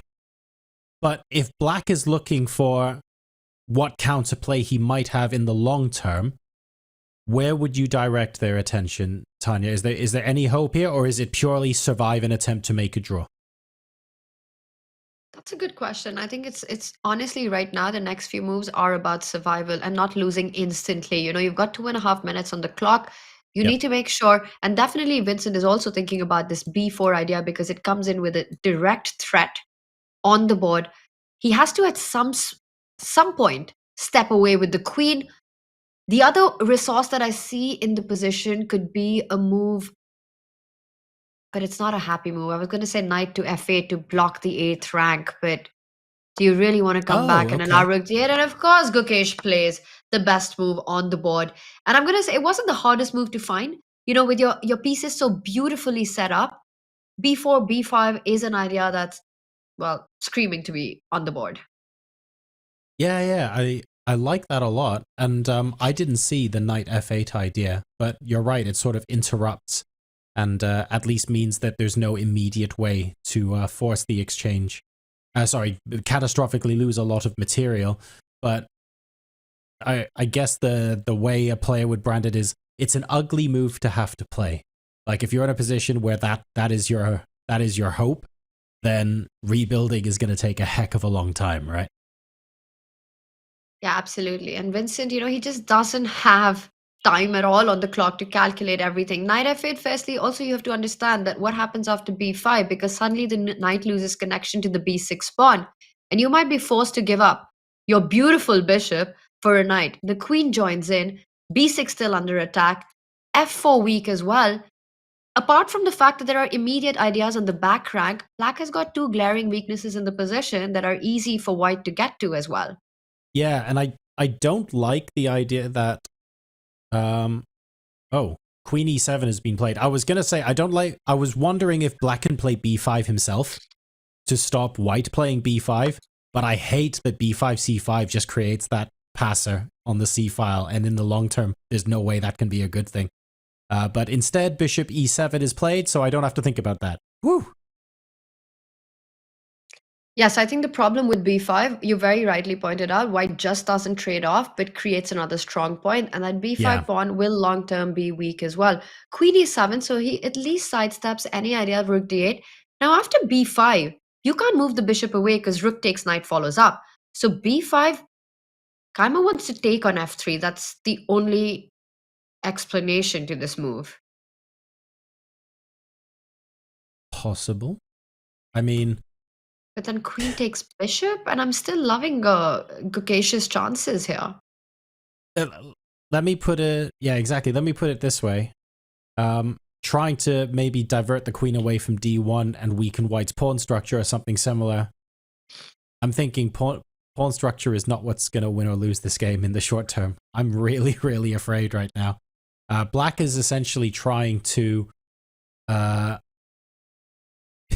I don't want to say pick up the pieces, but is essentially untangling himself from this myriad of difficult places and traps that Gukesh has set for him. And there's a reason why he's the world champion, right? So Kaymer here knows Gukesh very well, of course, but very much on the struggle bus.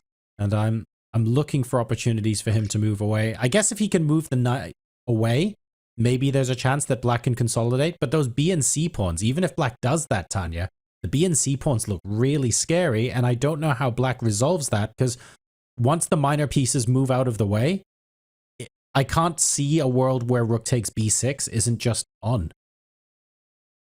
And even if you defend it for the time being, if you have to give up your bishop for the knight, white has a beautiful bishop on f2, which will start eyeing the b6 pawn.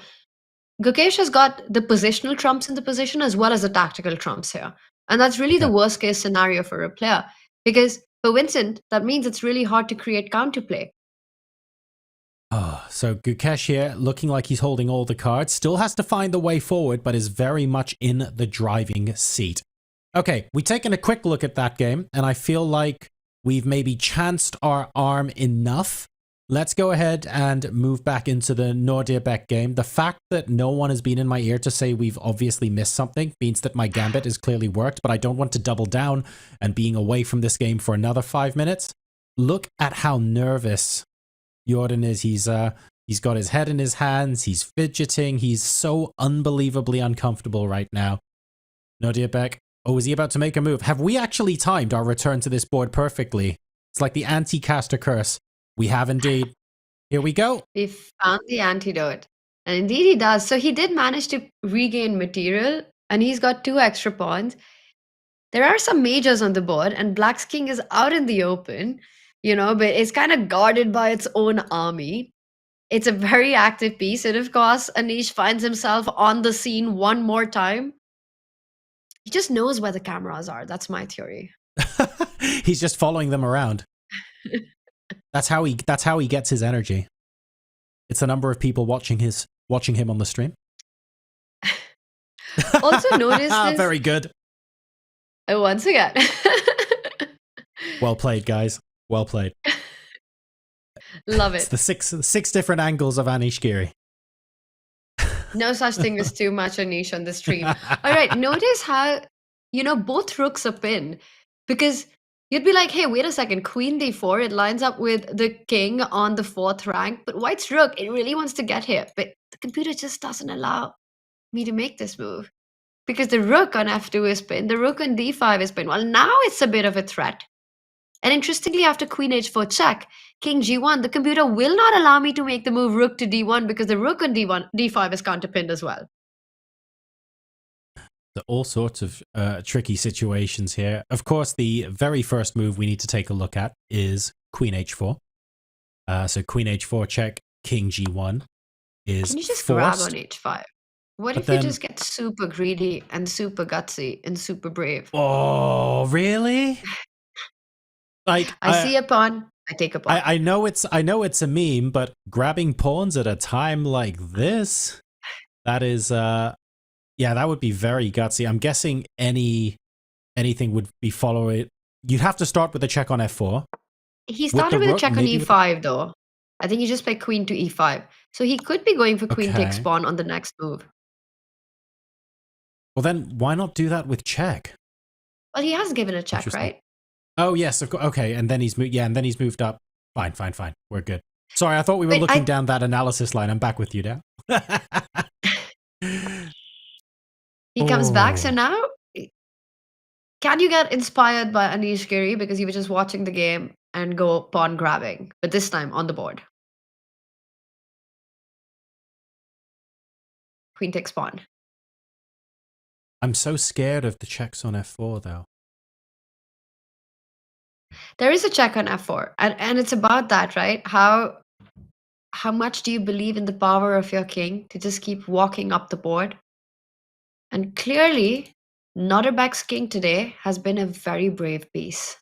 Yeah, like I'm thinking, I'm more worried about the queen coming into check. So if the black queen takes on h5 with check, I'm scared of the white queen playing queen f4 check, because I feel like there are squares where the black rook can interpose a check, but there are no squares where the black queen can interpose any checks, and that's the reason why I'm so nervous.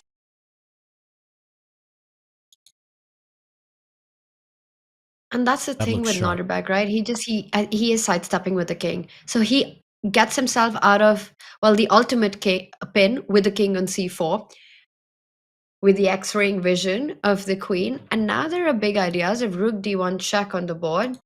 So white might need to go on the defense. The other point is that Nodirbek has actually cleared the path for the c pawn to start moving like up the this. board. So for example, rook f4 check can perhaps be met by c4. Imagine a world where in this position, black's king starts assisting the pawn to become a queen. That's think truly a marriage between a king and a queen. Yeah, I think that might even be the easiest path to victory.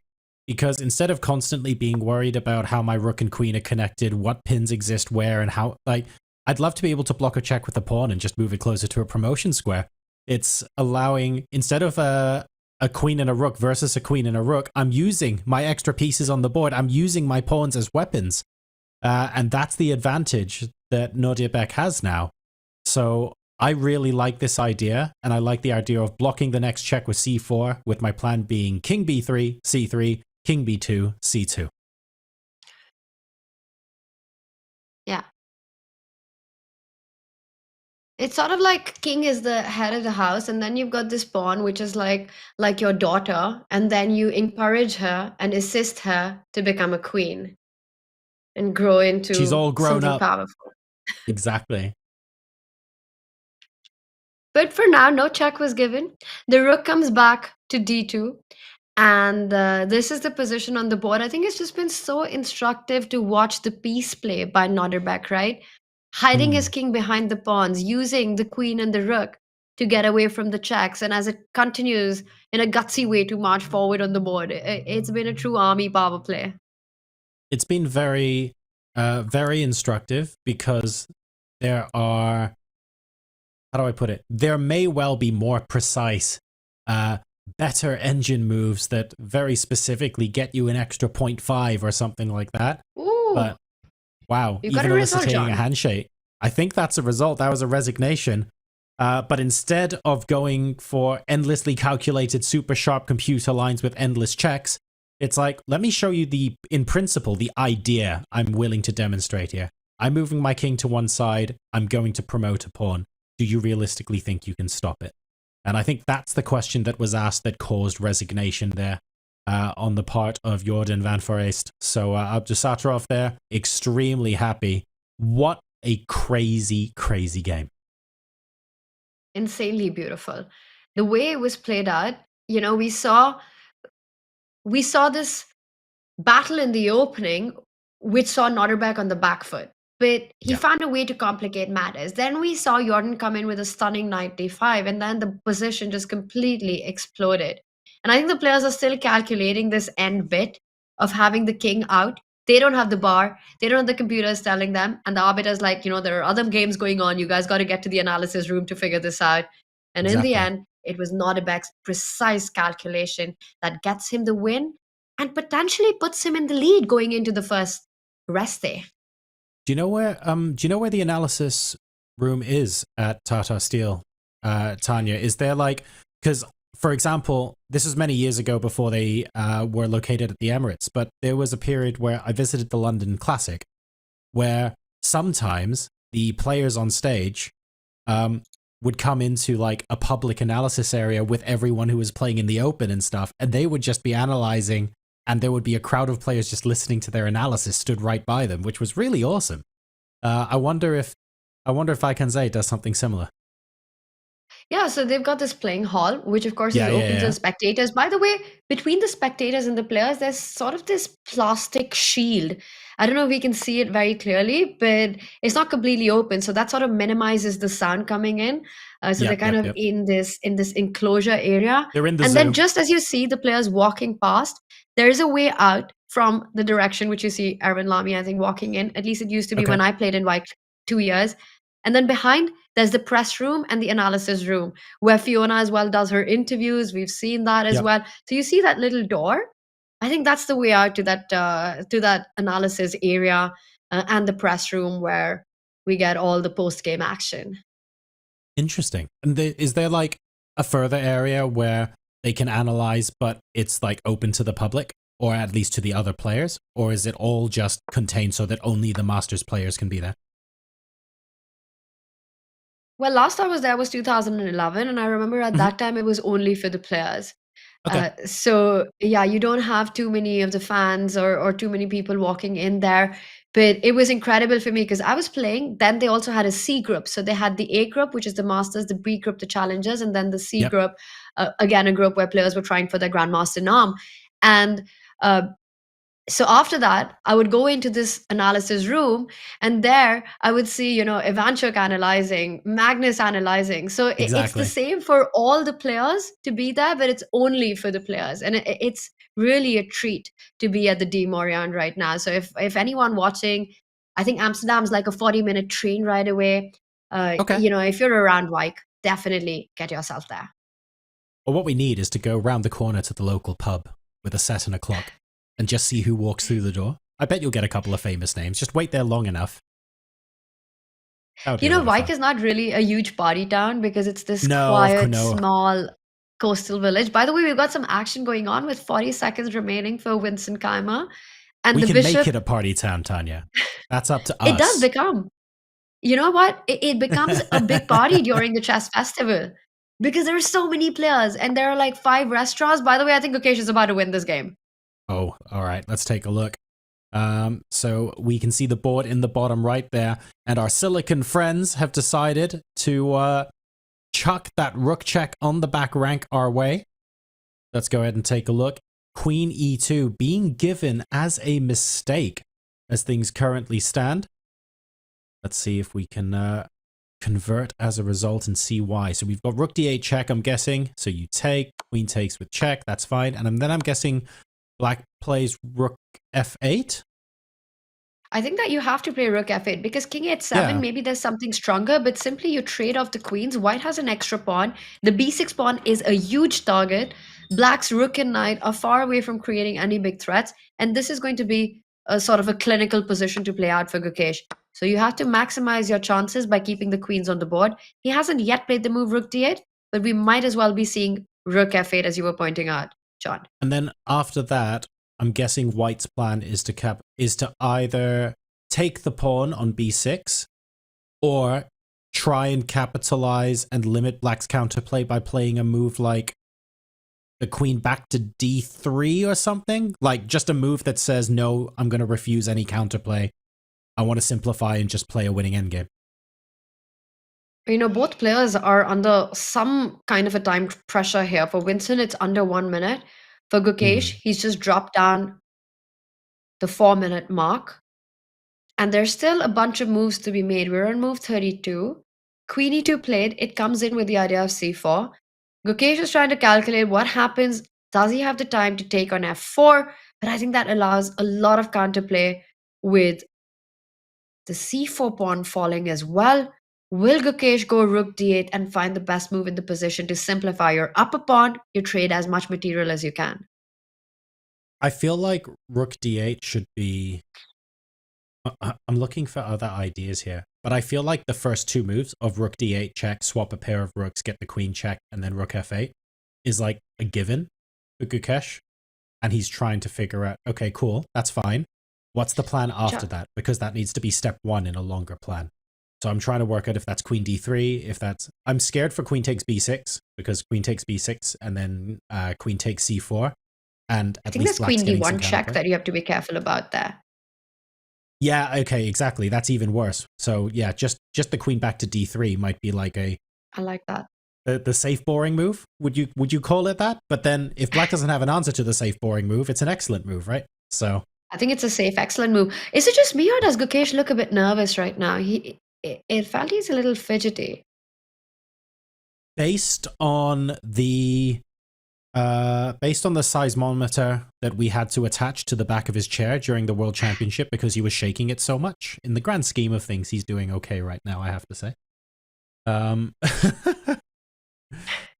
But we'll see. So, yes, 2 minutes left to go. This is, I think we're going to end up staying on this for at least a little while to see if the checks come in, and if they come in, what Gukesh's next move is going to be. I'm looking for a move better than queen d3 at the moment, which is the quote-unquote safe move. If chat finds... Let me quickly show your line. Yeah. So if chat finds queen d3, oh,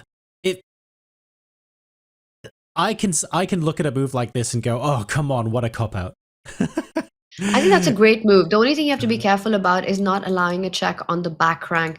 Yeah. So Gukesh, he's still taking his time. By the way, he's now 1.5 minutes. I'd love if you could get a full screen on the players right now. This is time trouble territory for sure.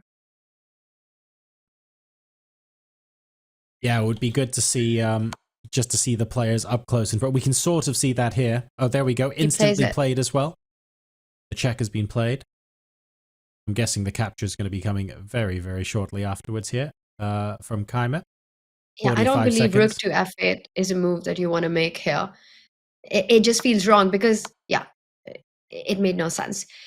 And now if you go king to h7, Gukesh will be super happy to just get the queens off the board. So I think, John, your move has to be the practical approach as black. Keep as many pieces as possible down a pawn.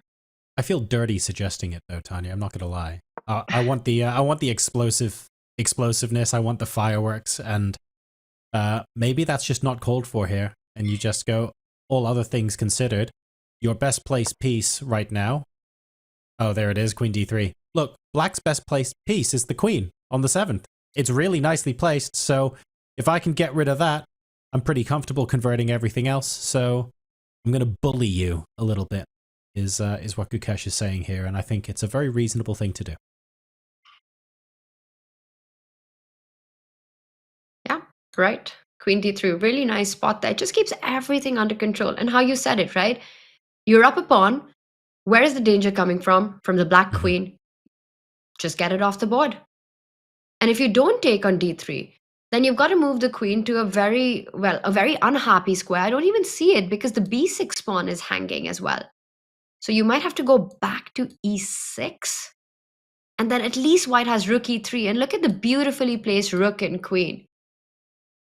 I'm guessing there's no counterplay with, like, I was thinking more like queen b2 or something, but making white play an extra pawn move, but you're right, I don't think that really works. I was thinking of ways to basically keep a tempo, right? I think that's a great move, actually, because you keep the queens on the board. I'd be tempted to go b5 here and just is there a check? Okay, no, we've got to move. Queen f1. We've got to move.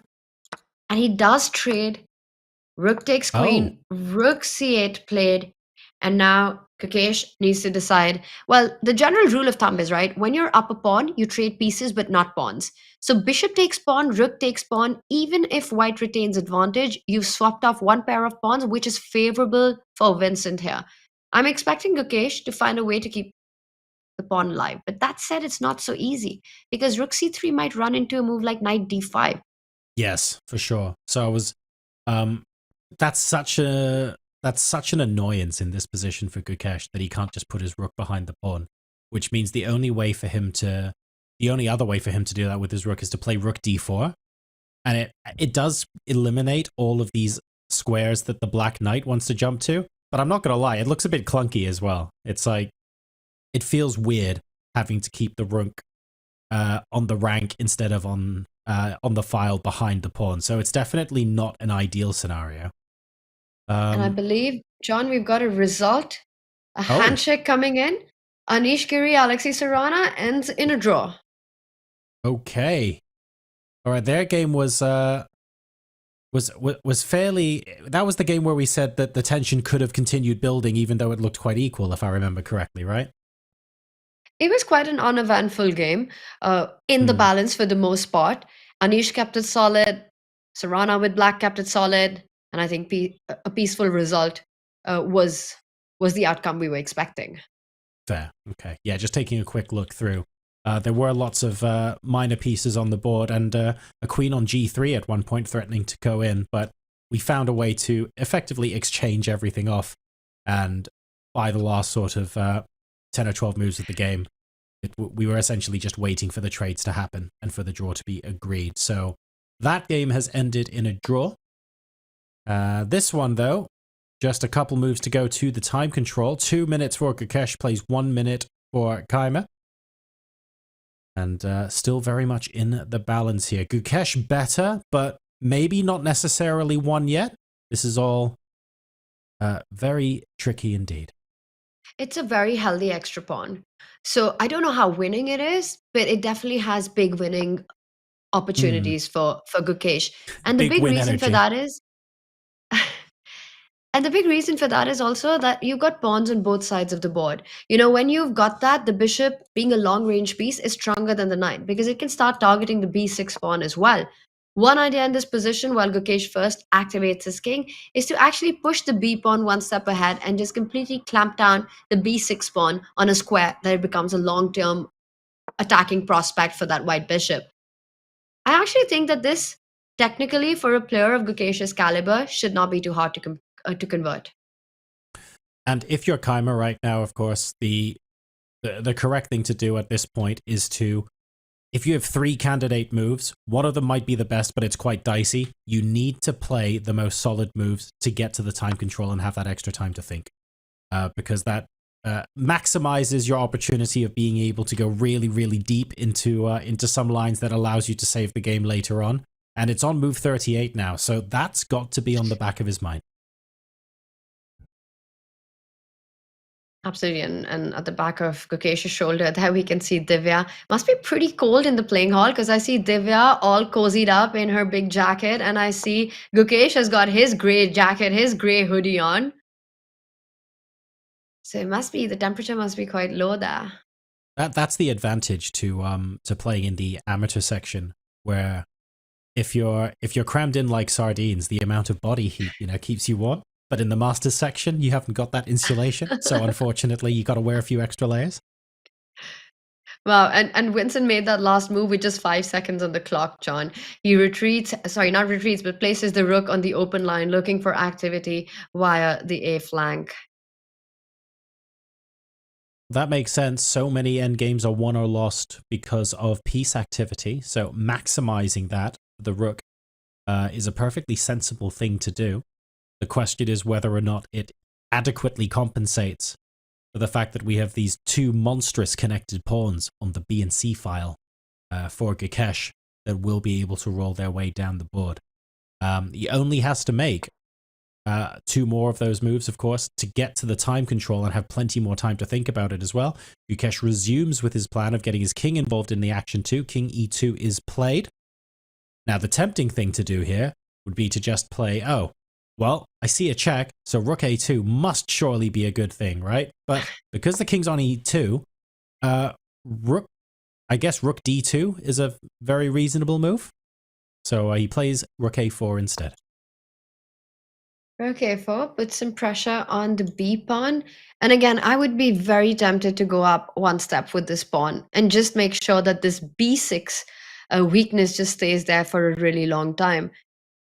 Well, you can't go c5. You could play c5, but that, I feel, after the mass trade, will only favor black. And Gukesh keeps the pawn formation flexible and mobile. Instead, he slides back with the bishop, defending the pawn. He wants to go rook d6 next and get to the b6 pawn. That's the idea. Okay. And the dark squared bishop there. And we have can another also- result. Oh, we do, yes. So Pragg and Max have finished their game. What was the result there? It's a draw. Pragg with the black pieces holds this game. You know, it Okay. started with that very symmetrical position. We were looking at those knights jumping around, pawns, Yeah. double pawns on the c file, and the balance was indeed maintained, which means that Nodirbek joins Praggnanandhaa on the leaderboard right at the top. So there we go. Nodirbek, an extremely dangerous player, of course, and well, not just a journeyman, frankly, one of the favorites. He's so unbelievably dangerous on his day. So this is where things currently stand. We've got the Gukesh game and the Fabi game still continuing. Let's maybe take a quick look at Fabi. We're waiting on Gukesh Keimer to maybe play b5. You were discussing it just now, and I think that makes perfect sense, Tanya. But what have we got? Yeah, let's take a look at the Caruana Fedoseev game and see how that has progressed and whether there's an opportunity for any breakthrough, because e5 on the board is certainly interesting. What can white do off the back of this?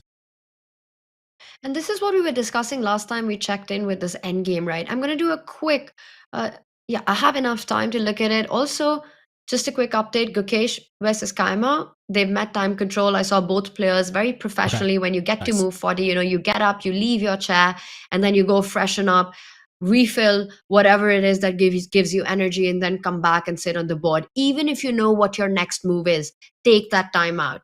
Take that time out to calm that energy of time pressure. So as that board is left empty, let's turn our attention to this one. And John, we left it a while ago, but we did have the feeling that if anyone's going to be pushing, it's going to be Fedoseev. And it was around here when Fabi played the move King D6, stopping the idea of Yes, E5 that's right. with the tactical tricks. And yeah, he successfully stopped that. But since then, it looks like Fedoseev has just been slowly maneuvering himself into a position where there's a small advantage, which is interesting because they swapped off all the major pieces. He didn't fall for any of the tricks and the traps that Fabi was setting for him. But he's now turning that into a proper advantage as well. So very interesting stuff.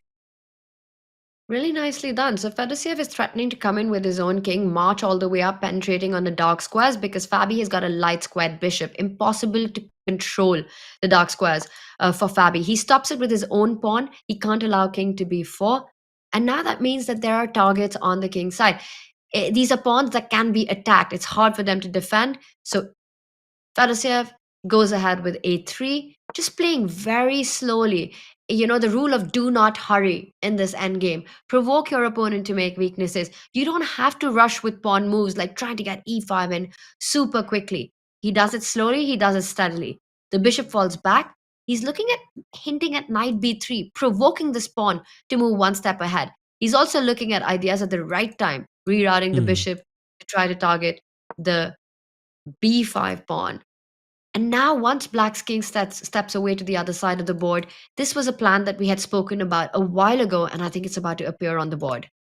And Knight b3. because this is so sneaky, Tanya, you remember all the way back on like move 2930, we were talking about how Fabi had set a trap for Vladimir where, oh, we can't take the pawn on d5, otherwise black gets a better position, and the king comes into d6, and you can't play the pawn check to e5 because of knight takes pawn, and Fabi was setting a few traps that Vladimir didn't fall into. I feel like g3 was the equivalent, because now that we've seen, with the hindsight in the current position, that e5 is a great move for white, g3 is Fedoseev trying to bait Fabi into playing bishop h3, bishop g2, because he knows that the response e5 is really good for him, perhaps. Yeah, and Maybe this was the trap. I absolutely love what he's done with his knight because he's attacking the a5 pawn. He's provoking black to go a4, but that would be a grave mistake in the position.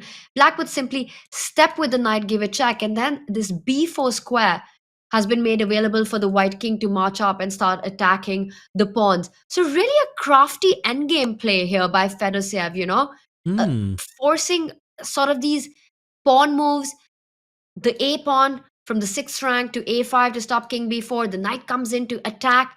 Fabi sort of overloaded. He's now got to step with his king to defend that side. Instead, he goes on the offense because king B6 would definitely be met by the D5 pawn falling. Bishop G2, and your idea, John, he goes for E5 because now you don't have time to take on F3. White will capture on F6 with a deadly passer.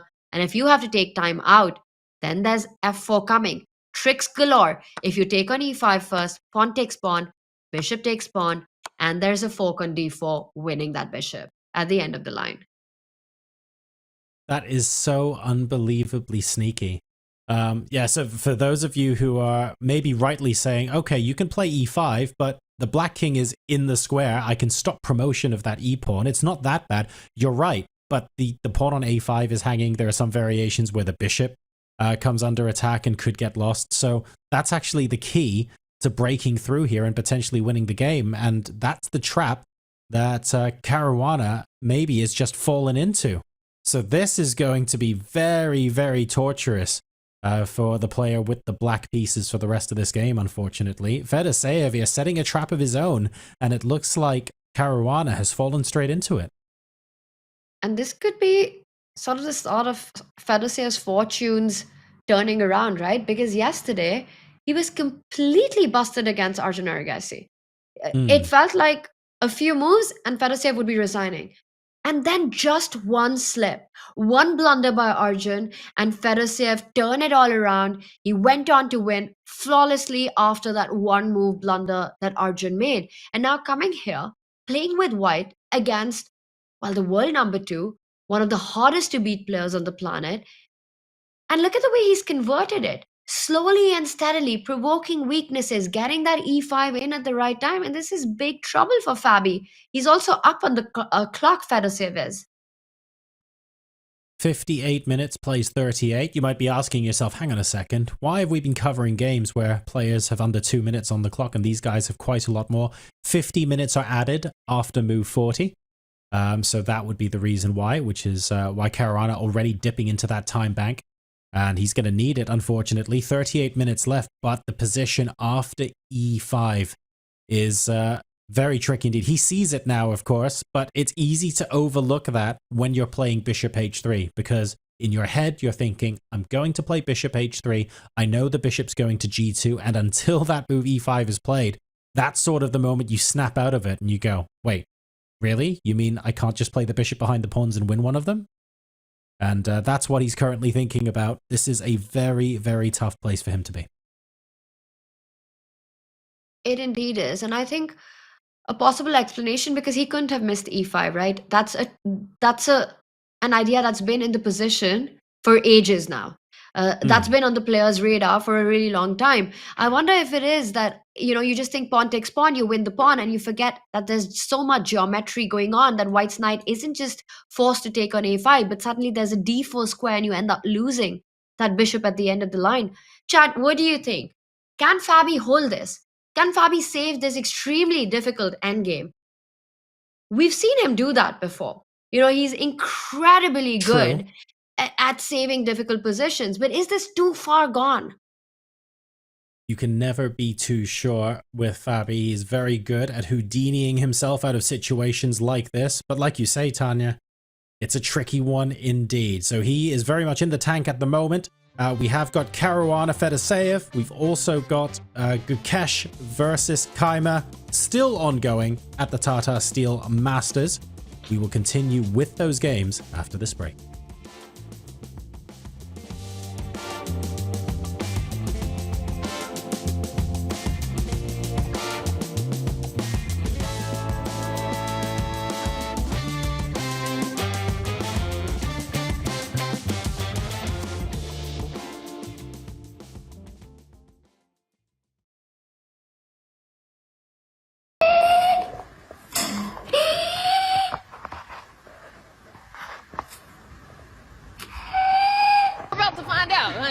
We just got started, so I'll let you know.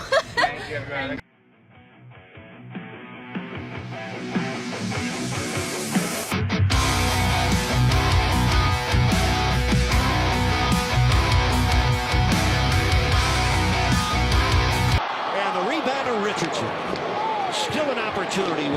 to play.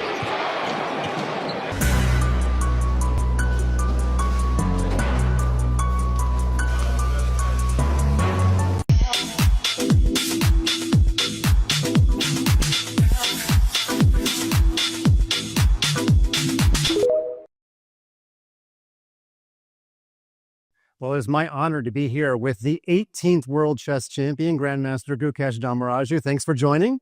Thank you. We know both players, their relationship with their parents has been one of the central themes to this match.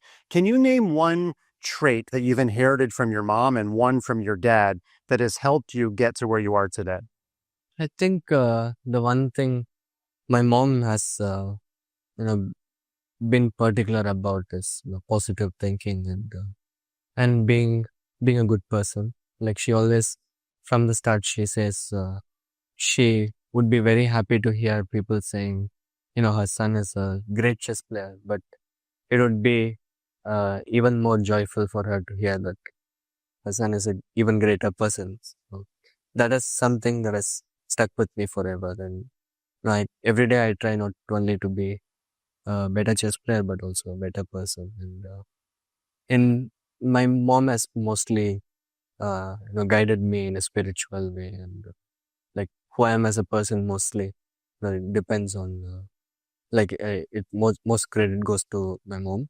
And my dad, he takes care of all the things revolving around chess, and he knows exactly what I need at tournaments and training camps and all those stuff. And one quality I inherited from him, I would say, is when he's playing sports, he's like extremely competitive. And yeah, I think I'm not as competitive as him, but yeah, I inherited some of it. So.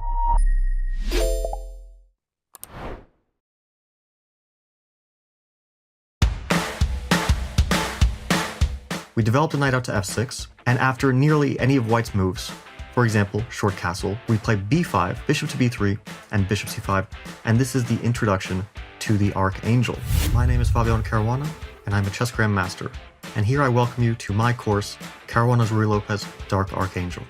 This course will provide you with a full repertoire with the black pieces against Ruy Lopez. So let's say after h5, white plays h3, because white can always take on b6. Black plays h4, bishop h2, g4. We've seen this idea, we need to open up the king side. We need to play for the initiative. Take, and we take with the knight. And the idea is to play h3. We also always have the option to take on h2, and if knight takes b6, rook b6, it doesn't really change anything because we still have many attacking pieces. Knight on g4, knight on g6, pawn h3 coming, and rook h8 coming. All of black's army is actually concentrated at white's king side.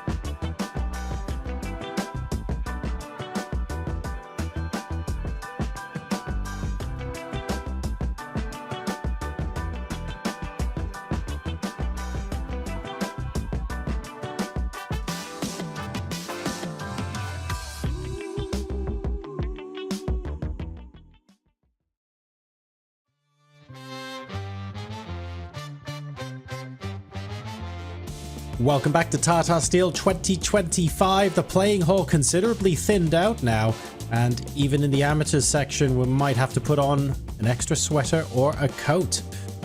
Looking very, very sparse as only the very last games are continuing in the Masters and Challengers. Actually, a similar situation going on here. Plenty of Challenger games going on, but just 2 in the Masters section. I'm John Sargent. With me is International Master Tanya Sachdev. And let's have a little bit of a snapshot on where the Challengers are at. We did have a result in the Liu Miaoyi game against Benjamin Bock, and Bock won that game, Tanya. Yes, and for Liu Miaoyi, that is her first loss in the challengers, which means we're going to have a shake-up of the leaderboard. And look at that last position. That's a checkmate on the board by Benjamin Bach. Queen to a3, just trapping down White's king. And we've had 2 draws on the other board. As you said, Vaishali against Frederick Svane, a grandmaster. So Vaishali holds him to a draw. And Faustino Oro got a draw as well. But actions still on, and quite exciting one. Take a look at what's happening on that top left board with Nodirbek against Bulmaga. White's king in the open. It's queen versus 2 rooks. Absolute madness on the board, and White's the And one bottom that's right. better. Take a look at bottom right as well. Yakubaev, who of course we covered extensively during the Olympiad, one person whose games we always love to follow, is looking like he's tying White in all sorts of knots. So much activity on those rooks. I don't see a clear win or anything like that, but this is looking very, very dangerous for White. And Suleimanli has to be very careful on how they choose to tread here. Some really fun games, actually, in this section. Well, out of the 4 remaining games, we are likely to get 3 decisive results. Like you Right. said, the Soleimani board, Lami's board, and Nodirbek as well. Meanwhile, we've already had 1 decisive game, so the action continues. And the action continues in the Masters as well. John, with Fabi in trouble, this could end badly for him. It definitely could. He was busy staving off all of the interesting traps that he was setting for his opponent earlier on, but perhaps was guilty of not spotting one that was set for himself, and now he might be paying the price for it. The question is whether the price he's paying is simply an uncomfortable position and a difficult to save endgame, or whether it's going to be a loss. That remains to be seen. You can see the small version of that board on the bottom there. Fedoseev pressing after playing e5 and Fabi very deep in the tank. So just as a reminder, after 5 of the results have been reported and 2 games are still ongoing, let's take a look at the Masters standings. I should stress that these are obviously still provisional. We don't have the results from all the games yet, so not all the points have been added on, so take it with a pinch of salt. But as it currently stands on the live standings, Abdusattorov has caught Pragg to be a joint lead of the tournament with 4 points. Very, very interesting indeed. Both players will have had 3 wins and 2 draws. And unfortunately, rooted to the bottom of the table still, we have Arjun Erigaisi and Leon Mendonça, who have gone from half a point apiece to 1 point apiece because they played each other today. But there are some encouraging signs for them to turn the tournament around, and there is time for them to still register some very, very good results. Arjun in particular will be keen to get to the rest day as soon as possible, and then to be refreshed for the games after that. Tanya, based on the games you've seen today, is there anything in particular that you think is has really caught your attention, or was a surprise, something you didn't expect coming into today's broadcast? Well, I'm not sure about if anything can be unexpected here, because the players, their strengths are so equally matched and everyone is so hungry to fight for a win, right? But I thought the Nodirbek game was one of the most beautiful games I've seen, one of the more instructive games I've seen, simply based on the calculation Nodirbek showed in that position, marching up with his king. You know, how he handled those tactics was so instructive. And we were looking at the standings. Well, there's going to be some shuffling around, but what's not going to change is that it's still going to be only Pragg and Nodirbek as leaders going into the round after the rest day. And it's Tata Steel Masters, right? You've got stalwarts of the game playing, you've got these young players, and then you see that going into round 6, you've got the 2 youngsters, 19-year-old Pragg and 20-year-old Nodirbek. And to me, that's such a sign of the generational shift that we're seeing in the chess world. It's no more an anomaly for this to happen. It's sort of become the norm where it's really this new generation that's taking over. You know, they're fighting for these decisive games and they're there to stay. It doesn't happen in a one-off tournament. Usually, John, a chess player peaks traditionally, well, in the previous generation, I would say in their mid-20s, late 20s, early 30s. Sure. But here we've got most of the players who are on top of the leaderboard are 20 or younger. Yeah, and that's that bad just news goes for on me. to show where chess is. That's really bad news for me.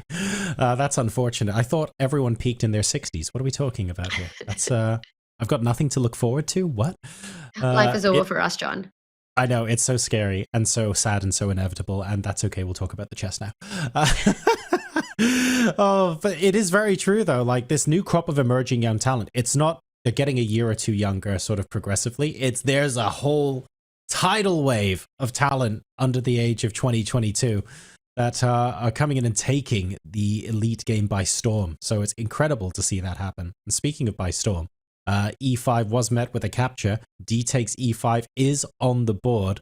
This is really interesting because I'm guessing what Fabi has been calculating is if Black plays King D7 to get in front of that pawn to try and take it in this position. Of course, Knight takes A5 is the immediate obvious capture that you can take. But White has a number of options as well, and it gets quite dangerous. Interestingly as well, we had over 1,500 people vote in a chat poll. Can Fabi save this game? 51% yes, 49% no. It doesn't really get much closer than that.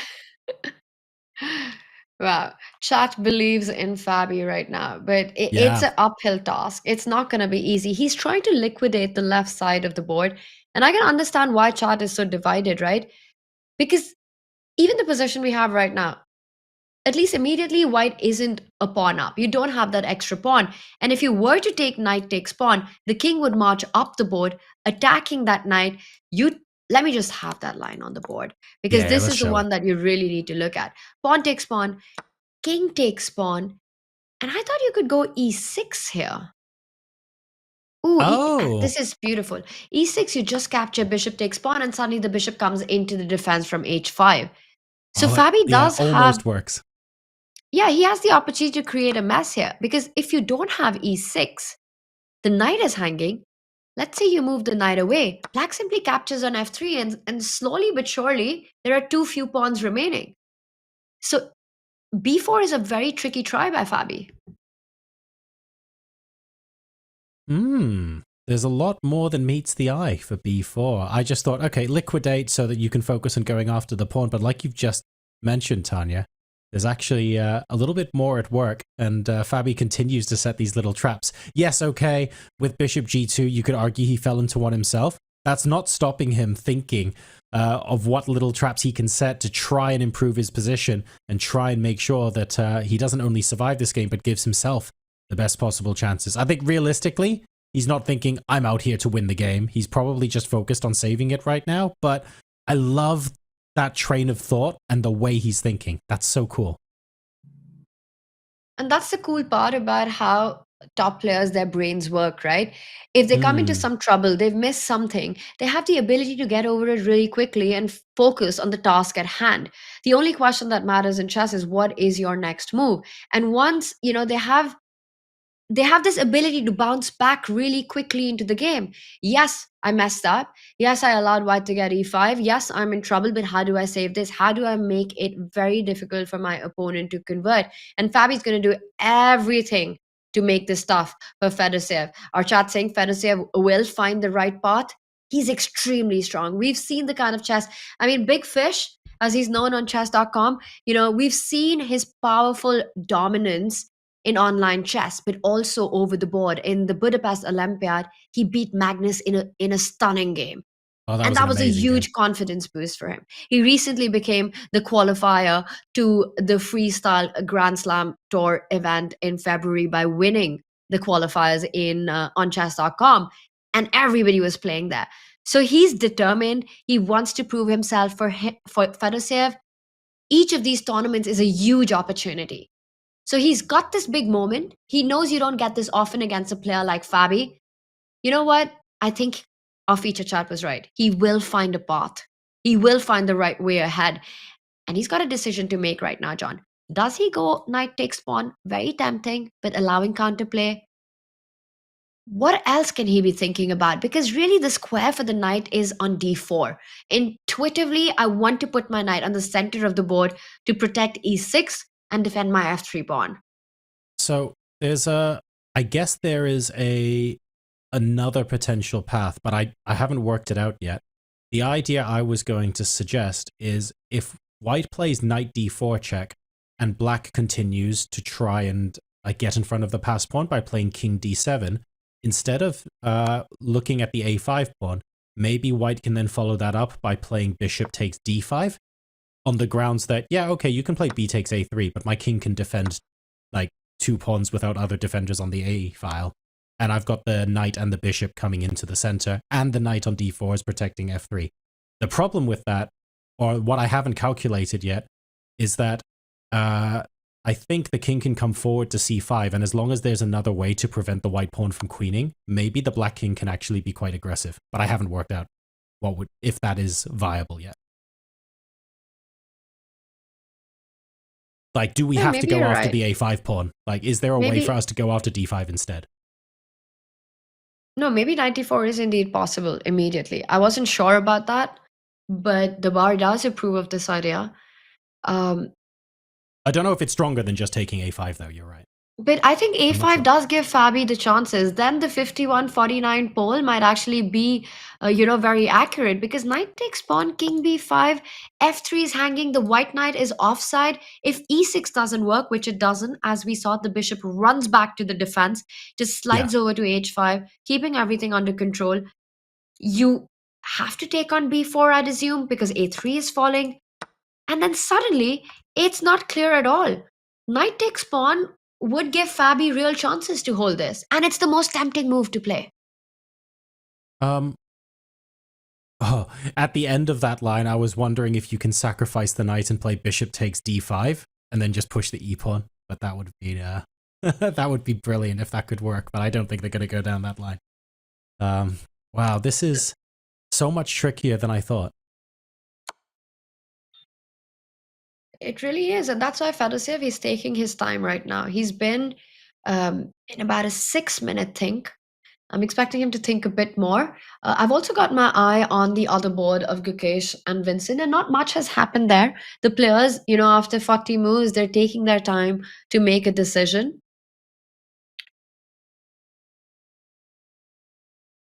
Let's see. Yeah, exactly. Half an hour versus 45 minutes. Gukesh timer. I'm a little surprised that b5 isn't on the board in that game, if I'm honest with you, Tanya. When we took a look at that game before the break, that move was already played, but we've chosen to go down a different path, and we now have black pushing some of the pawns on the opposite side of the board. So I wonder if Keimer's managed to find some interesting counterplay there. The eval bar obviously still looks pretty healthy in Gukesh's favor, but maybe black isn't quite as restricted as he was before, and he at least has some things he can try. It's funny how we're discussing b5 on Gukesh's board, and the board just below that, b4 is the last move being played by black.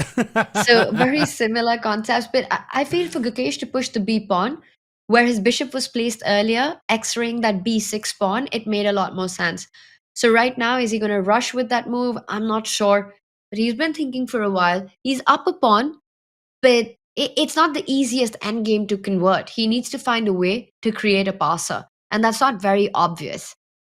In fact, if I had to compare the two endgames, I would think that Fedosiev maybe has better prospects, because actually it's really hard to say. I don't know which one's a harder convert in this one. Well, let's go ahead and take a look. We've got both games are going to be endgame grind, so we are going to be here for a little while. So let's hop into the Gukesh game and see if we can't pick apart this endgame, pick the remaining meat off the bones of this endgame that we were taking a look at earlier, and see if we can find anything new. So since we last checked in here, this is move 41. H5 has been played. We're looking for a little bit of space, a little bit of counterplay. Is this enough for Gukesh to go on? And what is the winning plan, if there is indeed a winning plan, or is there just one that is advantageous but not automatically winning? That's the question we're asking ourselves right now. And Gukesh has got just under half an hour to try and solve that puzzle for himself. Let me see. So in this Rook and particular... Knight, if they're able to sort of find a way to combine, they can be so tricky together as well.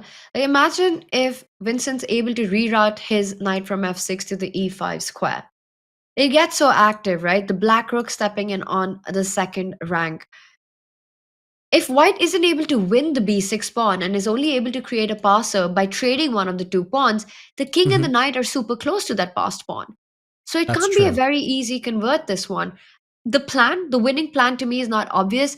I would think just try to improve your pieces. Centralize your king, get your bishop to c3, and I say that very easily and then immediately realize that black just places a rook on the second rank and starts targeting the pawns on the king's side. Yeah, you'd almost have to... Is there a way to... Can you play rook h4, for example? Rook h4? But what's your idea? There's a knight on f6. Preparing... Well, the rook's not going anywhere fast, and the idea is if g5 comes in is obviously covered by the bishop, but then you give up the pawn on b4. I'm trying to think of ways to shake things loose. But rook h4 would make a lot of sense, I think, if the knight moved from here to try to put some pressure. But right now, the rook is really nicely centrally placed. I don't know where it belongs. Honestly, it's not an easy find for me. Maybe rook h4, but I do like he's gone for king d3. But what's next is the bigger question, you know? Because bishop c3, maybe with the idea of rook h4, attacking the knight, winning the h5 pawn, but rook a2 is extremely annoying. In fact, I think I know what Gukesh wants to do. Okay. I mean, I wish I knew what Gukesh wants to do 10% of the times that he does it. But maybe he just wants to transfer his king to c3, b3, and dislodge this black rook from here first. Oh, because as long as Gukesh leaves his bishop on d2, there's no easy way for Keimer to bring his rook across to attack the pawns on g2 and h2. So the idea is leave the bishop where it is, get the king over to b3, then you're free to do whatever you want with your pieces. Is that what you mean? I think that could be a plan. That at least improves your position and worsens black's position, right?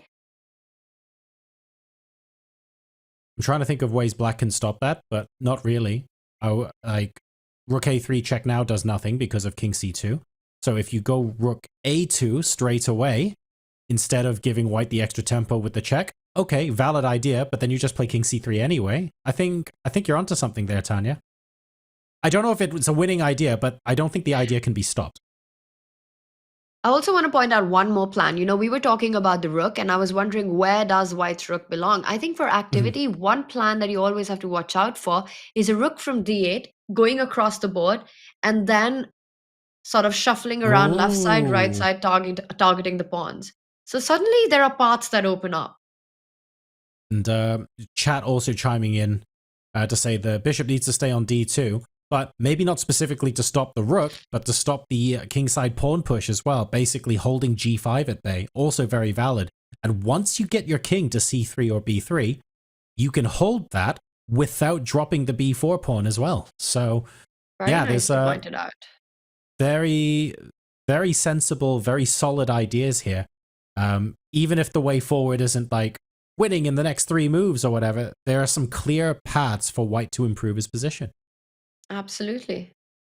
Yeah.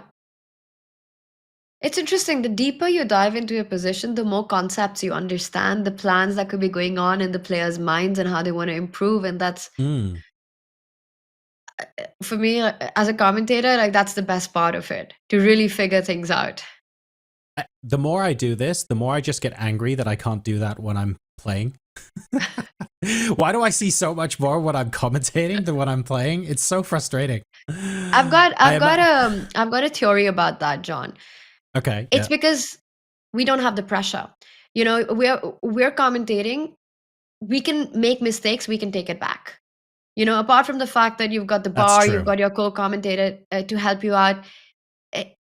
You don't have the pressure that comes with playing a game, and that is a completely different scenario. When you're on the board, the practical decisions that you're making, how you're navigating, it's a whole other level of chess. No, that's very true. And very frustrating as well, because when you say things like, doesn't feel the pressure, what you're trying to say is, sees all of the lines you would see commentating, even when you're playing. Yeah. Maybe that's like the new definition of reaching your peak potential in chess. And you know, anytime we're stuck, we've got our blue arrow helping us. We can check in with chat, with our producer. We've got the engine at hand if we need it. So all that helps. But even apart from that, I think the biggest aspect why you have better quality of play when you're calling the action is because the pressure's off. Yeah, that's very true. You can afford to you can experiment with ideas and iterate until you find the right one. Whereas when you're playing a game live over the board, yes, you can go through different ideas until you find the right one, but you have no opportunity to iterate. You've got one shot and you need to decide which path you're going to go down because there's no second chance. So big difference there. Maybe I'll cut myself just a little bit of slack. But yeah, now with this plan of marching the king over, I think Vincent There's has sort of some a light at the end of the tunnel, you see, right? It's like, What does- there's progress to be made here for Gukesh. Where's Vincent's light, though? Where is the progress that he can make? Are we seeing, for example, a knight come in via g4 back to e5? Or like, wait, what is giving Vincent the glimmer of hope at the end of the tunnel here? Because while Gukesh has an idea, we don't automatically say it's going to win him the game on the spot or anything like that. Where's Vincent's counterplay? That's my question. But I love what you just said, because again, instinctively you want the knight on e5. It just feels like the square where it's more active. It can put more pressure on white's pawns and sort of provoke some weaknesses, or at least pawn moves by Gukesh that could end up in a weakness. So knight Yep. g4 definitely looks like a very valid move. You could go via g4, via d7, get that knight to e5. That would definitely be something that I'd be thinking about as black here. And then the question is where from there? And I don't think I have a good answer for the long term. Similarly, it's a bit easier to work out for Gukesh because if I'm playing with the white pieces and my king's on b3, I can think about what square I would like my bishop to be on. If I can freely move over to g5 and threaten to simplify a pawn up, I could consider doing that. I can think about the rook swinging across and things like that because my king's on b3 and I'm able to move with that majority on the queen side. But if I'm playing with the black pieces, I'm thinking, yes, e5 might be a really nice square for the knight. I don't really know what my follow-up is though, if I'm honest, Tanya. I'm just thinking it looks good there and I haven't got a step 2. It's very tough to play these positions, right? And you also have the feeling like you're defending endlessly. You're fighting and struggling endlessly in the hope of saving half a point, and you don't even know if you've got the shot to do that. But Vincent has to try, and for that, the only way to do it is piece activity. He can't really push the pawns. He needs to better the pieces. The rook on a4 does look good. Well, he could slide to a2, but it doesn't really help. Like we pointed out, king marches anyway. Maybe one idea is to go rook a1 and start targeting the king side pawns as quickly as you can. And while Winston thinks what is his best defense, should we check in with the Fedosiev board? Yes, let's go ahead and do that. I have a feeling that both boards have been coming in with long thinks. So Very this long. is the game between Gukesh and Kaima. Now we're going to take a look at the other game that is still going on in the Masters section. We'll probably have to hop into that via the bird's eye view. So let's go ahead and give you a glimpse of that one more time. But as things currently stand, folks, Gukesh still fighting for the victory there. Oh, I'm being proved wrong. None of this bird's eye view stuff. Boom, one button. We're there already. Fedosiev pushing against Fabiano Caruana. And we've had some moves. Okay, interesting. Wait, that's... No, we don't have some moves. No, we don't have moves. That's B4. I saw the live board in the bottom right corner and thought, oh, that must be the analysis board still. We're still in this position. We're still in this position. How long has it been? It's been about 18... It's an 18-minute thing. Wow. By Fedosiev, where to move the knight. Again, you're fighting your mind, right? You're fighting your instinct because you really want to just reach out and grab that beautiful pawn on a5 pawn. and say you're up a pawn. But when you start calculating those lines, you realize that Fabi's coming in with his counterplay. The other one that you pointed out, knight d4, it's not as tempting because you lose control of the queen side pawns. For sure. But it's perhaps the one that when you go deep down that rabbit hole, you realize it could be the right path. What do you think? What is Fedosiev going to pick? Is it going to be knight a5, knight d4, or something completely different? Maybe pawn takes pawn. I think that I haven't seen anything that convinces me that knight d4 followed by bishop d5 takes the pawn on d5 isn't the strongest way forward in this position. because the queenside pawns don't scare me at the moment, because you take on a3, I play king b3. If not, I takes and play king b3 as well. The only other thing that I think maybe I don't have the strength to calculate would be, you can also just play take the pawn first on b4 to simplify, and then go knight d4. Bishop takes d5. Yeah, I suppose that's possible.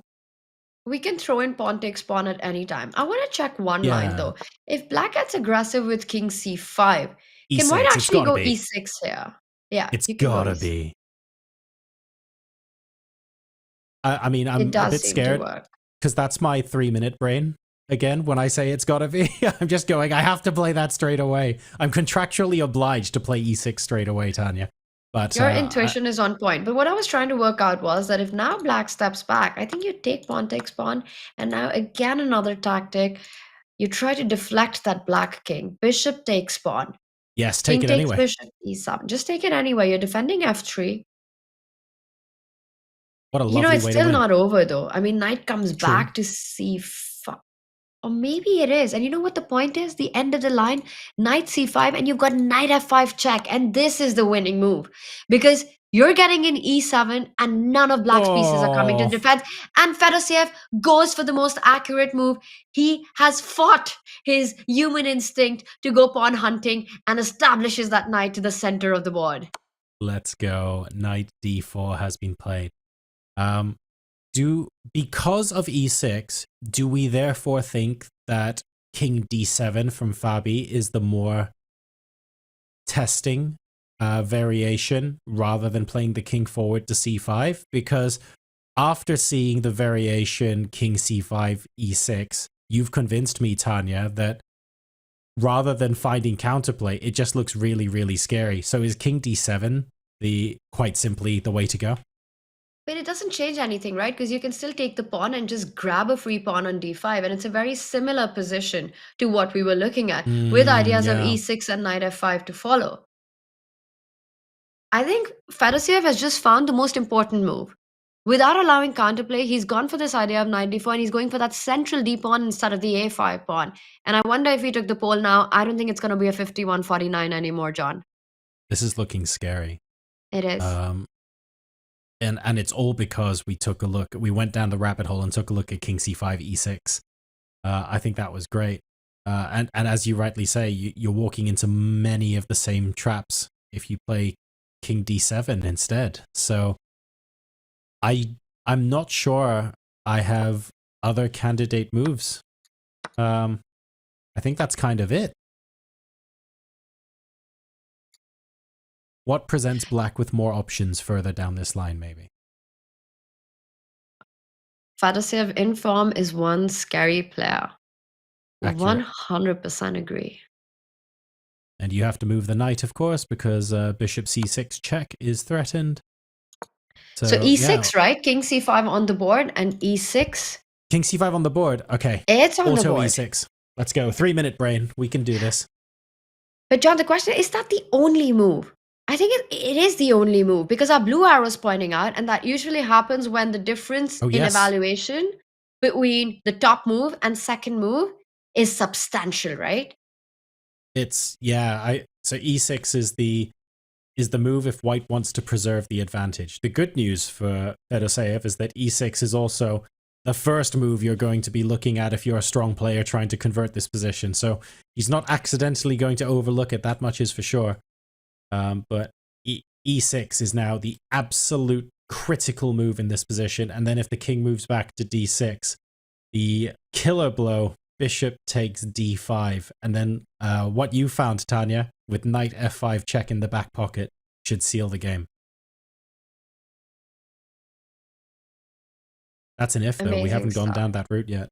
And I want to point out one more thing in that line. You know, e6, king d6. Maybe bishop takes pawn also works directly, but let's get rid of the b4 pawn. Fabi's bishop is so unfortunate. You try to come back on h3 to control f5, and simply Fedosiev pushes the g pawn, and it's a mousetrap for this bishop. It's just sort of blocked the way home. Knight f5 is coming in regardless. Wow. That's funny. caged Yeah, up there's on not much you can h3. do there. You're very, very stuck. That bishop, as seen significantly better days, unfortunately. That's rough. It's a strange bishop to have in G2. Usually a white bishop belongs there. It's a strange construction. But the fact that Yeah. it's difficult for it to come back to defend against the e-pawn makes things even tougher for Fabi. E6. Fedosiev has to find this move. And remember, earlier in the game, Tanya, that bishop had to go out of its way to go to h3 with the express intent of using another tempo to go to g2. So there's been a lot of investment to get that bishop where it is in the first place. And it's easy to regret afterwards, but it's important to say it was it made sense as an idea, and Fabi invested resources into trying to make that work. It's crazy, right? I mean, for me, this just feels like a wrong color bishop. It needs to be the white bishop here. When we Fianchetto on g2, that has to be a light square. It has to be the white bishop. Yeah, exactly. And it's interesting that it's a black bishop. Yeah. And now if it goes to h3, he'll just get trapped there after g4. Fedosiev thinking he's locked in. I think he's about to play this move. It's also not a tough move, right? e6. And it's on the board. Boom. Brilliancy. Fireworks. That was, start the fanfare music with that. And King d6 played immediately. Look at the way they're sitting as well. Fedosiev sitting up straight, arching forward in his chair. He's supremely confident right now, and he is double checking a couple of things, dotting some I's and crossing some T's before playing the next moves. I think Caruana knows the writing may well be on the wall now. Expecting Fedosiev to grab on b4, and then the tactics with taking on d5, trying to deflect the black king. And there we see pawn takes pawn. Fabi writes down the moves. These could be the last few final moves, because it's really hard for black to keep the game going. e6 played. It absolutely is. Double exclam. Boom. And of course, another brilliancy. Bishop takes pawn, also played out by Fedosiev. This is now looking extremely challenging for Fabiano Caruana. Not too much that can be done in this position. That B pawn is not going anywhere. It can't contribute. And unfortunately, the king can't capture the bishop. You simply play e7. So this is, unfortunately, I think, the last chapter in this particular song. Absolutely fantastic, though, for Fedosiev. He's had a really, really strong time in this game. And in this tournament, I have to say, he's always been a dangerous player, but maybe showing that he's someone to properly contend with for the title overall here, even at Tata Steel. He's showing incredible chess. And again, it comes back. Sometimes the stars just align, right? Coming from a dead lost position yesterday against Arjun, where there was this huge uncharacteristic error by Arjun, because he's usually the tactician, and he fell for what was a two-move tactics himself in a completely winning position, and it turned around totally. And that's when you get the feeling that, hey, maybe getting a bit lucky here, or in other words, making your own luck as you do on the chessboard. Fedosiev did keep that game going, but that particular moment, in retrospect, could be the big one.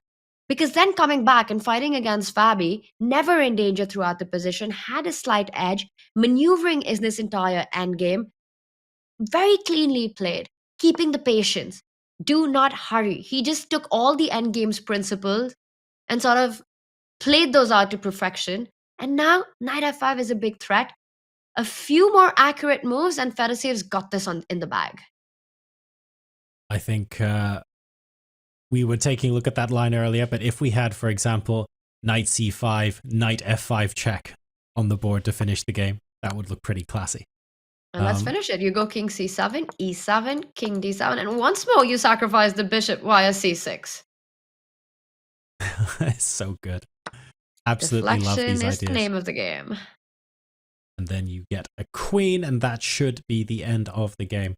As it stands, there are still some interesting options. I feel like the only way black can hope to bring the bishop in right now is to go via h3. But as Tanya rightly pointed out earlier on, bishop h3, yes, it's annoying, but it is also temporary because g4 can then get played. And after g4 is played, the bishop will have to, well, there's no way for the bishop to get back. Unless maybe you can go via f1 to b5, but the knight's watching b5. But that's a good point you make, because at least after bishop, I never get it right the second time around. I always forget to close the emoji. It's like Minesweeper, but with your chessboard. Ooh, look at that. Big fish dominating the pool. That reminds me, it started with big fish playing against a bigger fish, but right now the game that we've seen, Fedosiev is the biggest fish in this battle.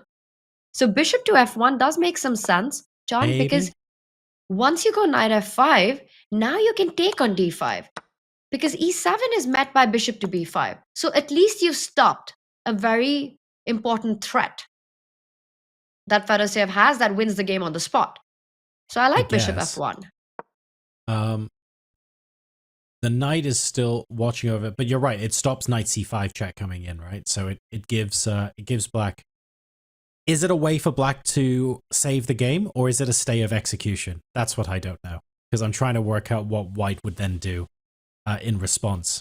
And there has to be a way forward for white. I think it's moving the king. Players. So I think it could be moving the king. You mean king to b3? So I'm thinking like king d2 e3 and coming up that way, maybe. Or even maybe even just via b3, route 1. Why complicate it, right? But I'm not sure because suddenly there are pieces hanging. So let's say king b3. It feels like check, king into pawn. Ooh, look at this. Knight goes to a6, gives a check, and now you're going to take on d5 and defend the pawn with knight c7. So, not so easy. Wow, okay. So that doesn't work. Gosh, that's dangerous. That is really dangerous. There are all sorts of ways to mess up this advantage, and they're not easy to spot either. That is rough. Bishop d5 exclam has been played. And of course, we knew that the bishop was going there because king cannot take, at least not immediately. But bishop f1 might be a move that stops the immediate win, or at least forces white to do something else. So if the bishop can be taken by the king, once bishop f1 is played, where does the white bishop go? Do we simply go back to bishop b3 or bishop a2? I guess b3 makes more sense. I like that. I mean, you can't take it immediately because there is e7, but you need to improve the position of your pieces. I like bishop to b3, but bishop b3 doesn't it allow knight c5? And then you go in with a check.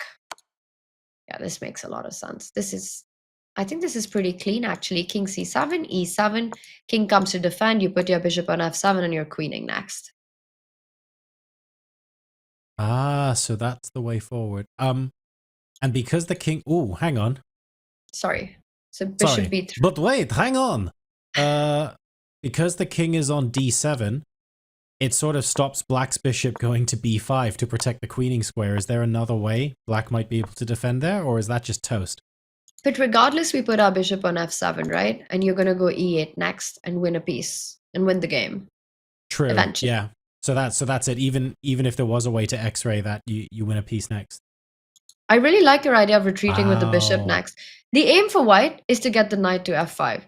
And I feel that Fabi's calculated and seen all this, and he just doesn't find a way to keep the game going. Okay. And we spoke about this, right, John, that Fabi, he's the only player right now in Wijk who's won all 3 sections of the Tata Steel. He's won the C group, he's won the B group, and he's won the Masters. He has. He comes into the 2025 Tata Steel as the first player to have qualified for the 2026 candidates. And you're always looking for a strong start. You're the rating favorite, you're the world number 2, and this is going to be a tough loss to deal with for Fabi. I think so. When you take a look at his body language as well, the way he was looking at the board, thinking for a little bit, and then you could see he just put his head in his hands just for a second. It's like he's going through lines going, nope, that doesn't work. Nope, that doesn't work. And there may be a little bit of straw clutching going on right now, because I feel like Vladimir Fedoseev has managed to thread the needle and is in the process of grinding out a win in this game against the world number 2. Fedoseev on form is just such a beast. He beat Magnus Carlsen in the Olympiad. He looks like he is on course to beat Caruana here at Tata Steel, the world number 1 and the world number 2, both halves of a world championship match. And he will have beaten both of them in the space of just a couple of months. Now, we're not going to say he's beaten them until, of course, the resignation comes in and the result is official, but it's beginning to look pretty concrete, I have to say. It's not too early to call it out. And sometimes you get the feeling that Fedoseev does go under the radar because you've got, huge names like Magnus, like Fabi, Hikaru, Ian, the youngsters. And we often tend to forget just how strong Fedoseev is as a player. He's had incredible performances in online chess, in OTB chess. And I think the one point that really stands out for him is, again, that he constantly feels this need to prove himself. He's so hungry when he's given these opportunities, and his chess displays that. He wants to create chances because he knows he doesn't get as many opportunities. He's not a household name like some of these other top players are. But this would be a big win. And like you said, he beat Magnus just a few months ago and right now on the brink of getting a victory against the world number 2. And this will skyrocket Fedoseev's confidence. Oh, 100%. I mean, if he can beat Magnus, if he can beat Fabi, he can beat anyone, right? And this is a brilliant stage on which he can do this. There is still opportunity to let go. You don't want to do that. Like, there are plenty of examples where players in winning positions can choke, and that's at all levels of chess. So you always need to make sure you stay concentrating until the very end. You stick in there at 100% until you get the job done. But he's a consummate professional. He knows what has to be done here. So this is, really good stuff from him. He just needs to drive it home. So let's maybe have a look at the other game that is going on at the moment. We still are going in Gukesh versus Kaima. And that game has not reached a conclusion. We've had a couple more moves, including maybe an interesting idea that will be worthwhile discussing with you, Tanya. So let's see what's happening in that game, because we might take a look at the position and go, well, hang on a second. This is the same position we had before because the king's just moved up d3, c3. There's nothing new to talk about. There's been a little bit of a change in that we've had knight g4 played by black. So the only difference is black in theory is threatening to take on h2, but I don't think white needs to care very much. Well, yeah, black's made this move knight g4, and white Gukesh confirms that we were at least on path of understanding how his brain is working right now, getting this king close to b3. But I'm quite intrigued because he does give up the h2 pawn. And yes, you could go rook h4 and win a pawn immediately, but is that really his idea? Because it's not so easy, right? Knight takes pawn. I don't think rook h4 is the move because black's got knight f1. I just want to show that line really quickly. If you think you're getting a pawn back, knight to f1, rook takes pawn, runs into knight into bishop, and you lose the b4 pawn. I did see the bar say that white is still doing fine. But does Gukesh have something stronger instead of rook h4 here? So, I feel like rook h4 is almost I can play this whenever I want. Black is... The fact that rook h4 is the backup move where you can choose to grab something and you're not dropping the b4 pawn, to me already looks really quite strong. And the knight can't come into f3, of course, because of the pawn on g2. So, I don't know. Maybe does king b3 forcing the rook away do anything? Probably not, because Or maybe he just didn't like rook h4, and you can throw in king b3 and then go rook h4, driving the rook also to a less ideal spot. Instead, oh, he just comes back. He decided that the knight doesn't belong to e5, but he simply falls back. Vincent's playing the waiting game, but that can't be the right game to play in this position, because white's just going to go king b3 and next improve the position of this bishop now that he's taken away the a2 square from the rook. Yes. Bishop f4, rook d6, rook takes pawn, queen, win. Seems like a good plan. I feel that both players have acknowledged that, yes, you can take knight takes h2, but that's not really what the position's about. So if you want to spend fairly valuable endgame tempi just going after that pawn, by all means, be my guest. We've got bigger fish to fry. And not just big fish on the board next door. So I think that they've correctly identified that that's not where the battle is being fought, and white could even just do something like, okay, king b3, just to properly guarantee that the rook isn't going to be on a2, a3, or a4, basically ever. And then white will have completed our, would you call it our mini objective, Tanya, from before, where we said the goal is to have the freedom to move your rook and bishop, and white will have accomplished that. Exactly. I think both players just evaluated as this trade of the h-pawn to favor Gukesh, to favor white here, because suddenly it becomes easier to start targeting the two weaknesses. You've got rook g5, and you've also got a slide over to the other side of the board, rook b5 attacking b6, once the white rook gets this kind of an activity. So not wanting that, which does appear to make white's life easier, Vincent falls back with the knight. And I'm expecting Gukesh to continue the plan that we were demonstrating. If he starts with bishop f4, maybe he can do that, but then you have to calculate what happens after rook a2. One of the reasons why I think black plays the knight on f6 could be that at some point you go back to e8 to defend the d6 square. Because you just cannot allow the white rook, well, to not move like a knight, but to get to that d6 square and get to b6 eventually. Makes sense. And is there a way to, I guess, just parking yourself on e8? Is that sufficient to stop that plan? Can that be stopped? You know, if I had to describe this whole situation that Vincent is in one word, it would be suffering. It just feels like you're really trying. He's kind of relying on mistakes by Gukesh to be able to hold this. And of course, mistakes happen in chess. They happen all the time. But the problem is that, you know, it's easier to rely on mistakes when you've got counterplay of your own.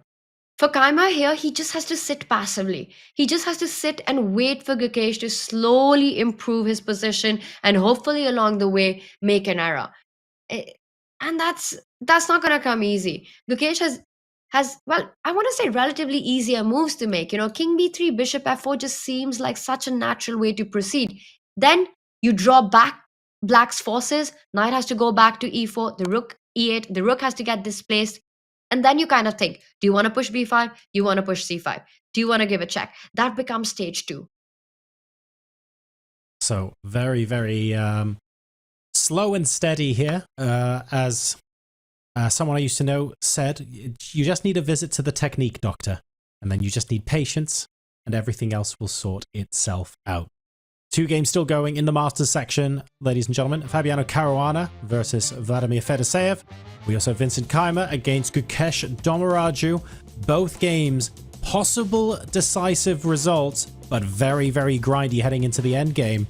And as we enter hour 5, hour 6 of these games, it means that the chances of a mistake that could flip the result one way or the other just increases. Stay tuned when we come back for what might be the conclusion to today's games.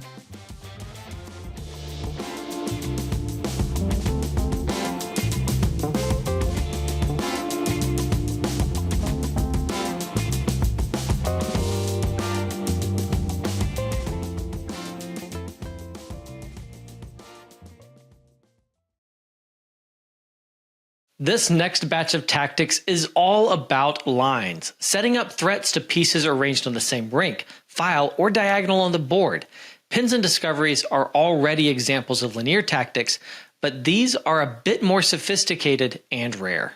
First, a cross pin is the most satisfying of all pins. You pin a piece in two directions. These seem visually impossible and can be hard to spot. Here, black cross-pinned with queen to d7. Queen c8 also worked. This led to a winning attack after white captured, and the queen leapt in to assault the white king. A skewer is the opposite of a pin. You threaten a less valuable piece, forcing it to move, but then you capture a piece hiding behind it. Many skewers are checks, where you force the king out of the way so that you can snack on a piece behind it. In this classic combination, white sacrificed a rook to set up a pawn fork and draw the black king into a skewer. A final rook fork concluded this crushing tactical sequence. Interference is my favorite chess tactic, and it's likely the prettiest of all tactics. In interference, you sacrifice a piece to disrupt a defensive line for your opponent. One of the most beautiful moves of all time, Queen g6 check, forced checkmate in 2 because the queen sacrifice disrupted the rook's defense. As a result, white was able to capture with the knight and give checkmate on the next turn. A relatively uncommon pattern is the X-ray. This happens when an attacker sees through a defender to a square behind it. This particularly often happens in cases of back-rank checkmates. Former FIDE world champion Rustam Kazimjanov used an X-ray from this rook to sacrifice his queen on d8, creating back-rank tricks that won back the queen with extra material. Finally, the windmill is a glorious tactic, rare but exceptionally deadly. A windmill happens when a player plays a sequence of discovered attacks, moving a piece back and forth to check the king and then discover a check while picking off a piece. An effective windmill can consume an opponent's entire army, devastating them like a buzzsaw. White leaps in with the rook here and sacrifices an entire queen, but then the rook is able to alternate checks with the bishop on a3 and capture a bishop, pawn, and queen in turn.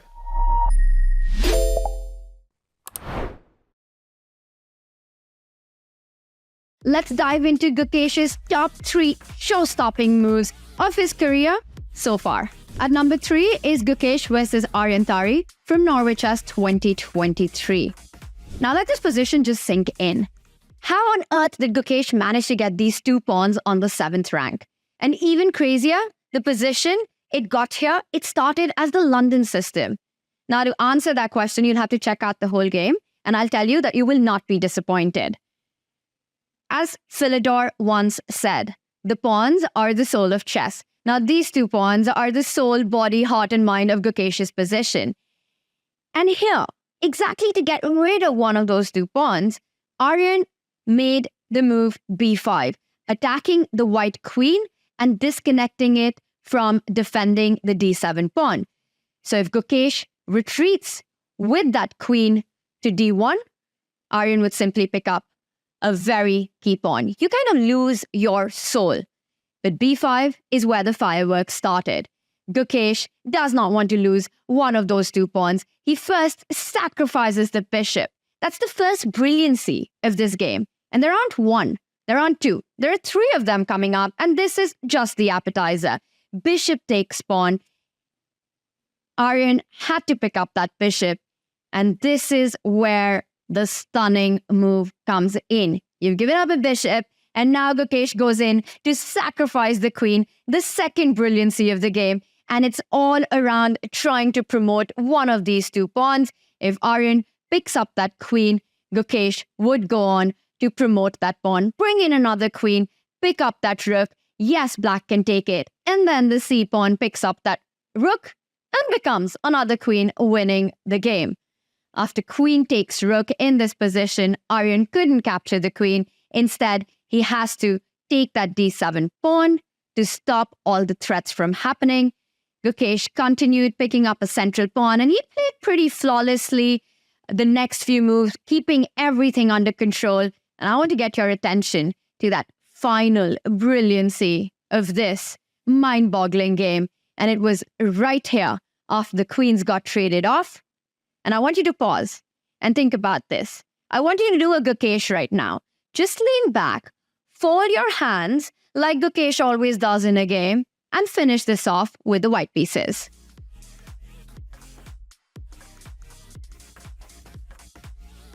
I hope you were able to get it, because Gukesh definitely got it. He brings up the final sacrifice, another bishop sacrifice, the third brilliancy of this game, and essentially finishing things off. Arjun resigned here. This bishop has to get out of the way. If you capture the bishop, the white rook jumps in to that final 8th rank, giving a check. And finally, all dreams are realized as the c-pawn indeed ends up promoting itself as a queen.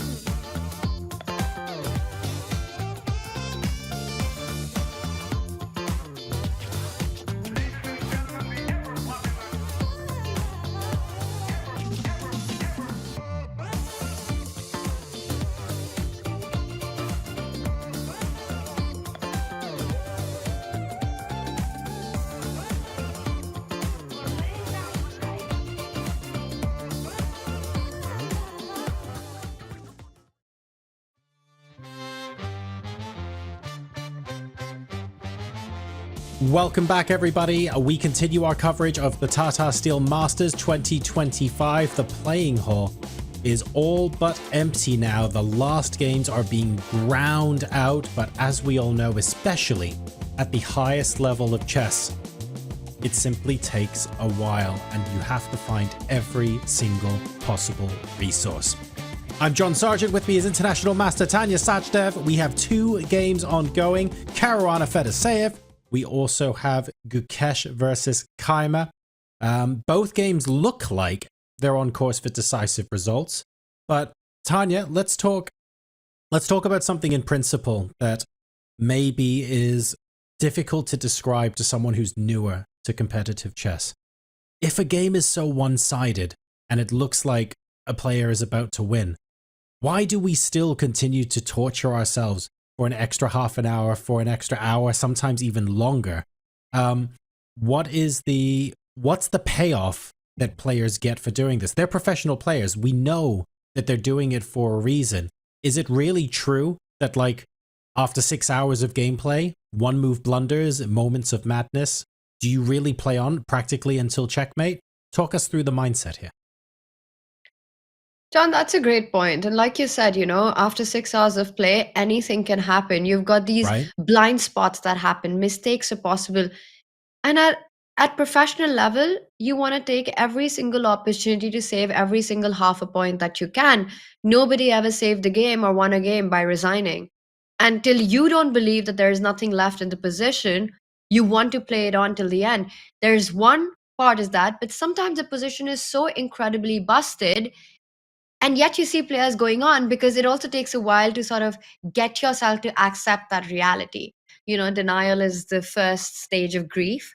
So you go through that path till you accept it. But I don't think that's the main reason. I really believe, when I'm playing as well, if I'm much worse, even if I'm close to losing, I want to fight it out till the very, very end. And that's what we see the players doing right now. For Fabi, yes, he's known that this position has been lost for a big amount of time right now. He probably figured it out a long time ago, but he's going to play it out still. He's going to play it out till it's not completely over. I mean, we saw this happen just yesterday, right? If Fedosiev had resigned once Arjun's attack got going, the standings would be very, very different right now. But he didn't. Yeah, for He sure. kept playing. He kept trying. And then eventually, Arjun just made a blunder out of nowhere. And we've seen that happen. It's not a glitch what happened. So, chess is not played against engines. It's not played against computers. It's played against humans. Humans make mistakes. Even superhumans, even super grandmasters make mistakes. So you have to play on. You have to fight on. And that's what we see at every single level. I think that the evidence that you provided to illustrate your point sums it up perfectly.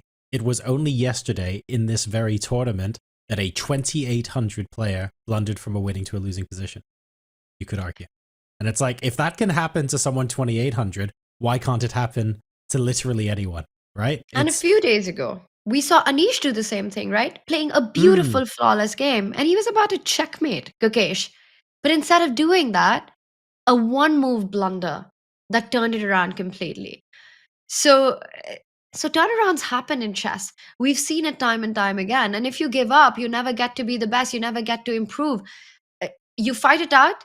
You hope for the best. If it doesn't work out, if your opponent plays to perfection, great. But playing to perfection is often the hardest part about chess. It is. And okay, as a percentage, you don't make many mistakes at all. But over the course of a 13-round tournament, especially when people are grinding out small advantages to try and win, think about how many moves that is, right? It's probably in excess of 500 moves. So even if your mistake rate is less than 1%, you're still looking at 3 or 4 potential howlers throughout the course of the tournament. And it's something that creeps up on everyone. It's actually reassuring to know that it can happen to everyone. And that's exactly the reason why everyone is playing on here. So with that said, we have 2 games ongoing, Fedosiev Caruana, and we have Gukesh Kaimer. Do you have a preference for which we'd like to go into first, if we want to do a quick stock take on both? Sure, we can do that. To me, the Fedosiev Caruana looks like the more exciting one, and perhaps might even end sooner than the other one. But I want to ask Chad if there's a particular game, perhaps from the challengers, that stood out because we've been so focused and invested in all the action that we're seeing in the Masters.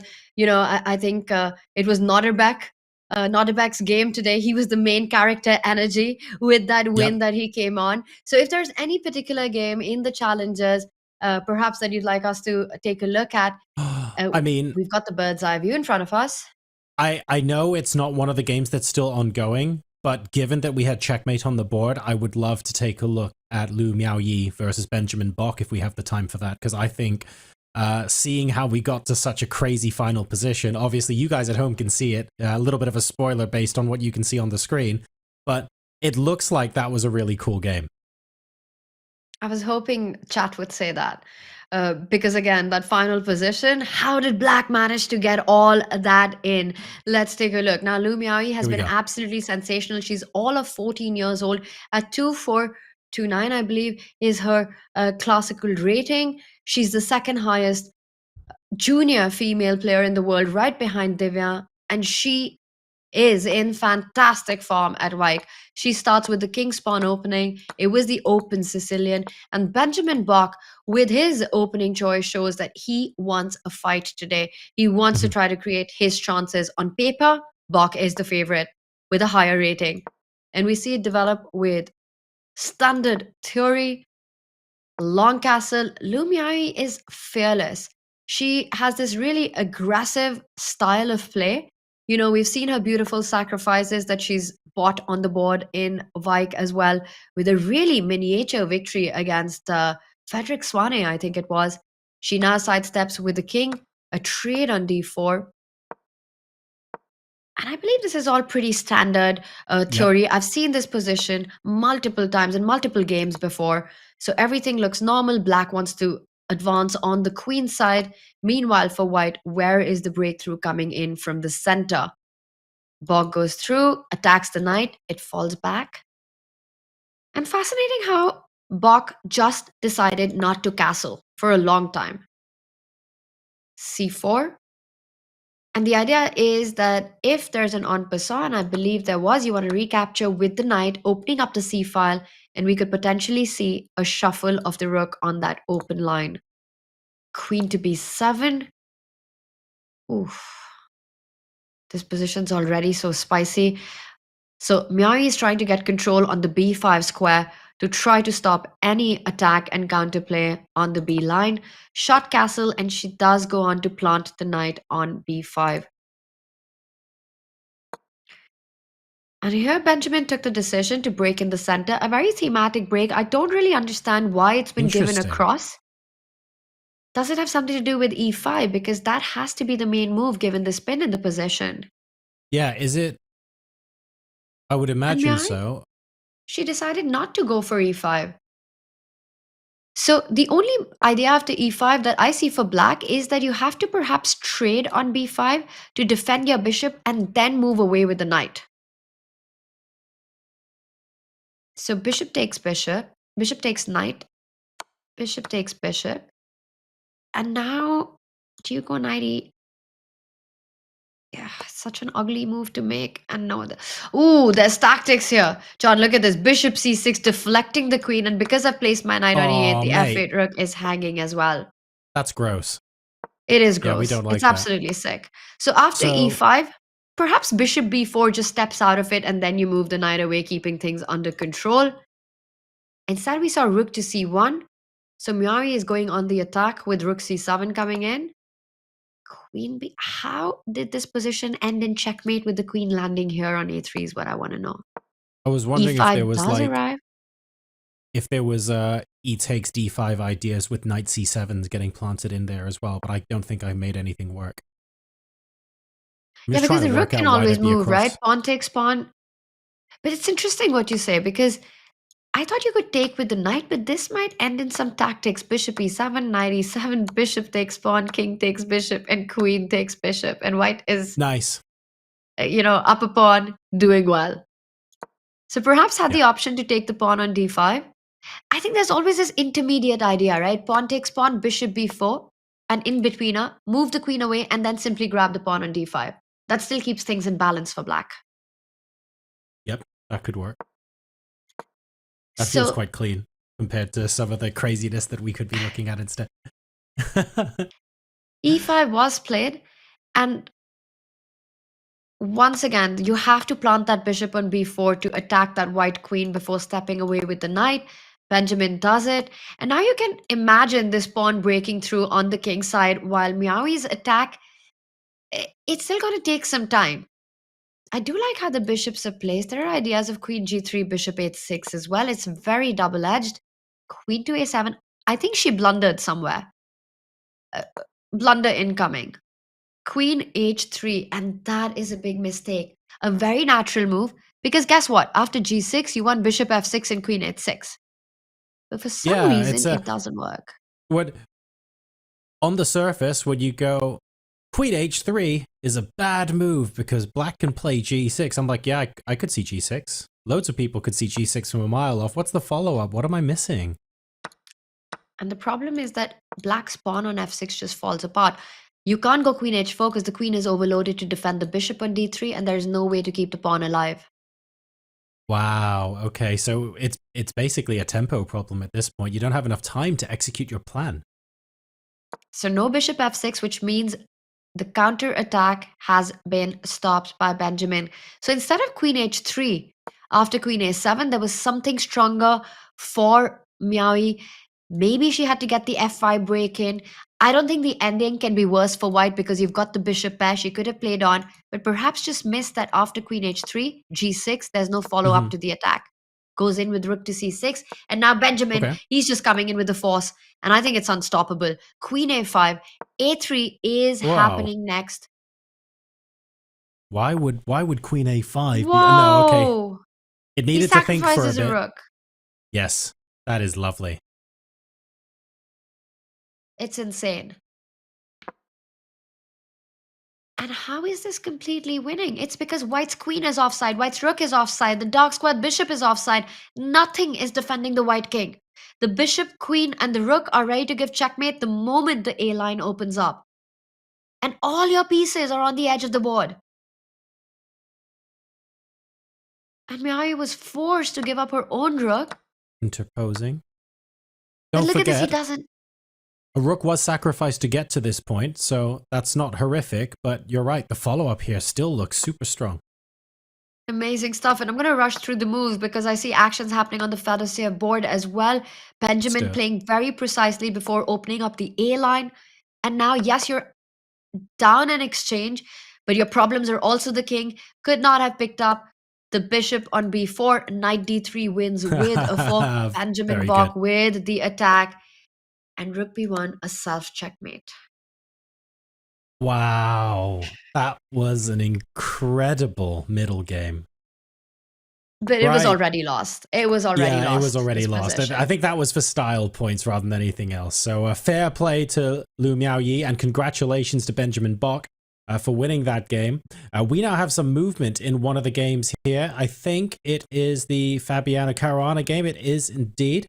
Let's take a look. He's playing against Vladimir Fedoseev. More moves have been played on the board. A lot of moves have happened on the board. And he does end up with an extra pawn. Wow. So it's, Fabi on camera looks very dejected right now with the live position that we have. There we go. There's the position. So it's knight 3 pawns versus knight 2 pawns. Both sides, of course, with a king. And king e2 has just been played by Fedoseev. And that This is is move busted. number 60. This is busted. King e3, f5, king f4 resigns. Yeah, you can just shepherd the f pawn at this point. You don't have to worry about what's happening everywhere else. You know, this And could look be at the that black moment. king. And look at Fabi. He knows it's over. White did manage to promote that pawn. Doesn't end up a piece. But black's king so far away. Put this king anywhere on the king side and you're talking a completely different endgame. Look at how far away Fabi's king is as well. There's there's no hope of getting back in time.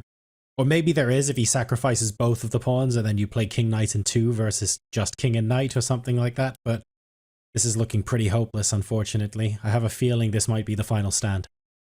It's all over. The king can reach d5, but white will give it check with the knight to c7, and black's king cannot stay connected to the knight. And Fabi knows it. This is all over. He looks away. He's thinking about where it all went wrong. And Fedoseev, an in-form Fedoseev, is terrifying. He's about to beat the world number 2.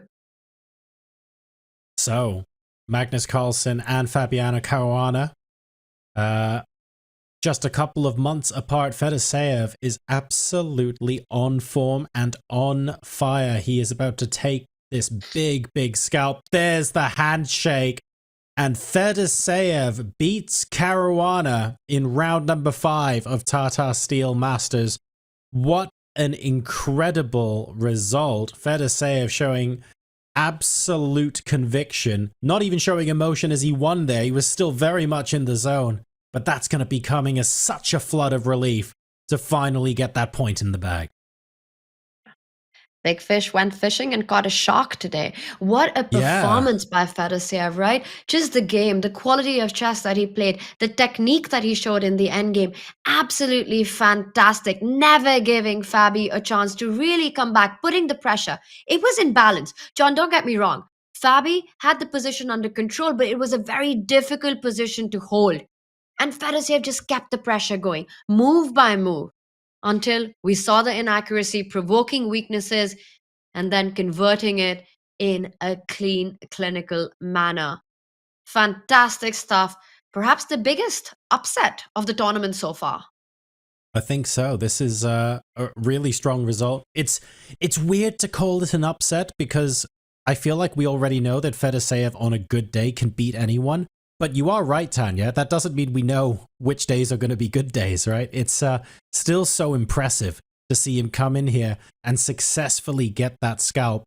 I wouldn't say he necessarily looks, he almost looks indifferent. His energy hasn't dropped since winning the game. He hasn't gone, oh, thank goodness that's all over, or anything like that. He's still keeping the same energy. It's Fabi that looks deflated and looks tired after that absolute marathon of a slog. And yet they're not too tired to discuss and go through the variations and the moves and see what went wrong where.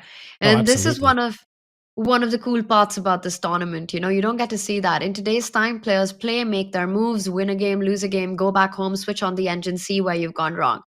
But it's in these tournaments like Wijk Aan Zee, like the Tata Steel, where you've got the greats, even after a marathon, sit down, and that just shows their true love for the sport. That despite the heartbreak, despite having fought for 6 hours and then going down, losing a game, Fabi still wants to understand where it all went wrong. And that's how you go down the road, of course, to continuous improvement and always trying to be the best player you possibly could be. Fabi learning as much as he possibly can from this experience and understanding that every loss is a lesson in disguise, and there should be an opportunity for him to use the lessons learned today to potentially make up for some more wins tomorrow. You never know. And that means there's only one game left going on in the Masters. It is, of course, world champion versus second, Gukesh versus Kayma. Second versus first. Exactly. And there's a chance that that's how the game ends, but it's not completely written in stone just yet. It is fair to say that Gukesh successfully executed the plan we were talking about before, Tanya. The king is on b3. The pieces are now a bit more free to move, so the bishops come up to d4 to simply ask what is Vincent going to be doing with his pawn on b6. The black rook can't realistically attack the pawns on the G and H file, so black very much playing reactive rather than proactive chess here. Yeah, last move by Gukesh was planting the bishop on d4. There's no good way to defend this pawn. So Kayma has to find a move that goes on the counter offense, try to get to the white pawns because he's about to drop the second pawn in the game. Bishop takes pawn is unstoppable. What's the move? You can give a check. Maybe that's the idea. Maybe there's something to be said about this. Check, king c3, and then bring your knight to d6, threatening knight e4 and rook c1.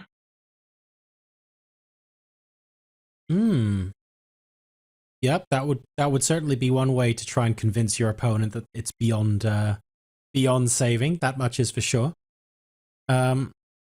What other resources do we possibly have? Of course, white can interpose with the rook if black tries and check.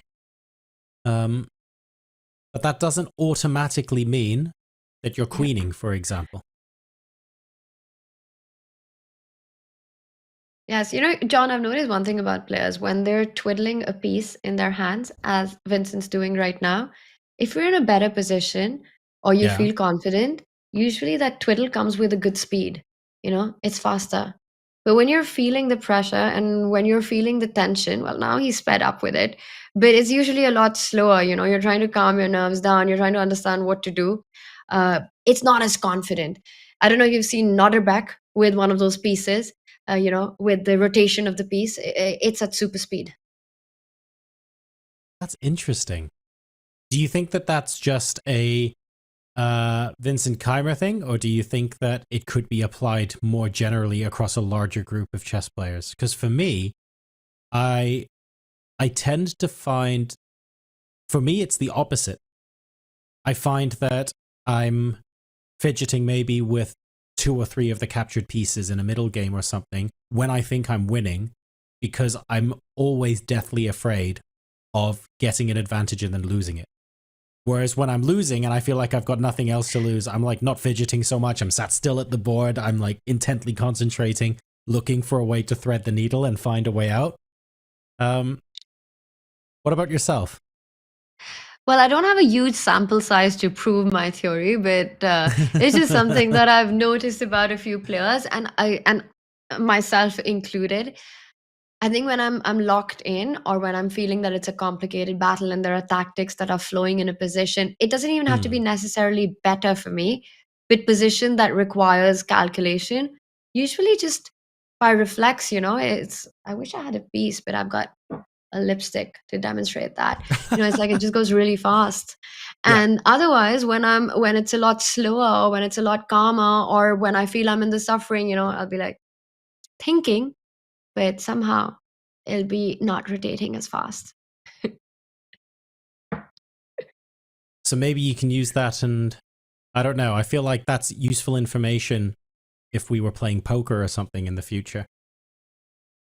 And I'd know, I'd know how good your hand was based on how you were fidgeting. Or when actually I go to play, I'm planning to play in the summer, I might have given too much away of what I'm thinking. But we've got moves meanwhile. So he does go in for a check. There was no good way to defend the b6 pawn, expecting the black knight, Chimer's knight, to come forward to d6 next. That's fair. And we have options open here. We can play the king across to c. Oh, we're actually going the king up to a4. And we're going to be activating the king and pushing it further up the board. So Gukesh essentially saying that anything you do to try and improve your position, I'm going to make sure that makes your position worse. As I move in with the king as an attacking piece, of course, extremely powerful in the endgame. And Vincent will now need to think of additional resources. And frankly, Tanya, he's running out of levers that he can pull to try and achieve something out of this game. I'm not sure what else black can try. Once the king gets out of check range as well, that's going to be, I think, at least for the short term, that's going to be it. Setting anything else up from the black point of view is going to take 2 or 3 moves. John, king a4 completely slipped my mind that the white king goes up the board to b5. Well, you might not want to play that just yet, because knight d6 would win the c4 pawn with interest if you were to pick up the b6 pawn. So king b5 would be a mistake. And I'm just wondering if Gukesh wants to repeat it once, come back to b3, or how does he want to handle the c4 pawn being attacked, because king b5 is not possible right now.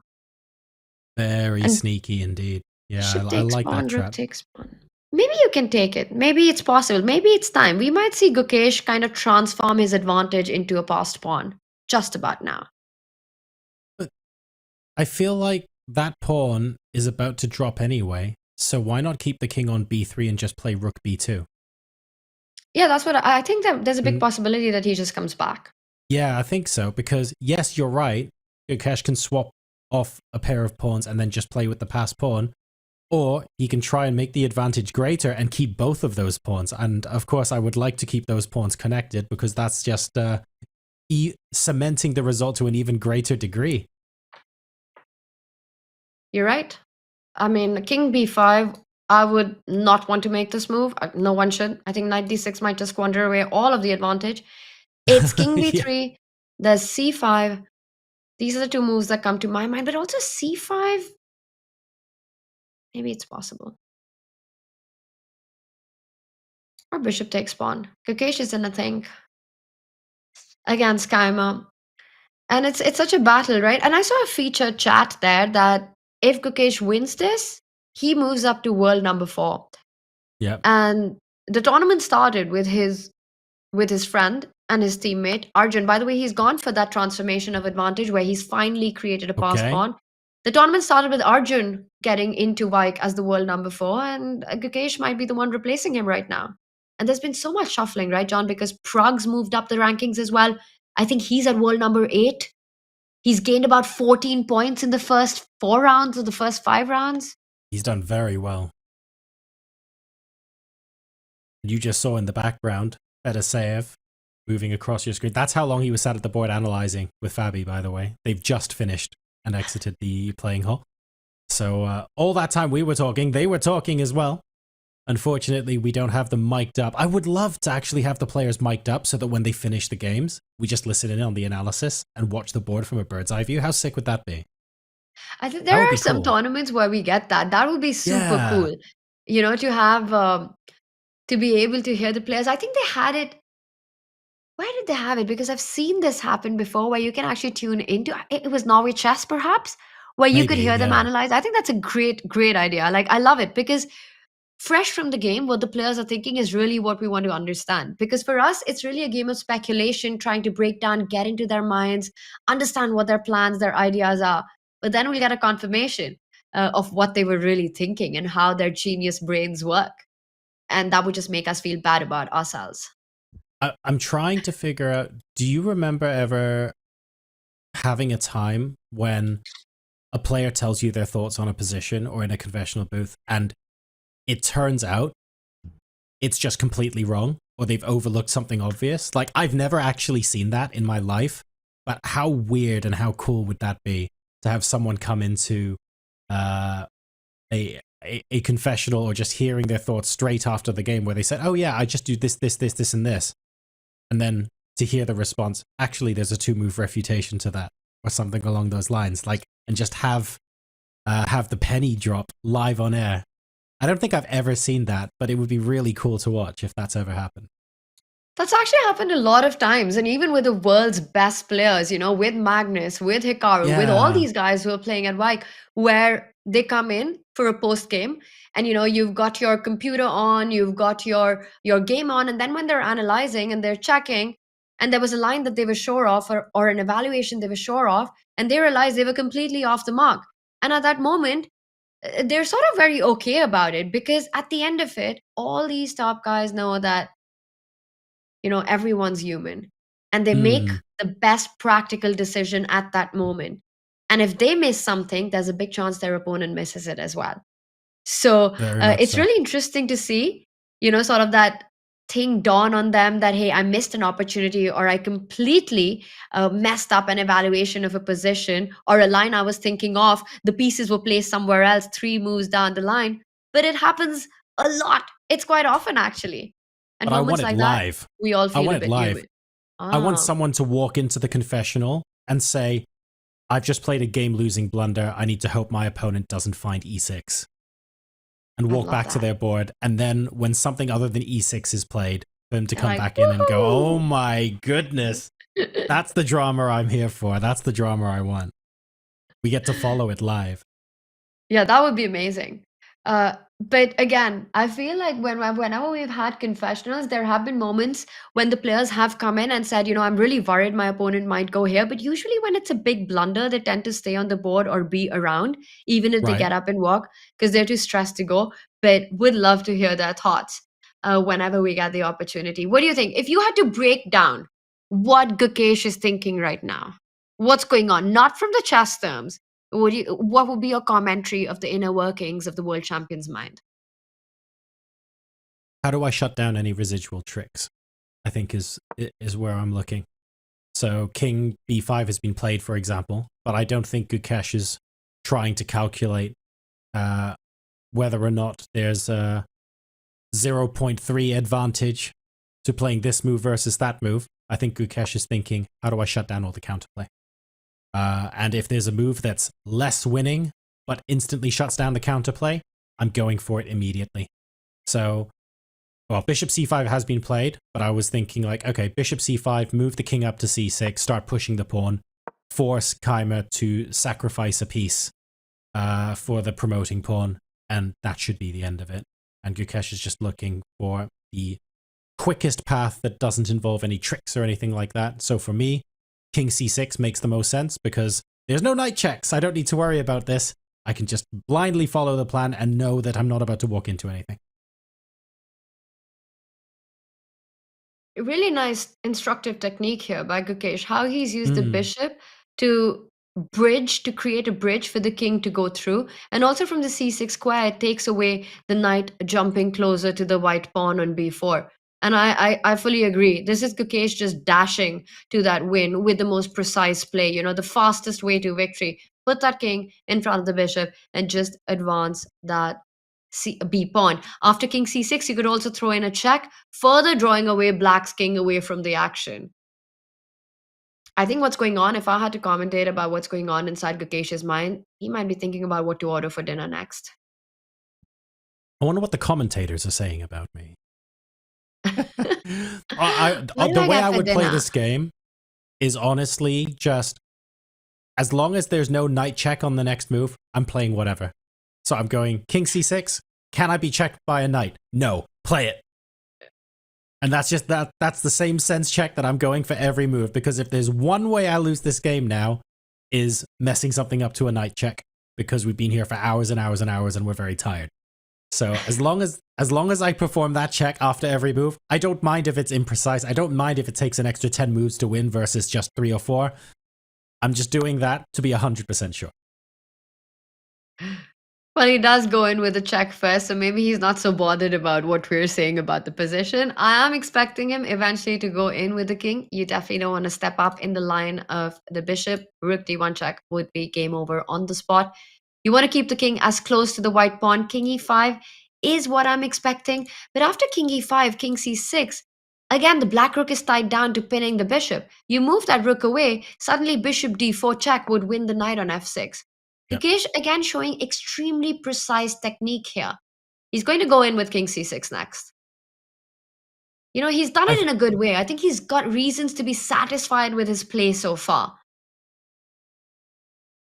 Yeah, there's no reason not to go king c6 now. He's continuing to make progress. That pawn is continuing to advance up the board.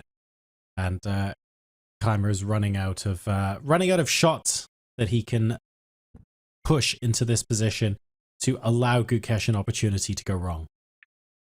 This is the other thing that I really admire about the top players. You know, whenever we sit to analyze, to commentate, or watch or follow their games, you know, winning positions, one of the hardest things in chess to do, John, is to win a winning position. But they never lose their focus. They always find the right way forward, move after move. You know, you'll see the top guys make the best moves, and it's never the second or the third best move. You know, when they're locked in, they want to get the job done as quickly and precisely as possible without giving chances to their opponents. So many times as a player, I might have slacked, and then a few moments, a few inaccuracies, and the advantages is completely gone. And that's the difference between a half point and a full point. The difference between going on to win a tournament like this, or to get a full point and go climb up on the leaderboard, then, you know, rather than make the second best or the third best move and allow your opponent to get into the game. Rook d6, so precise, not rushing in with king c6. King c6 was also good enough, but he does it now, once the black king has moved away more towards the corner of the board. b5 looms and is being threatened on the board. Yes, black can fork the rook and bishop with knight e4 check, but that doesn't practically do anything, unfortunately, in this position. Rook d5 check, and thank you very much. Absolutely no harm done. So the b pawn there continuing to be unobstructed. We can delay, but we cannot stop it. And that is the problem Vincent Keimer has right now. If there was a way to stop that pawn and fight on the other side of the board, then there is a chance that he can rescue something from this game. But Gukesh is planting that pawn so far away from the reach of the king, from the reach of the knight. He is forcing Keimer to have to sacrifice something purely to prevent queening. And I think there is no way back, unfortunately. This looks like it's going to be a wrap. Maybe in about 10 moves if we needed to sort of press and force the issue that the pawn is about to queen, but in my eyes now, this looks pretty inevitable. What do you think? Does this game go past move 60? We're on 55 right now. Yes, I think the game goes past move 60. I think, but I think we'll get to about 70. But I would be surprised if it was still going by then. I've just had word, by the way, Tanya, that the situation we were talking about before, where imagine you go into a confessional booth thinking you've just played an absolutely amazing move, and then you start talking and realize it's a blunder. Apparently that has happened before, and the wily team behind the scenes have managed to grab a video of that exact moment happening. And it also features one of the players that are in this tournament. So let's go ahead and take a look at when they realized it was a blunder as they started speaking. Yeah, it has gone a bit badly for me today. Yeah, I'm happy that at least I got this 94 in, and yeah, I hope to get some counterplay here, but with this king weak, and yeah, if he wants to get the king to safety, maybe he has to give b3 and d5, and I hope to create some fortress. Yeah, right now you can't take knight d6 because there is queen b6, knight c4, queen f6, and king g1 to k2. So yeah, otherwise, yeah. Now that I see there is rook e2, rook f1. But yeah, yeah, I hope to create some counterplay here, but I think white should be better. Oh, he was trying so hard to stay, like, to keep a poker face there. You could see his face drop at the point he realized, oh, I think I'm doing better here, but that might have actually been a blunder. And you could just see the look on his face drop. That was Pragg in Norway chess. It does happen and can happen even to the best of us. That is brilliant. And how you guys managed to find that so quickly and put it up on stream, kudos to you. Well done. That is so, so good. Tanya, are you on mute? Or is it me? I was unmuted. There we go. I'm back now. Yeah, no, big shout out to our production team there. Great job by Ryan pulling that up as we were talking about it. I was at Norway Chess. Pragg had a fantastic tournament, by the way. He even beat Magnus over there. I think eventually he finished. Oh God, I'm going to bungle this up, but I think it was second or third in that event. And you know, John, so many times we had players in the confessional. They would come in, they would go down a line. You know, it felt like they were on analysis mode, trying to figure things out, and they would actually find the path while in the confessional. So it felt like their training ground. And then they were like, hey, but that doesn't work. Oh, I missed this. And it actually felt like a training session for them to be there. Mm-hmm. And then Pragg there realizing what he's missed, that's absolute, like you said, it's gold to watch that happen in real time. Oh, it's also painful as well because you're feeling his pain as he talks through. He goes down a line and you realize, oh, yeah, actually that is a problem. And you can almost feel the emotions the player is feeling. So very, very rough for him, but goes to show it can actually happen. This is the final game being played, by the way, folks. We've got Gukesh playing against Keymer, and Gukesh continuing to make progress to push a pawn down the board, but not prematurely. We've got a rook check before, I'm guessing b5 is going to get played. We'll see that in just a moment. But progress continues to be made here. And unfortunately, there's not much that Keymer can do about it at the moment unless we see a specific mistake come out of Gukesh. And I just don't see where that mistake is going to be right now. Well, there's one mistake that's on the board that you have to be careful about. Don't push the b pawn just yet and lose control of the bishop on c5, because suddenly knights are the trickiest piece. Knight e5 check, and it gets, yes, white still has an advantage, but now you have to be really careful of where you move your king. The knight is next jumping. You have to go to d5. King b6 runs into knight c4. King d5. Suddenly, at least black is coming in with some threats that you need to be careful about. So, Gukesh, I think he shouldn't rush with b5. But he might. Look at the way he's leaned into the position. And these are the moments, right? It's what, like the 6th hour of play for the players? Your mind is all foggy. Your brain, you know, it's not, you're looking at lines 2 to 3 down, 2 to 3 moves down, and the variation, the tree of calculation, everything starts to get jumbled up. It's frustrating having to deal with this many potential tricks on the board as well. So I'm looking for opportunities for Gukesh to maybe eliminate those and not have to deal with them. So I'm wondering out loud if, for example, if we go back with a rook check and king to e6, is there a way, for example, to say, you know what? The best way to exploit a weakness is to create 2 of them. I'm going to play rook g5 or something and start to go after the pawns on the other side of the board. I'm looking for a way for Gukesh to divide Vincent's attention even more than now, to really drive home the fact that there's nothing more he can do. But maybe this isn't quite as trivial as we think. Well, he's under 2 minutes, so the clock is piling up some pressure on him as well. He knows he's close to winning. He's done everything right, but he needs to put the finishing touches in the position. I'm going to show you one completely unnecessary path to victory that I think does work. You push Those the are my pawn. favorite paths to victory. And after knight e5, you know, the king needs to stay connected to the rook, so you don't move it. You sacrifice an exchange. You push the b pawn, and it all relies on your super strong bishop. Nothing is stopping the bishop from getting to d6 or a7, and you end up being up a piece. And thank your stars that the h pawn is the right color as the bishop on h8. So none of those endings will be a draw for black. Yeah, so important just to do a quick sense check of that. But you're right, that would be an excellent way to simplify and seal the deal if needed.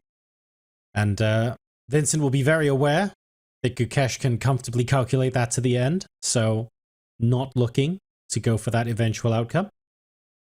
But we still need to create those conditions under which Gukesh can simply push b5, b6, b7, b8. The new world champion needs to find... I think he's got the strength, I think he's got the technique, and I think he's got the resolve. So he's slowly pushing his way towards victory here, and we have a flurry of moves coming out on the board. And he does go for the most direct path. The b pawn moved forward. At first, it looked like it was dangerous, allowing some counter chance. And in fact, the knight has arrived on d3. The bishop in c5 under attack. There are some checks that Gukesh has to deal with now, right? Because the white bishop can't both control b4 and f4.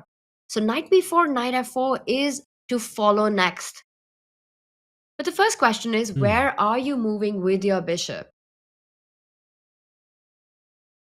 Or do you just keep it there?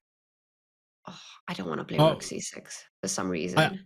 I want to play rook c6, but in order to play rook c6, you have to be very comfortable instantly converting if you go down the exchange. But I think it's possible.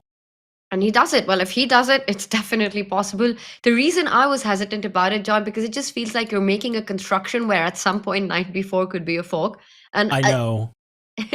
And I've lost too many games like this, but of course Gukesh calculates his way through. The idea is simple, like you said. 3 steps away from the pawn becoming a queen. And just push it. Push him, baby, as Yasser would say. What other options do we have here? Yeah, rook c6. I mean, or I guess, or just moving the bishop. But where do you move the bishop to? A3? E3? Well, right now it's what black's move, right? So I'm looking at some checks first to try to create some play. And Vincent knows it, that he has to do something quick. He has to find a way to trick. He's relying on Gukesh to make a big blunder to save this one. Where can he make it most challenging for him?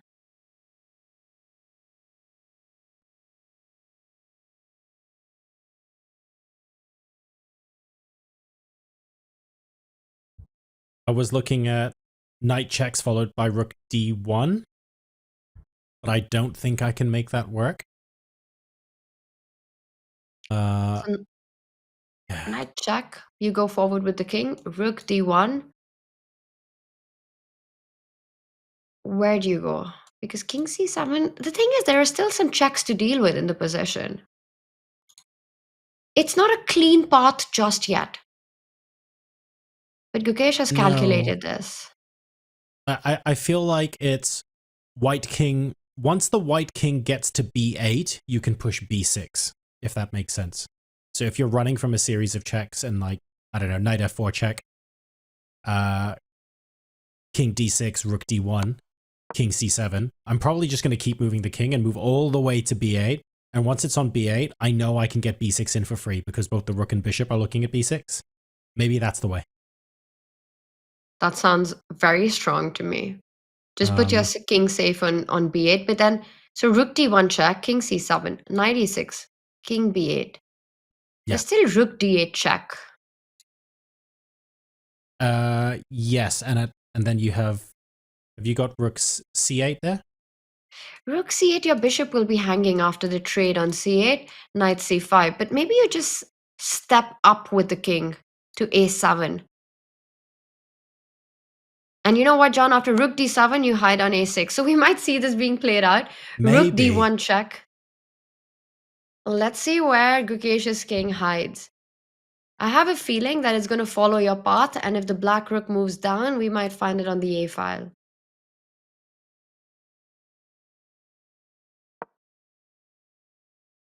King c7. It's coming. Okay, okay. So we're going for it, and then I guess knight d5 check here. Knight d5 check. Can't you hide on b8? Yes, you can. Well, and also like knight e6 check just runs into rook takes knight if you want to be direct. So I was just looking for like more clever ways to do that. But you're right, because you then have king b8, and then I'm thinking, yeah, I'm not really sure what's next. That might be the end of the line. But this is so much cleaner than doing any sort of king march. If knight e6, just give up your rook for that knight, and nothing is stopping this pawn from winning the rook, and henceforth winning the game. It's incredible the amount of energy that's required to play these long battles. You know, they're playing against players who are equally strong, right there to grab any opportunity that they get. And you have to be so precise. And again, they've been playing for more than 6 hours, John. Yeah, this is This young generation is absolutely relentless. And it goes to show as well, even if, let me think about it, like if I put myself in the audience's shoes here, we're two commentators who have taken a look at an eval bar, and we have the engine available to us if necessary. 10 moves ago, I could have told you, oh yes, this is winning for white. And if you then switch that off and you say, okay, go and play this and convert it now, I'll find a way to lose it. It's the amount of concentration you just have to keep at all times is absolutely unreal, and you cannot afford to take your foot off the gas for even a moment. And that's why the world's best players continue to grind out move after move after move, basically until you almost get to checkmate. That's the reason for it, because it is just that strong, the ability to be tenacious and to force your opponent to find the best moves. It doesn't matter if you're completely winning. Find the best move. You found that one? Good. Find 5 more. Now find 10 more. And then I'll think about resigning. And that does put a lot of pressure on your opponent. And because we just see an eval bar pointing in one direction and we think, oh yeah, they're still winning, it's fine. We don't realize quite how much energy it takes to continue applying that pressure on the opponent. And it's that self-belief that you can do it. You can do it in the 5th hour of play, the 6th hour of play. You are going to be good and you are going to be precise. You're going to be able to navigate and find your way forward without making mistakes, and to have that confidence in yourself. And I think that is one of the standout factors about Gukesh, where, wow, and the moment we talk about being precise, there's an inaccuracy that happens on the board. This could be Winston's opportunity to come back, but I'm going to finish that point. I think it is this confidence that he has in himself that makes him decline repetitions, even at a stage like the World Championship. Now, King C8 has been played, and whatever it was, Kayma misses it.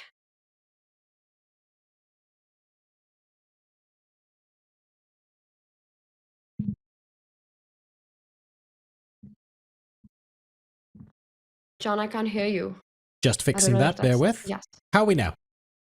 Yes. You're Excellent. back. I took a quick look, just in case the moves get blitzed out, at what the engine is. So, full disclosure, I took a look at the engine here, and the engine likes rook d2.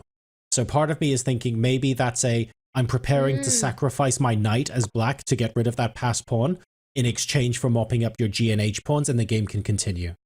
That's what I'm reading into that mistake. I don't know why King C8 facilitates that, but that's what it looks like to me at first glance. And that's a great question, because king anywhere would allow rook d2. So your idea is that after b6, you just give up your knight and you go on to vacuum the right side of the board. And that would end in a draw if white has an extra piece but can't save either of these 2 pawns. You might be able to save the h2 pawn, but let's say black picks up g2. Suddenly, these 2 pawns will move up the board and eventually trade off for h2, and that would end in a draw. Instead, after king c8, but this is the tricky part, right? Why is king c8 the bad move? Because rook d2 will happen at every point. Kayma played rook c1. This also stops b6. Does that? Yes. Yeah, because rook b8 doesn't look like it has the same negative effect. I don't know why rook c8 specifically. I'm not worried about knight checks on e7 because the bishop's there, so I don't fully understand. In fact, I don't understand at all why king c8 specifically is quote unquote the mistake. But Well, yeah, very strange. it has to do something with knight jumps. It must be something to do with a check at some point with the king on c8. For example, the other natural move is king to b8, right? Why Yeah, not rook d2 at absolutely. this point? Well, this also loses a little bit of an advantage, but it's still winning. So let's take a look. Rook d2, the idea is the same. After b6, you got knight takes pawn. But there's something else here. And maybe the point is that you just simply slide your rook to d6, you pin the knight, and the difference is that black doesn't have knight e7 check, as it does in the case when king is on c8.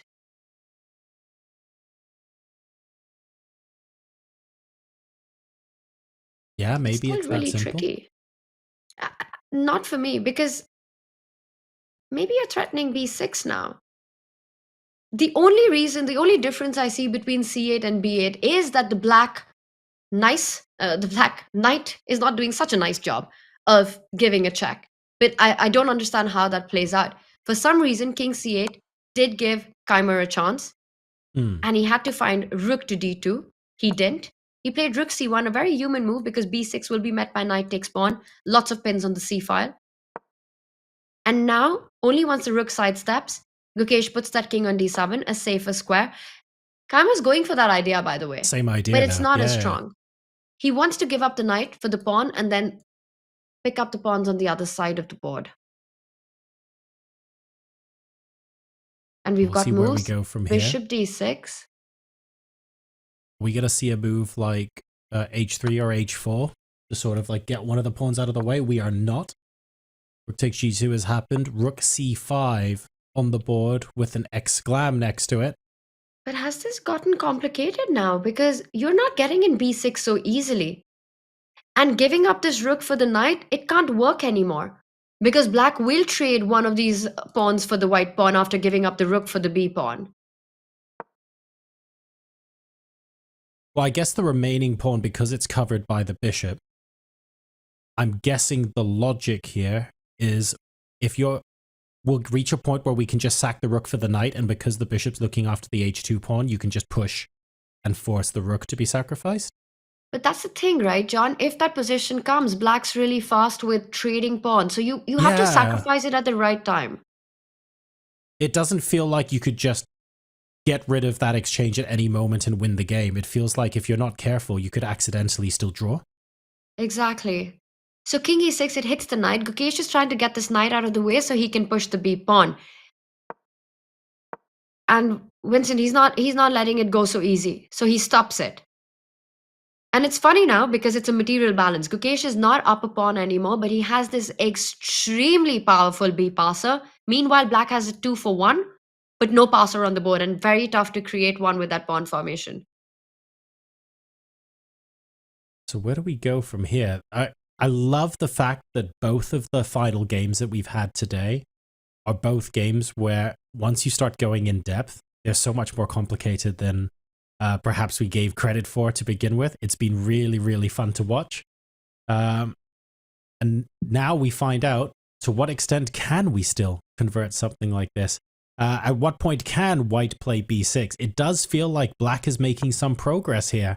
And Keimer is going to be buoyed by that news. He's going to be happy that he's posing questions that Gukesh is not immediately able to answer. And that b pawn, at least for now, is staying on the 5th rank. But maybe not for long, because now Gukesh can just slide one step forward and hit that knight and push that b pawn ahead. And Keimer made that move with just 4 seconds on the clock.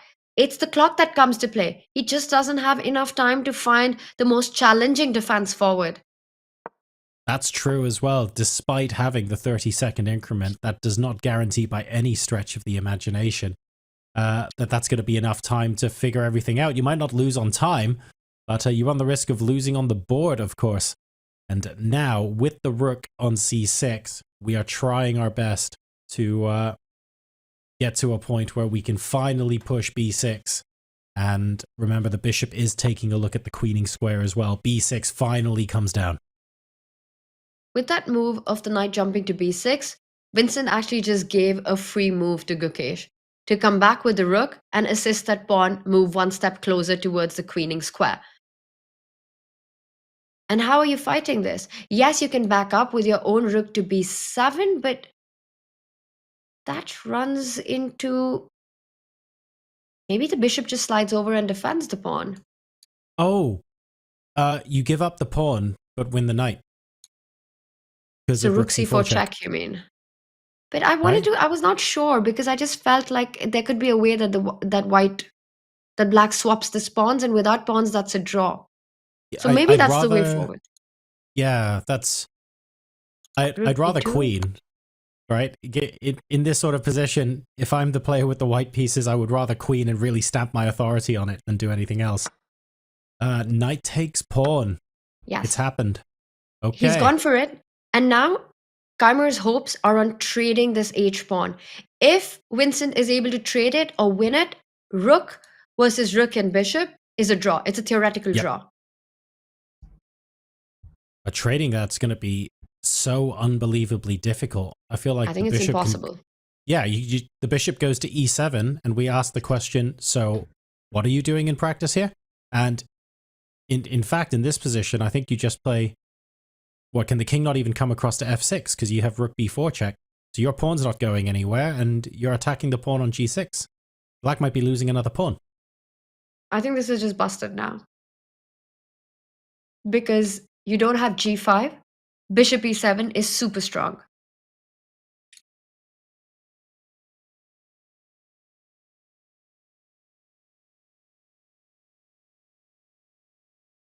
I think king f6 here just does the job, doesn't it? Well, I guess if you want the rook to look at the 6th rank, then king f7, I suppose, but king f6 should just be fine, right? Well, I think Gukesh just wants to keep everything under control and not allow any counterplay like king g3, rook h2, winning that pawn. King f6 would have blocked the diagonal for the bishop at some point. So he just keeps... He's going to go bishop g5, and he's going to plant his king on f7, and then eventually win g6, eventually win h5. Keimer is about to resign. Yeah, I think that's got to be it, right? And Gukesh finally takes a sip of his water. And this was such a tell during the World Championship match as well. And there we have it. Wow. No, you're absolutely right. Gukesh demonstrating the completely rock-solid plan he had at the very end there to say, I'm putting the bishop on g5, I'm marching the king into f7, what are you going to do about it? Sure, you can string this out for another 20 moves if you really want to, but we both know what the result is going to be. And indeed, Gukesh, the world champion, manages to convert the full point against his second in round 5 of the Tata Steel Chess Masters. That was a grueling game, Tanya, and every single time we thought we had it sussed out, just that little bit more complex. They kept throwing just a bit more at us to make us think through that. Just top-class chess by both these players, right? Gukesh keeping the pressure on, Vincent doing everything to throw a challenge, to keep things defended, trying to find those knight maneuvers to keep the game going, but Gukesh was just too good in this endgame. The way he marched across the board with his king, choosing the right moment to swap off those queenside pawns, and just a clinical victory there, which sees him eventually leapfrog in the standings, coming within distance of the two leaders. And that means Gukesh is one of the 3 only winners of this round going into the rest day. Exactly right. 3 decisive results in round 5. We have Vladimir Fedoseev triumphing over Fabiano Caruana. That was a big result for him. Abdusattorov also beating Jordan van Foreest, but if I'm being perfectly honest, that game was back and forth like a seesaw, and it was so much fun to follow from start to finish. My personal game of the day there. And then Gukesh Domoraju, of course, we just saw him win his game against Vincent Keimer. So those were the 3 decisive results today. All the other games ended in draws. In the challengers, oh, I beg your pardon, let's take a look at the standings first. Let's not get ahead of myself. That does mean that Nodirbek is currently equal with Pragg, 4 points at the top with 3 wins and 2 draws. So Tanya, they've been caught. We didn't have a sole leader for long. It's a joint lead at the top, but neck to neck right behind Hot on heels is Gukesh and Fedosiev with 3.5, just a half-point difference. And then you've got Hari at 3, and then Fabi with 2.5. So the margins are barely there. And there's still so much chess left to be played. We go into a rest day, John. The players get a much-needed rest. It's been 5 grueling rounds for them, and a lot more coming up. But I think today we had some really, really incredibly exciting games. 3 decisive ones. One of them was an absolute tactical beast of a show by Nodirbek. And then we had these 2 positional endgame grinds by the other 2 winners, Gukesh and Fedosiev. And then in the challengers, we had 5 decisive games today. Absolutely beautiful stuff and lots of fighting chess. Yakubayev managing to take home the full point, as well as Benjamin Bok over Liu Miaoyi. Erwin Lamy won his game today.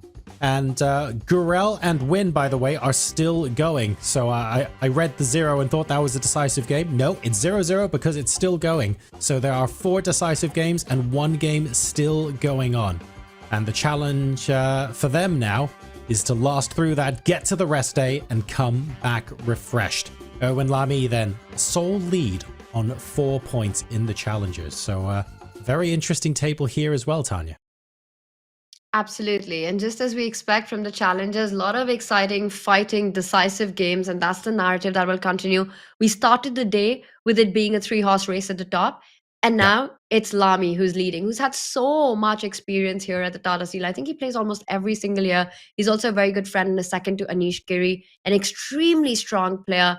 He's sort of that experience that, which goes on to say that, what's the saying? And right now I'm blanking out. It's form is temporary, class is permanent. And Erwin Lamy is that player who always shows classy chess. So it's still a long haul, long way to go. But looking forward to that. Once again, what a day we've had in the Masters as well. Now the players get a well-earned break at this point because tomorrow is a rest day. So we're going to show you the pairings now, but please bear in mind these are not the pairings for tomorrow. They are the pairings for Friday. So when we come back after the rest day, we will have Arjun Erigaisi going up against Fabiano Caruana. That is a tasty, tasty matchup indeed. Sarana takes on Fedosiev, and then Kaima will play Anish Giri on board number 3. Lots of fun matchups here, Tanya. Do you have a pick for what you want to be watching out for on Friday? Yeah, my eyes are on that board that was right after what you just said. It's Nodirbek versus Gukesh, and what a match that's going to be. This has come to be the rivalry of this generation. It goes back to the 2022 Chess Olympiad in Chennai when Nodirbek went on to beat Gukesh, and eventually it was Uzbekistan who got the gold medal because of that win. And ever since then, we've seen these 2 players face against each other. They love playing against each other. Nodirbek has said it in Tata Steel Chess India that he knows exactly. He loves playing against the Indian youngsters and he knows how to play against them. He really enjoys taking on Gukesh. He understands where to strike him. And of course, Gukesh being the world champion, that's got to be extra motivation for Nodirbek with the white pieces to come back and try and pose some big problems to the world champion. That's going to be a massively juicy round. So that starts on Friday, but the specific time, of course, will depend on where you are in the world. Remember, again, tomorrow is a rest day, but when we come back on Friday, you can take a look at this handy map to let us know when the games will be starting in your local time zone. Now, locally, of course, in Wijk Aan Zee, they will be starting at 2 o'clock in the afternoon. And we'll have some very, very juicy matches. And we look forward to bringing them to you live over here on this channel. So that's it for us today. Tanya, any closing thoughts before we too go off for our rest day?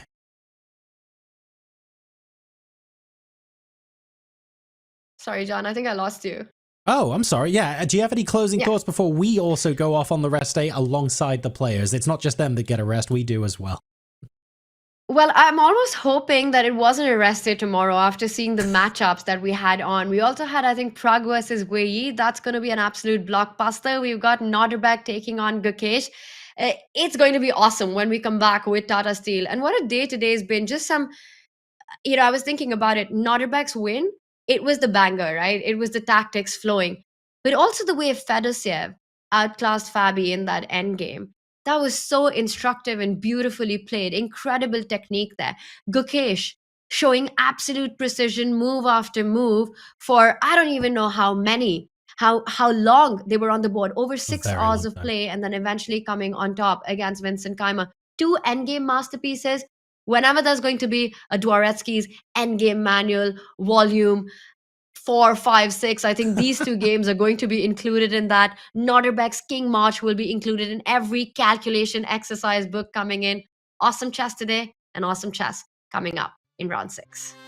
So, folks, make sure, well, to set your alarms if you need them, but we are back on Friday. The games start at 2 o'clock in the afternoon Central European time, live from Wijk Aan Zee. This has been the Tata Steel Masters 2025, and we look forward to welcoming you back onto the broadcast after the rest day. Stay safe wherever you are, and we will see you on the day after.